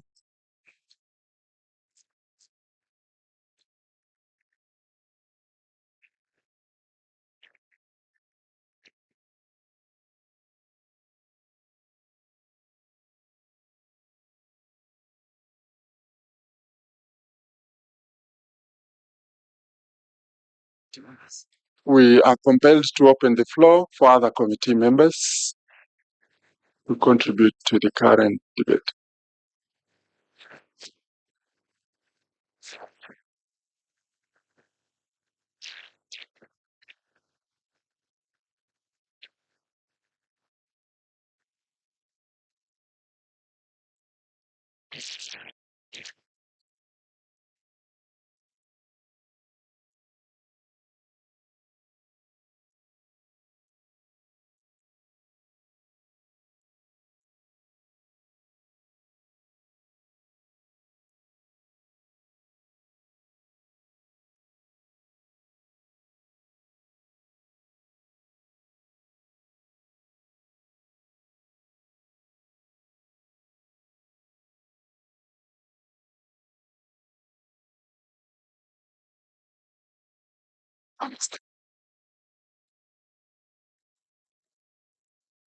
Esteemed committee members, Vietnam, Belgium, St. Vincent, and Lebanon are all in favor of 2026. And in view of that, we settle the matter because the majority have the say, and we've given opportunity to the rest of the committee members to contribute to this and have received guidance from the Secretariat accordingly.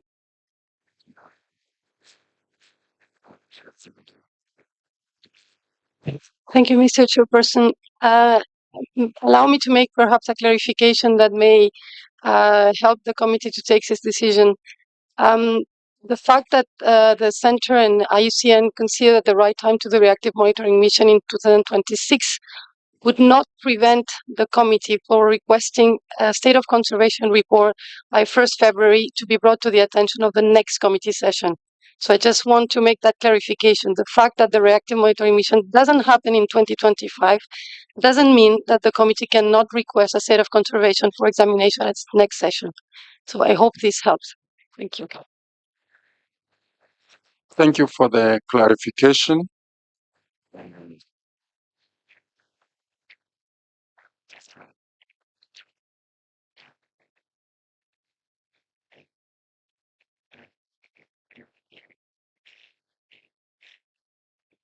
Ukraine, we've had more clarification from the Secretariat and the experts. Okay, thank you very much. For the sake of consensus, yes. Thank you. Thank you very much. We now move to paragraph 12.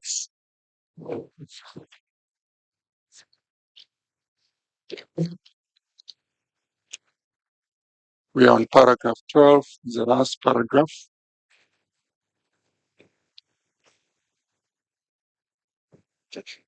Any objection from any member?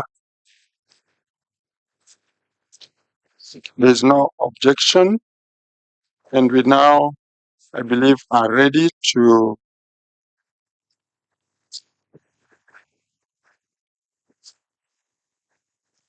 Ukraine. You have the floor. Merci, monsieur. No. Thank you, sir. We should like to see our name listed alongside Belgium's to support that amendment. Thank you. Well noted.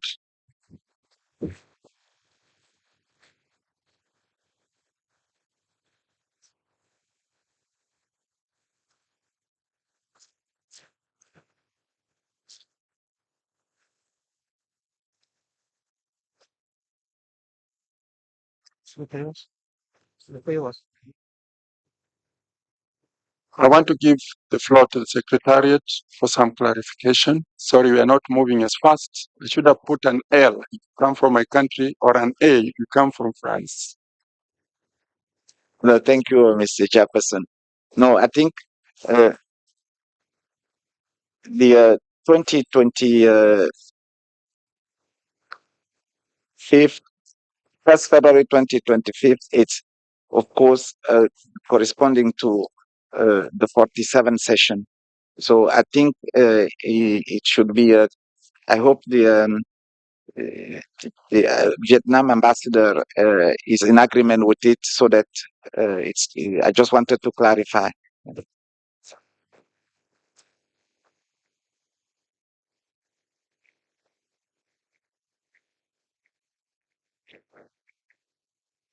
We are now ready to adopt the whole decision.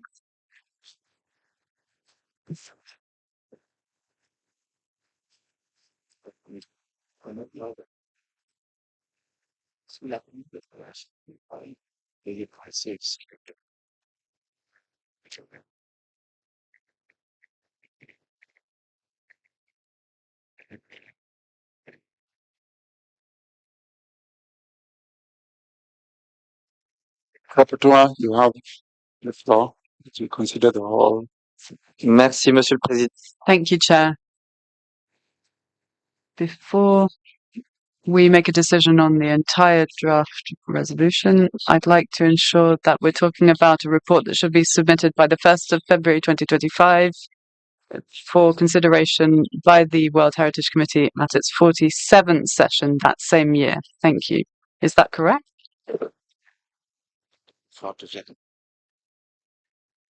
I give the floor to Vietnam as you seek to clarify. Yes.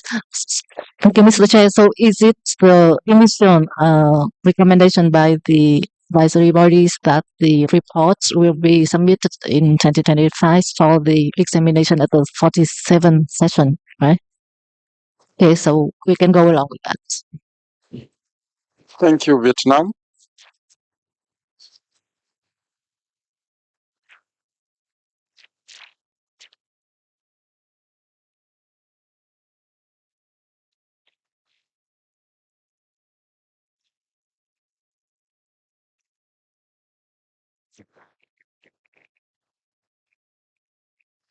Thank you all. I therefore we are ready to adopt the entire decision, and I therefore declare the draft decision 46Com 7B.52 adopted as amended.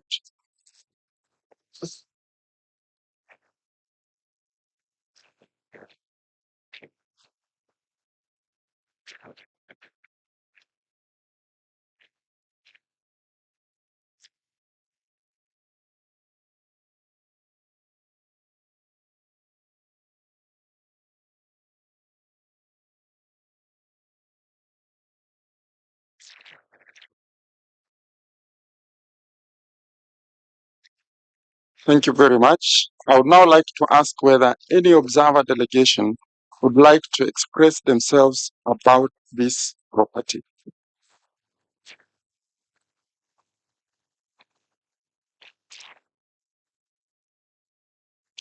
I see none. Let's proceed then.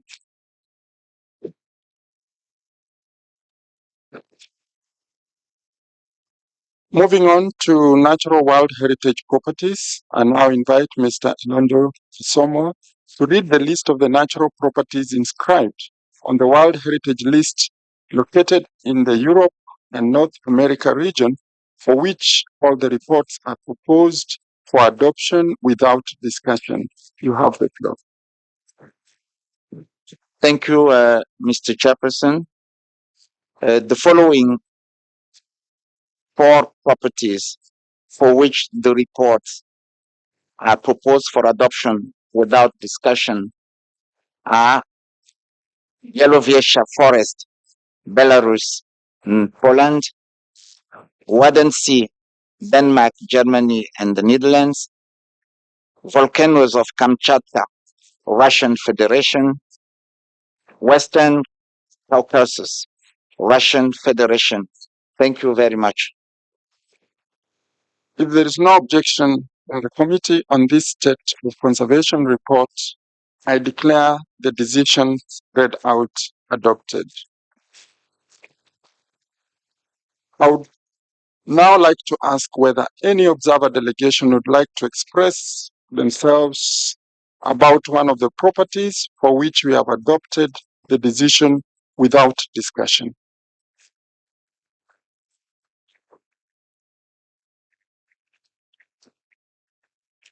State Party of Belarus, you have the floor. Уважаемый господин председатель, Chairperson, ladies and gentlemen, members of the committee, distinguished delegates, on behalf of the delegation of Belarus, allow me to express my appreciation for giving me the floor. The forest of Białowieża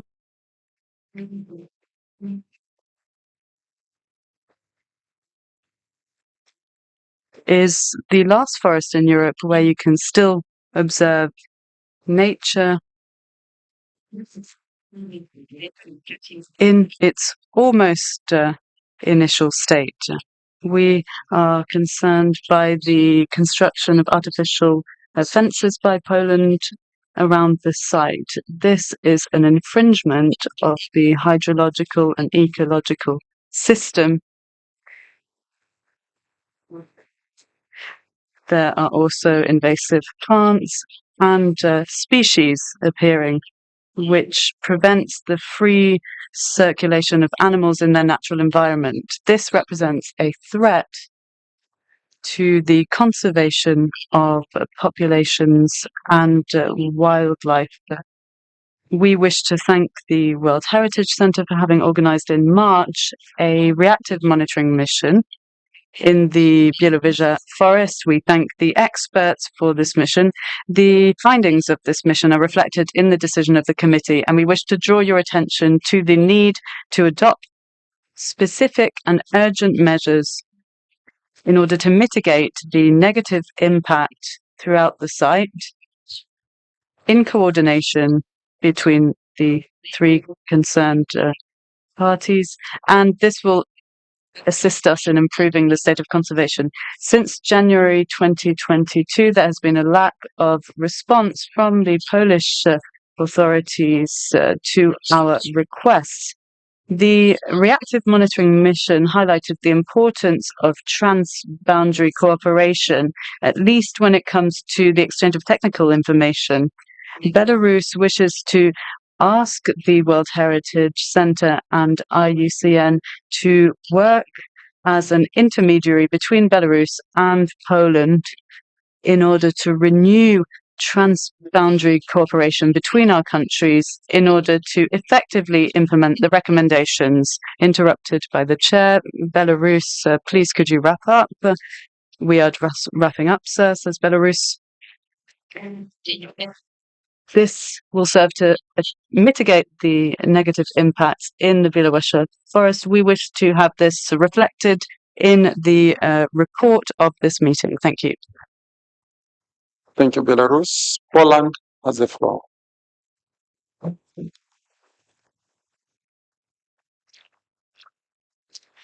Thank you, Mr. Chair.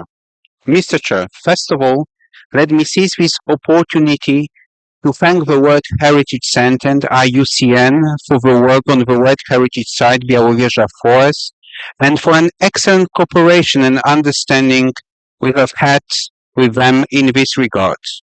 Mr. Chair, our state border remains under increased pressure due to illegal crossings. This situation has been provoked, planned, and is consistently implemented by the Belarusian authorities. These actions by Belarus have a detrimental impact on Białowieża Forest, the World Heritage Site. The continuous, long-lasting character of the border crisis became apparent, and all our efforts to settle this situation by the diplomatic means had not brought any unexpected results. Therefore, Poland decided that it was necessary to build a barrier along the state border with Belarus to ensure our safety and security. However, a set of measures aimed at preventing, limiting, or compensating for environmental impacts of the barrier has been implemented. One of the major tasks has been to reduce the possible barrier effect on wild animals. At the same time, it should be emphasized that despite the determination of the Polish Nature Conservation Services to keep the border unobstructed for wild animals, the border is not, it will not be unobstructed due to the Belarusian barrier existing for a long time, the so-called Systema. In many places, we start engineering installation along the entire border of Belarus runs closely adjacent to the border with Poland, which in fact prevents animals from crossing the border. Mr. Chair, Poland is open for the dialogue with the Belarusian authorities once they cease to conduct hostile actions in the Polish part of the World Heritage Site Białowieża Forest. Mr. Chair, in conclusion, Poland remains open for the constructive dialogue and discussion with regard to the World Heritage Site Białowieża Forest and stands ready to welcome again IUCN and WHC Reactive Monitoring Mission in 2027. Thank you, Mr. Chair. Thank you, Poland. Russian Federation, you have the floor. Russian Federation, what? Zrobiliście jakieś zdjęcia? Okay.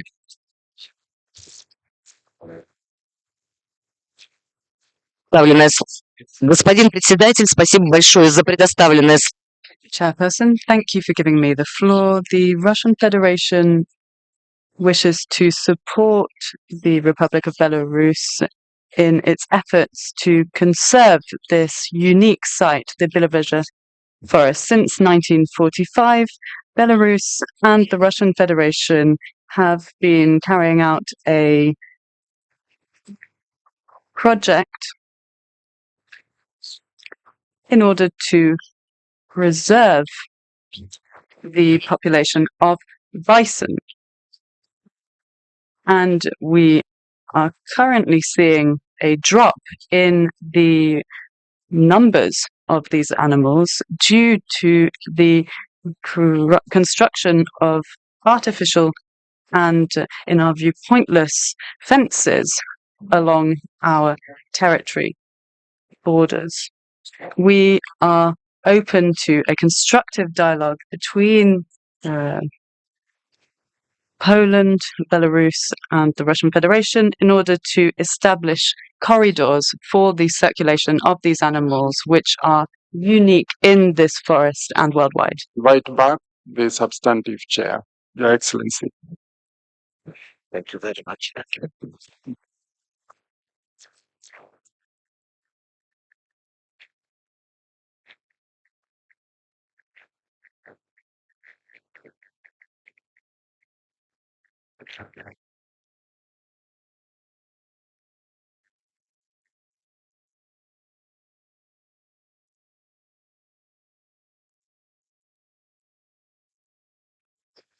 7B, Nature, Latin America and the Caribbean.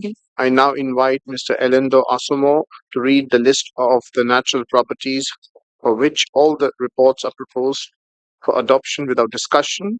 Mr. Director, you have the floor. Maybe before starting, let me again thank the distinguished ambassador of Kenya for his chairmanship. Thank you very much.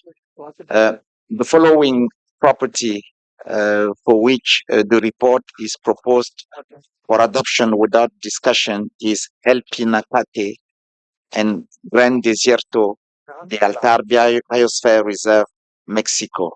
Thank you very much. Thank you very much. If there is no objection from the committee on this state of conservation report, I declare that decisions read out as adopted. I would now like to ask whether any observer delegation would like to express themselves about one of the properties for which we have adopted the decision without discussion. I see none. Let's proceed then.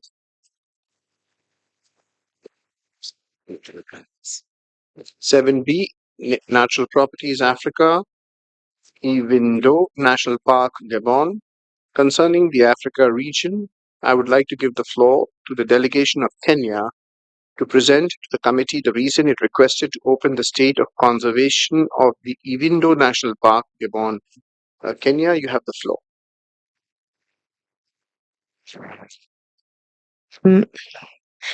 Hello, thank you, Chair. Actually, it's Senegal and Rwanda that are on the form. Thank you, Chair. We submitted it as Vice Chair of the group on behalf of the whole group, but Senegal and Rwanda have the submission. Thank you, Chair. That's what you are saying, but my scenario is saying differently, so I'll ask the Secretariat to clarify.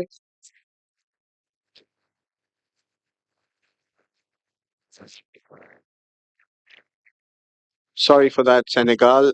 There was some typo out here. The S, it was instead of Senegal, it was written as Kenya, so you have the floor.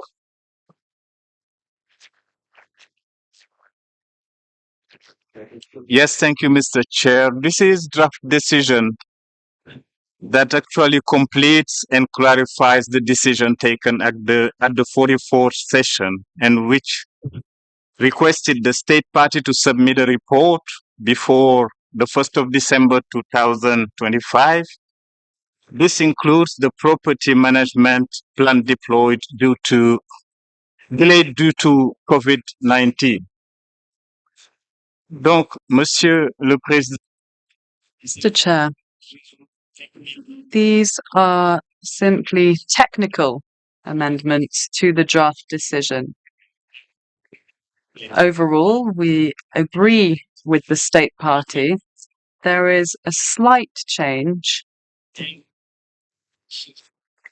which is to say that instead of political and military crisis, we would add some other wording, and we would do so on paragraph 3 as well. These are minor amendments which should not be problematic, and I suggest we move to its consideration. Thank you. Thank you. I now invite Mr. Guy Debonnet, Chief of the Natural Heritage Unit of the World Heritage Center and IUCN, to provide their comments. You have the floor. Merci, Monsieur. Thank you, Chair. As Senegal has not put any questions to us, I don't believe it's necessary for us to respond. However, if there are any specific questions, we'd be happy to answer them. Thank you. Thank you. I would like to know whether there are any comments from any state parties. I see none. Let's proceed then. I now invite you to adopt the draft decision 46Com7B.57 concerning this property, but before doing so, I would like to ask the rapporteur if he has received any amendments. Merci, Monsieur le Président. Thank you, Chair. Yes, indeed. As announced by the Senegalese delegation, we have indeed received proposals for an amendment submitted by Senegal, co-authored by Rwanda. Starting in para 3 of the draft decision, noting the cumulative delay in the process of updating the property's management plan due to the COVID-19 pandemic and the political change that took place on the 20th of August 2023 instead of the political and military crisis. And perhaps before we move on, I would ask Senegal if they wish to delete the mention of the COVID-19 pandemic following what has just been explained, or whether they wish to retain it in the text. Sub-item A of para 3, an addition, takes into account protection of outstanding universal value of the property, including through biodiversity inventories and a monitoring plan for the biodiversity of its freshwater and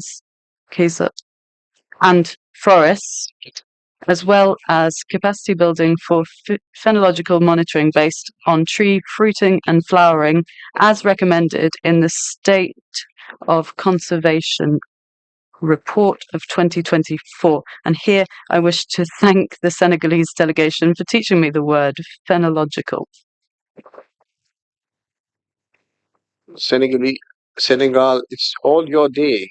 Yesterday, today, it's all your day. And but there's a request by the rapporteur that could you delete the reference to the COVID-19 pandemic, if I heard that right. Senegal, you have the floor. Is it okay if the rapporteur removes it?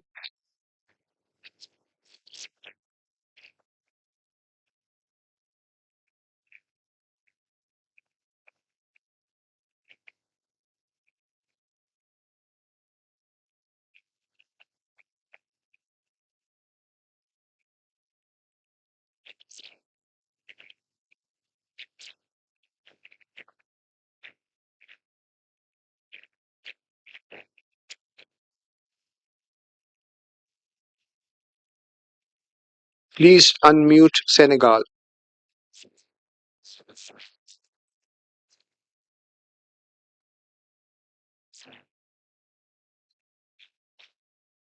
Technical team, can someone please come and have a look at the mic of the Senegalese delegation, please?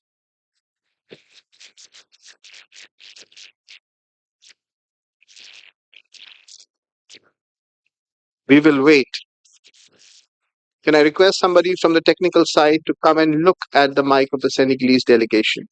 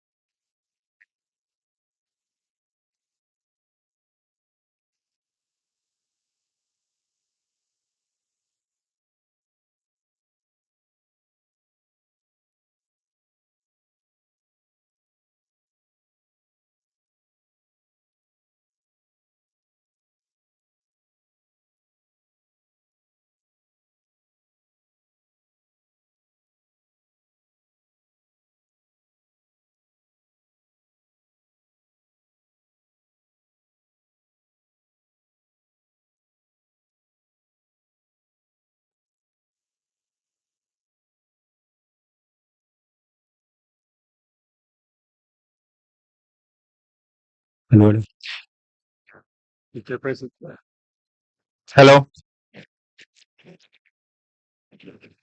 Well, I think your mic is now working. You can return back to your country.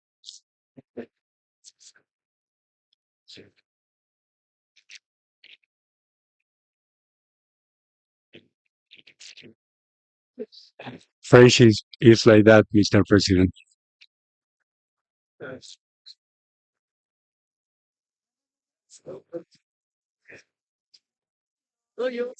No. Thank you. Now I'm back to my country. So So to move, yes, we keep de la pandémie de COVID-19, the COVID-19 pandemic, and the political change that occurred on 20th of August 2023. we keep en raison de la pandémie de COVID. Due to the COVID-19 pandemic. Thank you, Mr. Rapporteur. All right. We go para by para. Go to para 1. Are there any objections to para 1 and 2? I see none. We go to para 3. Are there any objections to the suggestion by Senegal and Rwanda? I see none. We go to para 3.A. I see no plates. We go to para 3.B. C. I see no objections. We go to para 4. Para 5.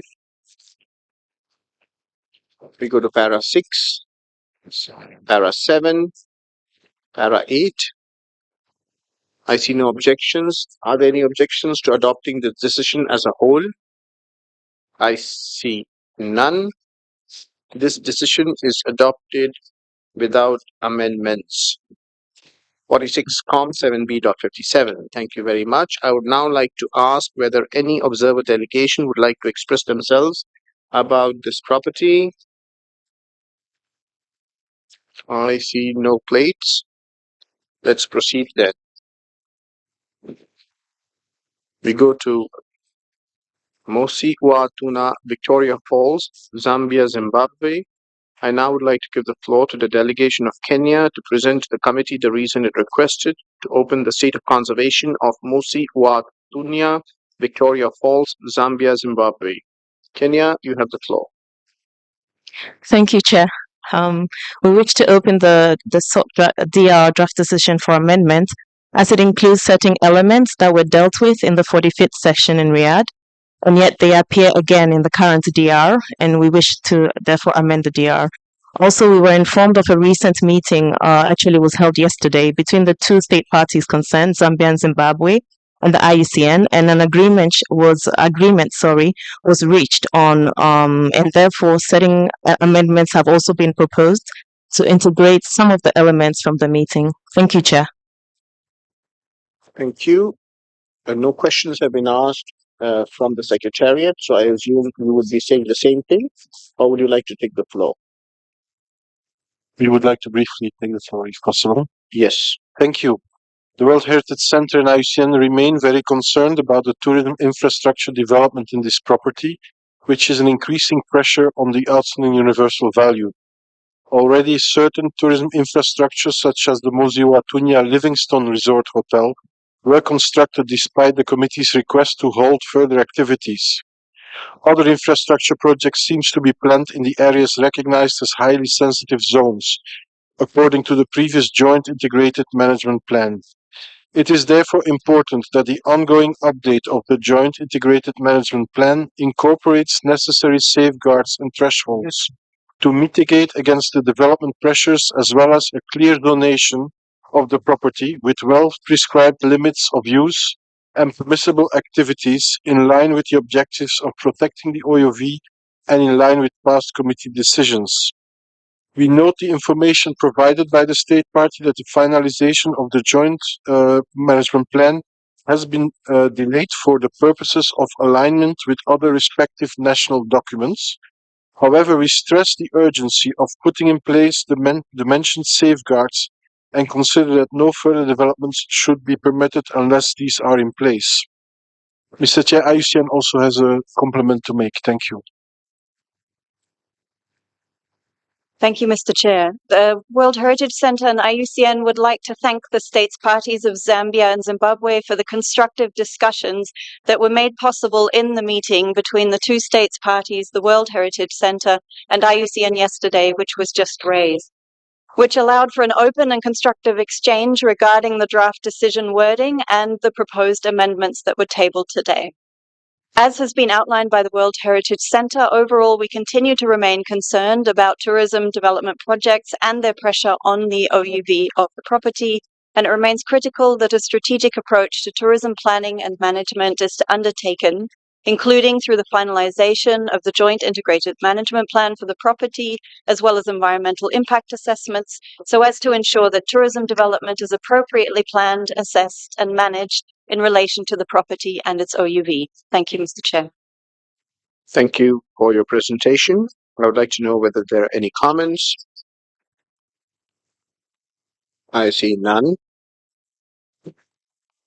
I now invite you to adopt the draft decision 47Com7B.60 concerning this property, but before doing so, I would like to ask the rapporteur if he has received any amendments.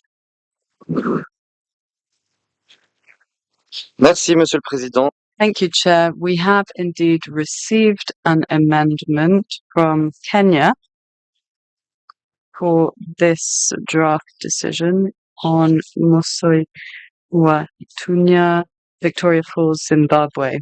This amendment begins in paragraph 4, replacing all recommendations by the 2022 Reactive Monitoring Mission recommendations, while striking through the end of the paragraph.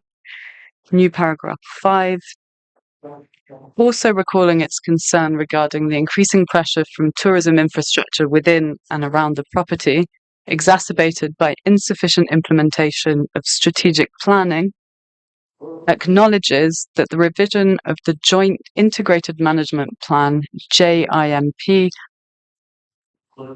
for the property has been delayed for the purposes of alignment with other respective national documents, and requests the state parties to finalize the JIMP as soon as possible and to ensure that it incorporates necessary safeguards and thresholds to mitigate against developmental pressures for the protection of the property's OUV and zonation of the property, including well-prescribed limits of use and permissible activities, including infrastructure, in line with the objectives of protecting the outstanding universal value and with past committee decisions. Set precise boundaries of the property in its buffer zone in view of concluding the retrospective inventory for the property, report on the harmonization of various national and transboundary plans and policy documents,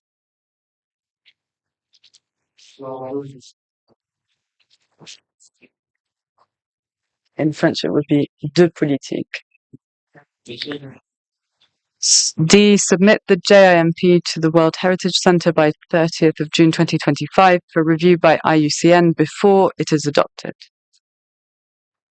In the next paragraph, a slight amendment to avoid impact of the OUV on the OUV of the property rather than on the property.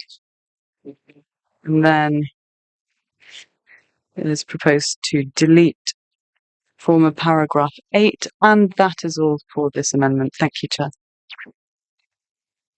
Thank you. Are there any objections to para 1, 2,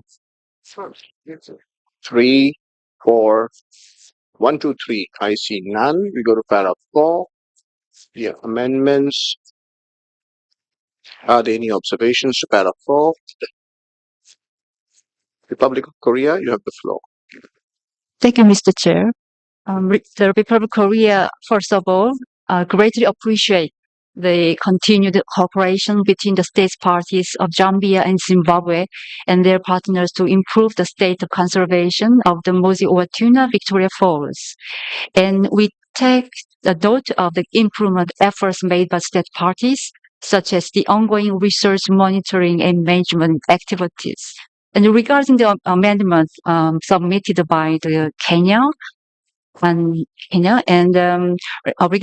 the paras 4, we agree that if this deleted phrase means that it can be integrated into the scheduled revised joint integrated management plan, then we agree that this phrase can be deleted. Thank you. Thank you. I see Rwanda. You have the floor. Merci, Monsieur le Président. Thank you, Mr. Chairman. Rwanda will associate with Kenya and support the amendments introduced on paragraphs 4 and subsequent paragraphs. Thank you, sir. Thank you. We go to paragraph 5. Republic of Korea. Thank you, Mr. Chair. The paragraph 5 is because the JIMP Joint Integrated Management Plan revision has been delayed. So the proposed new paragraph 5 includes the okay. We could hear you loud and clear. Okay. Yeah, proposed new paragraph 5 includes a reason for the delay and contains all requests presented in the paragraph 8 of the draft decision, indicating the new deadline for JIMP submission to the World Heritage Center by end of June 2025. Therefore, we agree to the new paragraph 5 and the deletion of the paragraph 8. Thank you.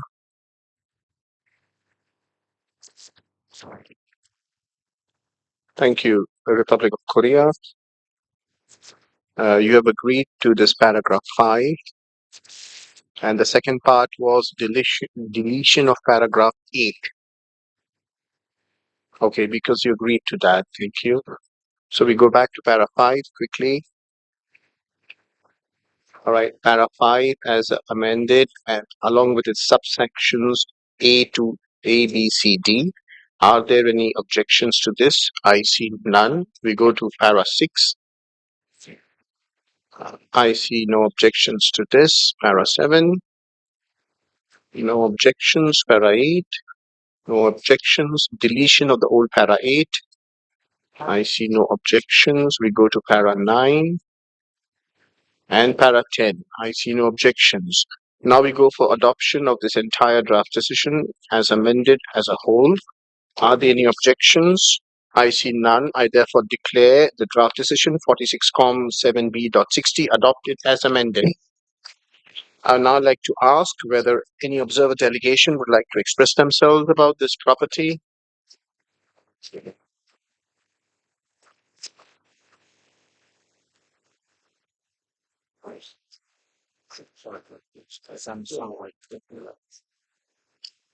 I don't see any observer state parties here. This is for observer state parties, Zimbabwe.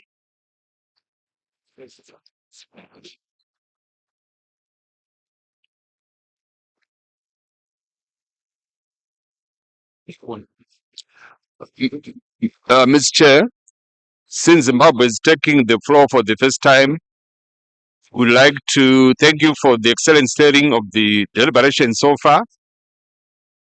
We would also like to express our gratitude to the government of India for graciously hosting us, as well as extending our appreciation to UNESCO World Heritage Center for excellent organization of the session. We also appreciate the work and expert advice offered by AWHF and IUCN in reviewing the draft resolution. Ms. Chair, we would like to reinforce what has already been presented by Kenya and supported by the Republic of Korea and Rwanda, with particular reference to paragraph 5.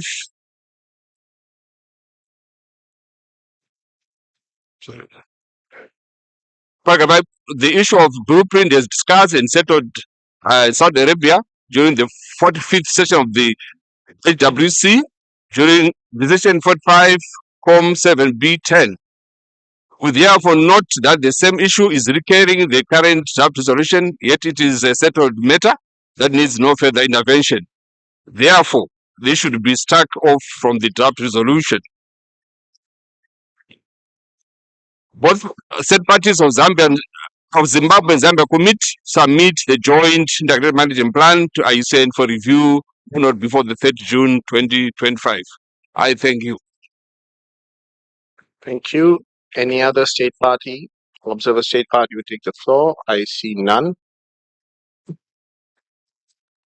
Let us proceed then. I now invite Mr. Elendo Asomo to read the list of the natural properties inscribed on the World Heritage List located in the Africa region, for which the reports are proposed for adoption without discussion. Mr. Director, you have the floor. Thank you, Mr. Chairperson. The following three properties for which the reports are proposed for adoption without discussion are W. Arli Penjari Complex, Benin, Burkina Faso, and Niger, George National Bird Sanctuary, Senegal, and Serengeti National Park, United Republic of Tanzania. Thank you very much. Thank you very much. If there is no objection from the committee on this state of conservation report, I declare the decisions read out adopted.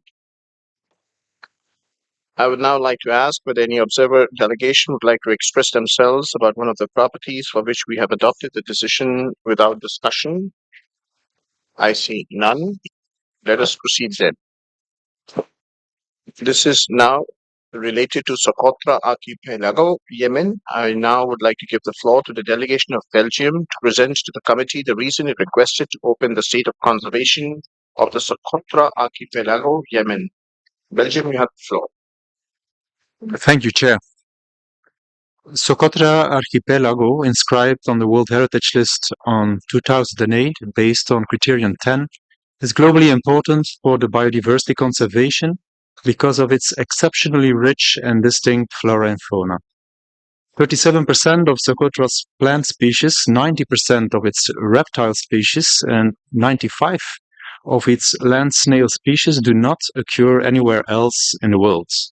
Socotra is particularly important to the Horn of Africa's biodiversity hotspot as one of the most biodiverse, rich and distinct islands in the world. And that is why, Chair, this island has been termed the Galapagos of the Indian Ocean. Belgium has studied the dossier in detail and has proposed to open a discussion on this magnificent site in order to highlight the important concerns regarding the conservation status of the Socotra Archipelago. Based on our information and the analysis of the World Heritage Center and IUCN, identified and potential threats include climate change, overfishing, impacting coral reefs, infrastructure development, water management challenges, urbanization leading to cultural shifts away from traditional land use practices, and overgrazing. Although there have been some very valuable initiatives on the ground, and I would like to emphasize that, regarding habitat restoration, we also feel that insufficient progress has been made in addressing some critical conservation issues. In addition, the state party has not been able to submit a state of conservation report for 2024. Given the complex geopolitical dynamics in the region, these challenges demand urgent attention and concerted international cooperation. And therefore, Belgium proposes an amendment to the draft decision to underscore the urgency of several conservation measures and to enhance international collaboration for safeguarding of the unique biodiversity of Socotra Archipelago. We also like to refer to the very constructive dialogue we had with the Honorable Delegation of Yemen over the past few days, which has highlighted their willingness to address these issues and their openness to receive the reactive monitoring mission as soon as possible. And in this regard, I would like to ask the State Party of Yemen to share their perspective regarding the SOC and the reactive monitoring mission. Thank you, Chair. Thank you. Mr. Guy Deponay, would you like to take the floor? Thank you, Mr. Chair. The World Heritage Center and IUCN remain concerned that the property remains threatened by pressures such as infrastructure development, invasive species, as well as limited funding and the management capacity resulting from the conflict in Yemen. While the state party has invited the reactive monitoring mission to the property, its organization has been difficult because of different logistical issues. However, it's a priority for the World Heritage Center and IUCN to organize this mission as soon as possible. The mission will assess the state of conservation of the property and look into the different threats to the OUV mentioned by Belgium. Regarding the collection of marine resources, which is also one of the amendments proposed by Belgium, we note that the state party in 2019 mentioned that fishing remains seasonal and traditional, and that fishing activities have decreased due to the public sector employment, resulting in reduced pressure on the marine environment. They also reported that the reopened fish factory has not led to an increase in fishing, and that local authorities have stopped illegal sea cucumber harvesting by non-Socotri investors. IUCN also have a small comment to make on this site. Thank you. Thank you, Mr. Chair. As outlined by the World Heritage Centre, in the absence of a state party report this year, it is difficult to confirm the current state of conservation of the property, and hence the World Heritage Centre and IUCN have recommended that the committee reiterate the majority of its requests from its last 45th session. And we continue to remain in active planning with the state party for the aforementioned reactive monitoring mission, which is hoped to be undertaken in the coming months. This mission will be an important opportunity to ascertain the situation on the ground and the state of conservation of the property, and to propose effective technical recommendations for the property moving forward. Thank you, Mr. Chair. Thank you for your presentation. I would like to know whether there are any comments. I see. Yes, Qatar, you have the floor. Thank you, Mr. Chairperson. We support the Belgian proposal for amendment as it addresses several missing points regarding the recommendation for the conservation of Socotra Archipelago. Additionally, it highlights and supports the efforts made by the state party Yemen. Thank you, Mr. Chair. Thank you. I give the floor to Vietnam.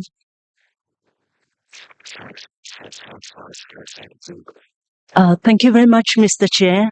We have 2 points to make. First, given the complex current situation in the state party and the region, it would be very helpful for the international community to continue to support the government to implement the programs of safeguarding and protection of the site.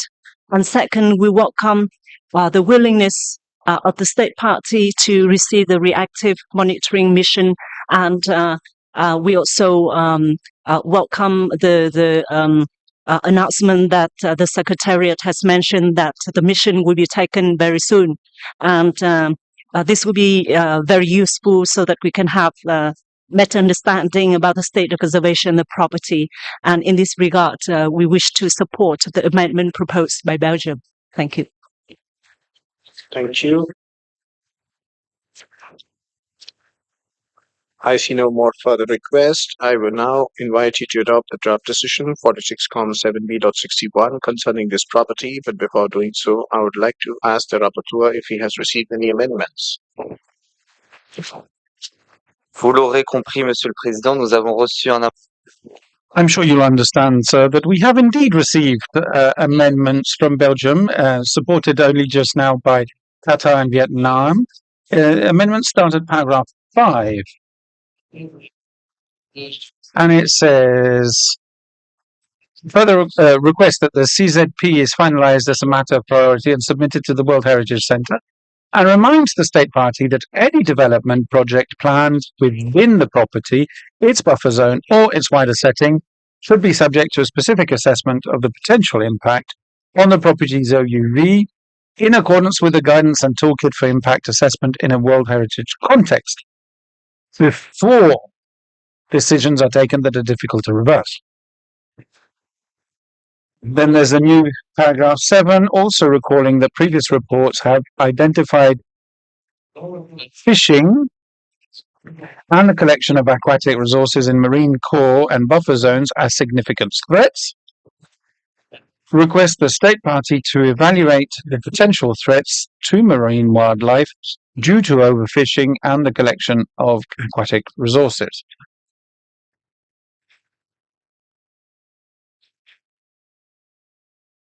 And then a new paragraph 10 notes with appreciation the efforts of the state party to coordinate with international institutions and projects to safeguard the outstanding universal value of the site, including actions to conserve Ramsar wetlands, habitat restoration through reforestation, and dissemination activities such as the IUCN SSC FCC project, the Franklinia Endangered Tree Project Phase 2, and the Friends of Socotra, and encourages the state party to continue and expand these initiatives, including projects regarding social awareness and capacity building. And then in paragraph new 14, rather than reiterate the request, you now read, notes the efforts of the state party to invite the World Heritage Center, IUCN,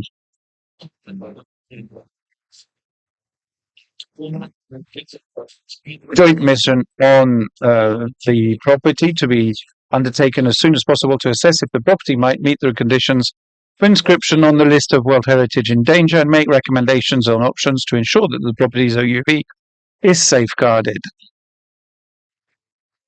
Then striking out the end of the paragraph, and then that brings us to the end of the amendments. Thank you.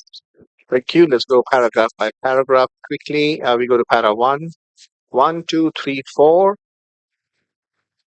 5. Yes, para 1 to 4. Are there any objections for adopting para 1 to 4? I see none. We go to para 5. I see Japan. You have the floor. Thank you, Chairperson. We don't have any objections to the contents of the proposal. However, it seems to us this addition is similar to paragraph 8A. So we would like to ask Belgium the difference between two sentences. Thank you. Thank you. Belgium, you have the floor to respond to that specific question, the difference between the two sentences. One is obviously para 8A. Belgium, you have the floor. Thank you, Chair. So the para 5 refers to the development projects. Well, was it old para 8? Mm.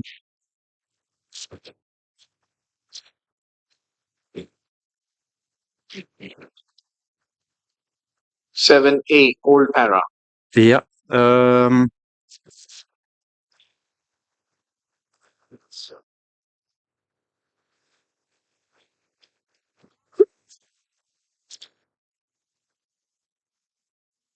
Yeah, I think yeah, sorry.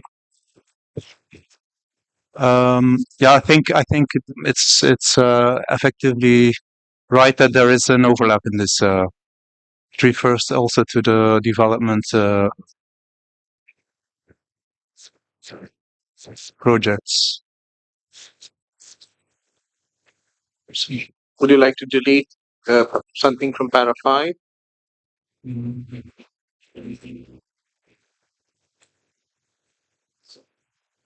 It might be a suggestion to delete 8A. When we go to 8A, strike out 8A. All right, we go back to para 5. Republic of Korea, you have the floor. Thank you, Mr. Chair. Actually, we had the same question about the overlapping between paragraph 5 and 8A, and then we agree the amendment in principle.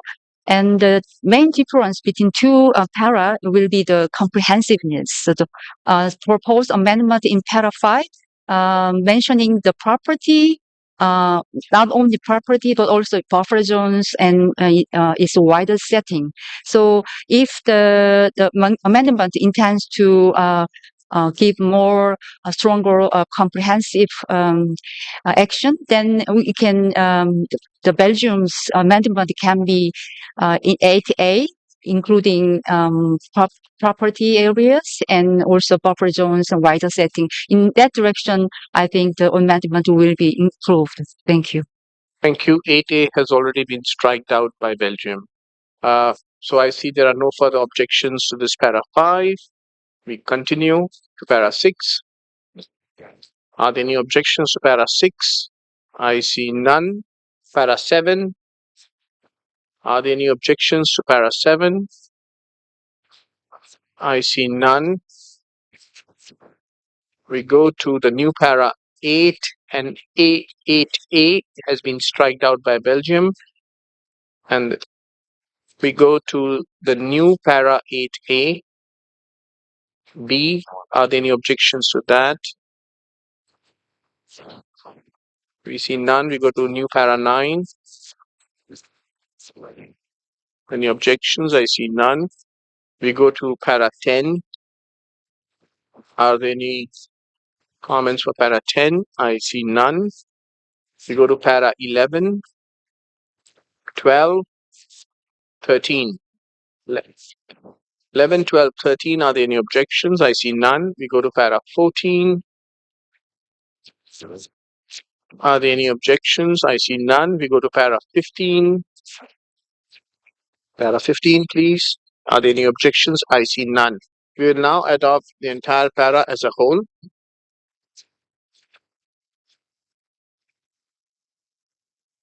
Are there any objections for adoption of this para as a whole? I see none. I therefore declare draft decision 46.7b.61 adopted as amended. Thank you. I would now like to ask whether any observer delegation would like to express themselves about this property. I see none. Let's proceed then. Yemen, you have the floor.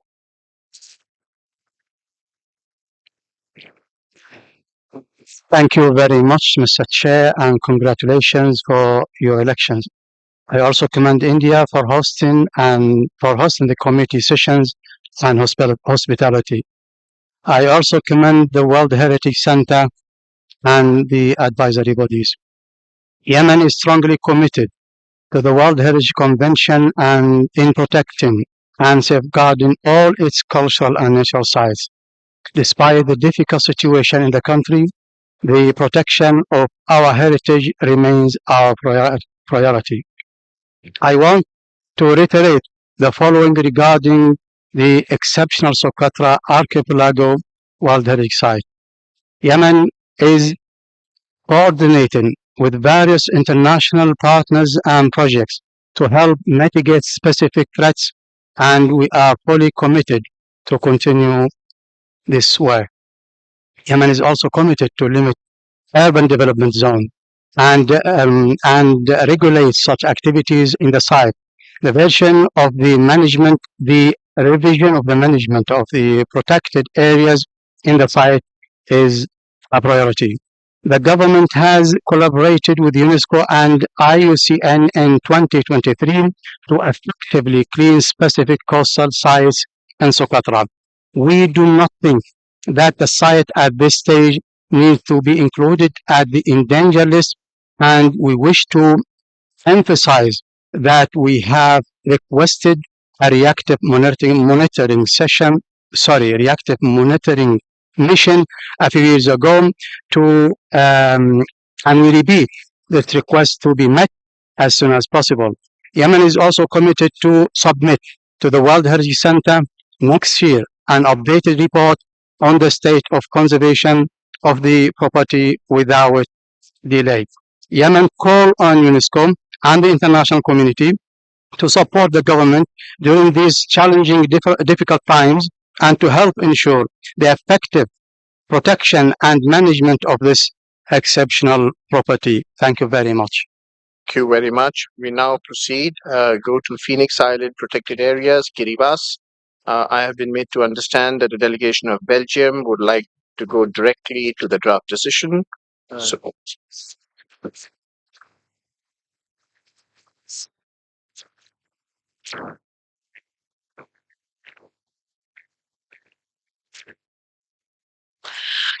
It's the Secretariat that will skip its presentation.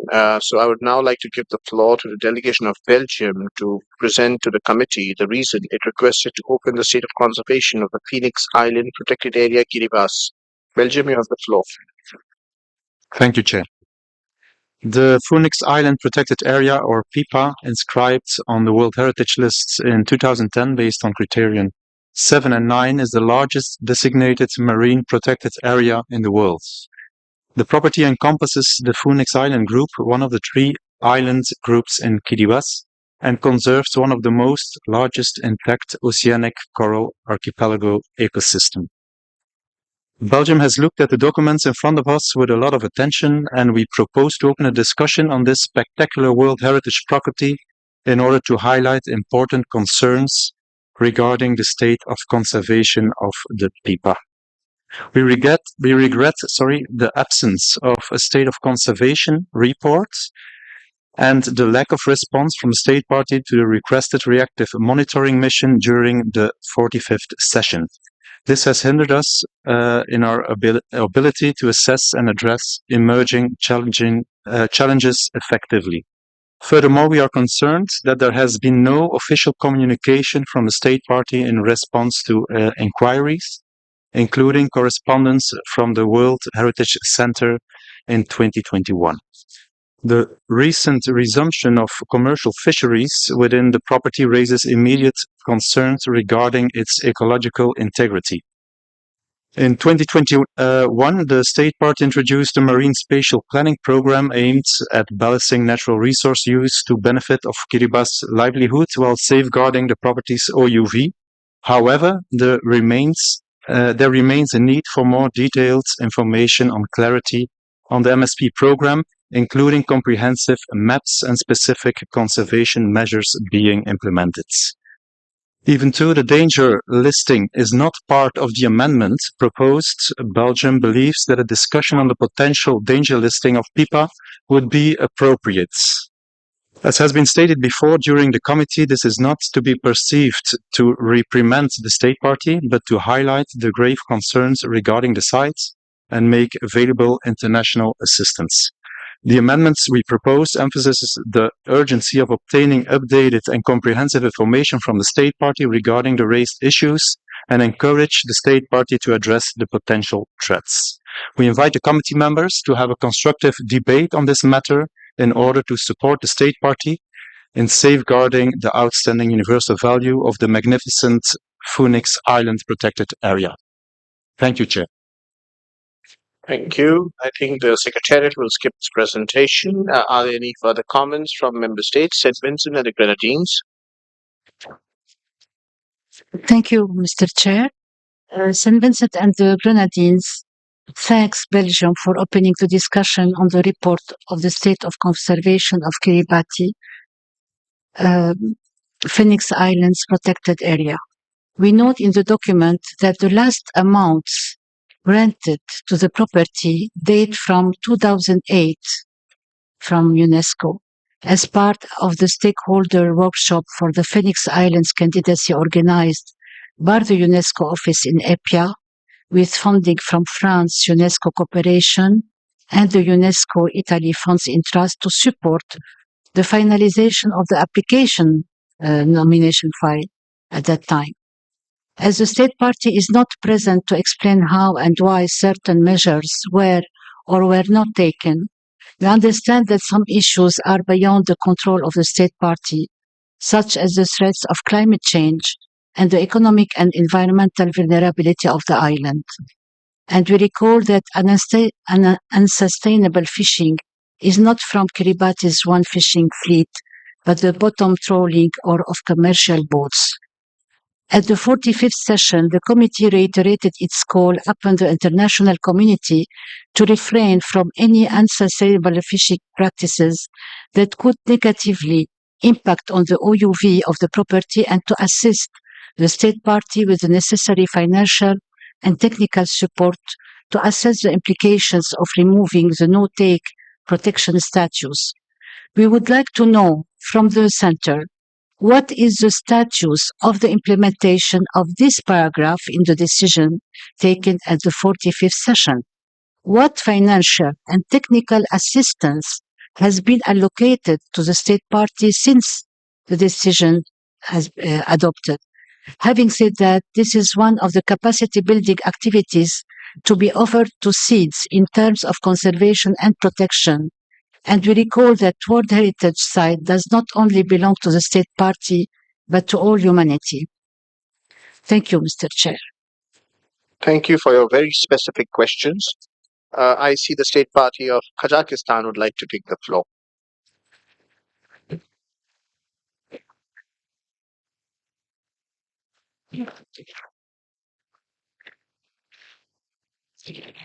Thank you, Mr. Chair. Thank you, Your Excellency. Distinguished delegates, the Republic of Kazakhstan welcomes the amendment proposed by the States Party of Belgium. In doing so, we would also like to draw attention of the committee members that it is difficult to take decisions in the absence of the information and communication from the States Party concerned. Moreover, since there was no state of conservation report submitted and no follow-up communication, the implementation of the recommendations taken at this session is also of certain worry. In this respect, we consider it crucial to foster the collaboration between the World Heritage Center, the advisory body, and the States Party for the conservation of the outstanding universal value of Phoenix Island protected area. And for this, we would kindly ask the UNESCO regional office to actively engage in the communication with the States Party of Kiribati. Thank you, Mr. Chairperson. I give the floor back to you. That's very kind of you. I'm very happy to receive the floor back.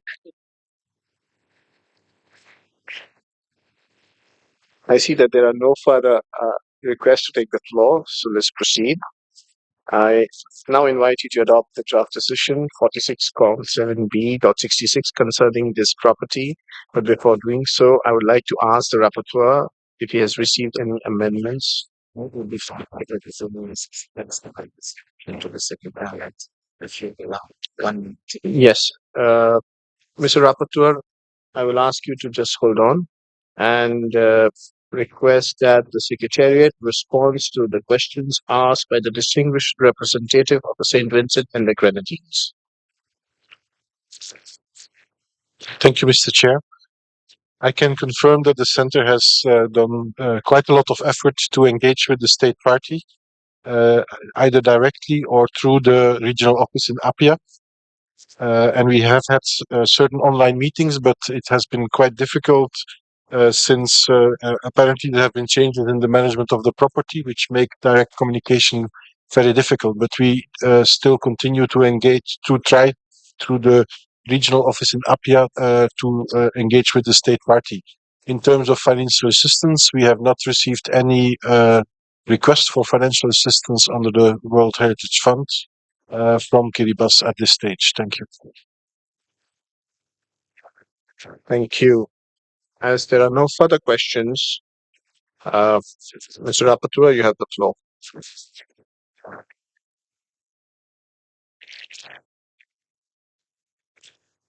Sorry, Mr. Chair, we are currently receiving amendments at the very last minute, so we needed some extra preparation. I've seen the State Party of St. Vincent and the Grenadines has raised up it again. You have the floor. Thank you. Thank you, Mr. Chair. I think I am sorry to say it, but maybe some observers would like to take the floor on this issue. Thank you.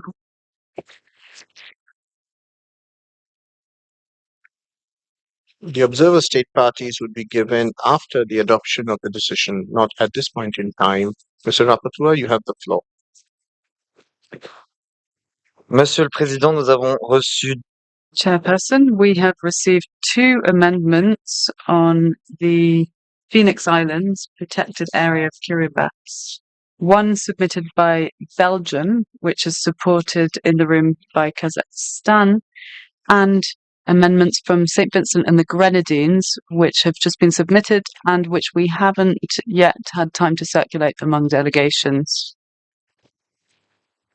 I'll start with paragraph 5 with the Belgian amendment, recalling the importance of the outstanding universal value of this property of maintaining sufficiently large no-take zones and emphasizing the importance of commitments from other states parties to the World Heritage Convention to establish sufficiently large no-take zones.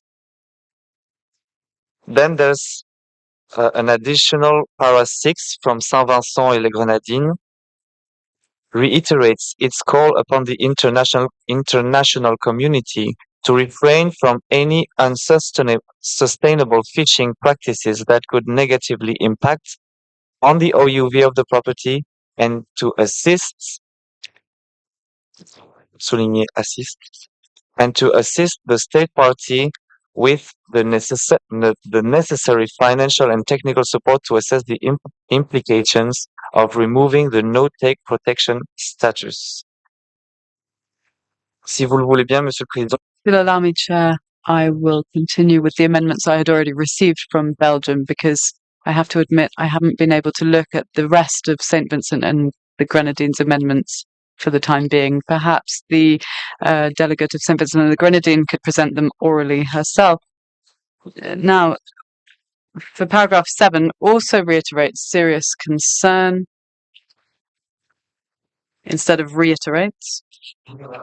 And then an additional paragraph, paragraph 9, requests the World Heritage Center and UNESCO to closely follow up the state of conservation of this property and continue their efforts.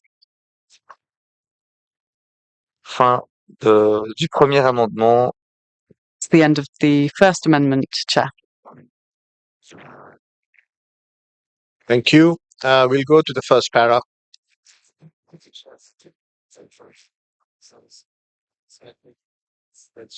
When the para comes, when the para comes, I request a distinguished delegate of St. Vincent to present the amendment orally, but we go para by para.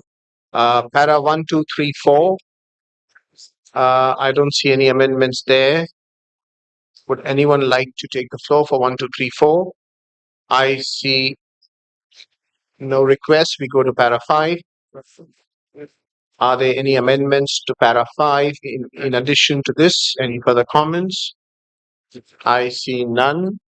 I see 1. Remove the N from the none and you get 1. Republic of Korea, you have the floor.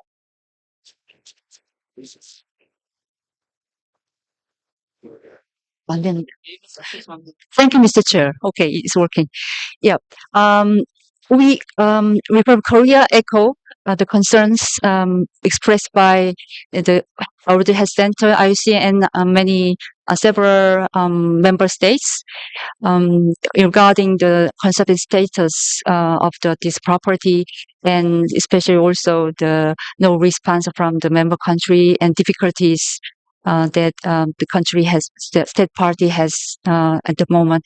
So we agree to all the amendments proposed by the Belgium and Saint Vincent and Grenadines. And there is, I propose to make, so I want to express our sincere thanks to raise these amendments to the Belgium and Saint Vincent and Grenadines. Thank you. Thank you. Para 5, I don't see any further amendments to para 5. We go to para 6, as suggested by St. Vincent and the Grenadines. Are there any suggestions, objections to para 6? I see none. We go to para 7. Any amendments to para 7? I see none. We go to para 8. 8A, B, C. Are there any amendments to para 8A, B, C? I see none. Go to para 9. No changes. We go to para 10. Are there any amendments to para 10? I see none. Go to para 11 and 12. Sorry, go to para 10 again. St. Vincent and the Grenadines, you have the floor. Mr. Chair, we see here a new paragraph. I mean, it was changed because it was request the World Heritage Center and UNESCO to provide more thorough follow-up of the property. And I would like to add to closely follow up and support, or no, to provide adequate support. To provide adequate support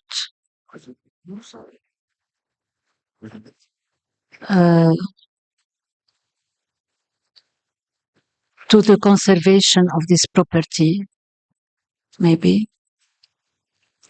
Because, Mr. Chair, I heard the answer of IUCN and they said that they didn't receive any request from the state party for financial assistance. Mr. Chair, I think that the center should also follow this kind of decision from the committee.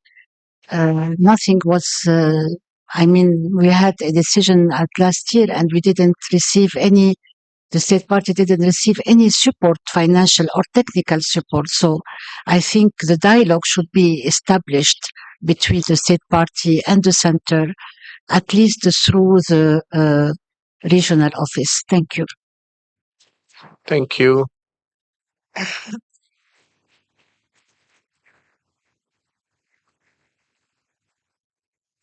The editors, can you just, the way that has been edited, it appears very complicated at this stage of the day. Okay. So, are there any objections to the addition by St. Vincent and the Grenadines? I see none. Mr. Rapporteur, is the grammar correct?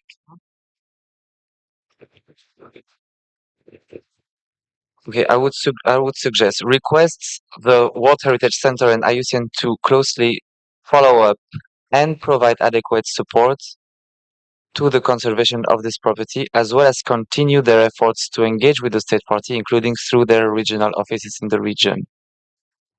Would that be okay for Saint Vincent for their addition? Thank you, Chair. Yeah, it's the World Heritage Center that provides the support. I wonder if IUCN would also do the same, and whether this committee has the power to ask IUCN to do something. I do not know. St. Vincent and the Grenadines, you've asked for the floor again. You have it for the fourth time. Thank you, Mr. Chair, for your indulgence. Just I want to add through UNESCO field office in the region. Thank you. Through the UNESCO field office in the region. Okay, is there further comments on this para 10? I see none. You go down to para 11 and 12. Are there any objections to 11 and 12? I see none. We go for adoption of the whole decision as a whole, as amended. Are there any objections? I see none. I therefore declare the draft decision 46 COM 7B.66 adopted as amended. Thank you. I would now like to ask whether any observer delegation would like to express themselves about this property. Grenada, you have the floor.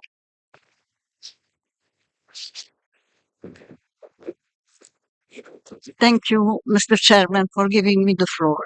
Grenada, as a seat, would like to thank the committee members for their decision, in particular calling for adequate support for Kiribati. Kiribati is a small island developing state and a least developed country. As mentioned by St. Vincent and the Grenadines, it has benefited of financial support in 2008 for the preparation and finalization of its nomination dossier, and we commend the donors. Nevertheless, Kiribati has submitted in 2019 a request for international assistance of $30,000 for conservation and management in the Phoenix Island protected area, and this request was not approved. Therefore, since inscription, the state party has not benefited from any international assistance. This is a good example that illustrates what we also underlined during the discussions of the open-ended working group, is that it is not sufficient to support a state party which needs it for the preparation of the nomination file, but that support after inscription for management and conservation of the site is equally of utmost importance and should prevent such situation. I thank you very much. Thank you, Barbados. Thank you, Mr. Chair. Mr. Chair, it's with a great deal of concern and sadness that I speak. I do think it was an important moment for Belgium to have proposed that this particular state of conservation report be opened and given close consideration. I do think, however, that the tenor of the discussion leading up to this and the result is not really adequate in terms of a demonstration of international assistance and support to the state of conservation of the site. I am deeply proud of our colleagues from St. Vincent and the Grenadines for the investigation they launched in terms of understanding how this site has benefited or not from the requisite support that is desired, and which our other colleague from Grenada has now documented as to where the money was not received from, where the level of support was necessary.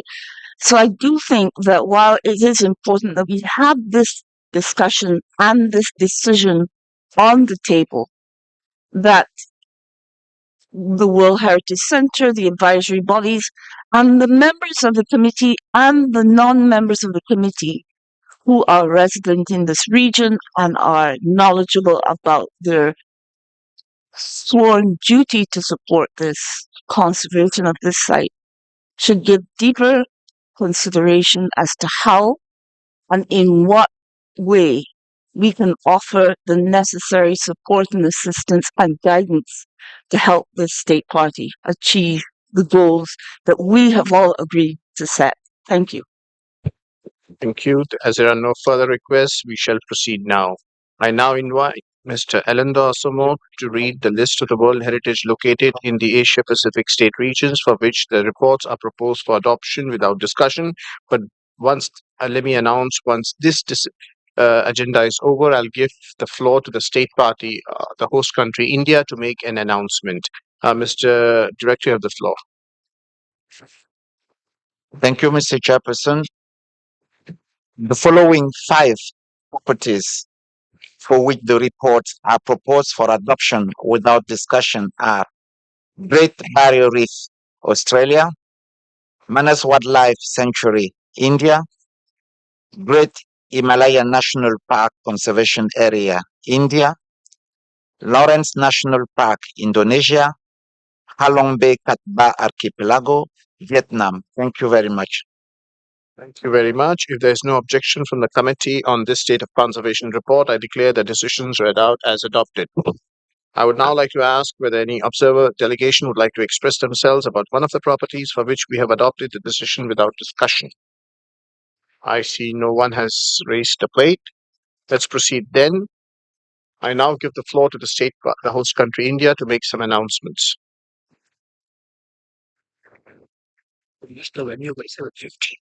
Thank you, Chair, for giving India the floor. We would like to inform the invitees to the dinner hosted by Lieutenant Governor of Delhi at Purana Killa tonight at 7 p.m. The transportations for the invitees has been arranged at both Bharat Mandapam from the parking area and also the hotels where the invitees are staying. And we would request all the invitees to reach the venue by 7:15 p.m. Thank you, Mr. Chair. Thank you. I now give the floor to the Director of the World Heritage Center. Thank you, Mr. Chairperson. This is just to inform you about the 2 side events that will take place. The first side event is organized by Bulgaria and is entitled One Land and Underwater Bulgarian Contribution in the Study and Preservation of Cultural Heritage. An exhibition following the side event will be installed from tomorrow on this topic, and this is taking place in room MR15 now. The second event, called Heritage in Hands, Conserving the Creativity of Craft Making Sites, is organized by ICOMOS and the Chinese National Administration and Cultural Heritage, and it's taking place in room MR19. Mr. Chairperson, thank you very much. Thank you very much. Thank the interpreters. I would like to thank the interpreters for having been with us even after 6 p.m. And let me tell you that the committee adopted 56 decisions today on state of conservation. So everybody requires congratulations. You did a great job today. And with this, I would like to adjourn the meeting till tomorrow morning, 10 a.m.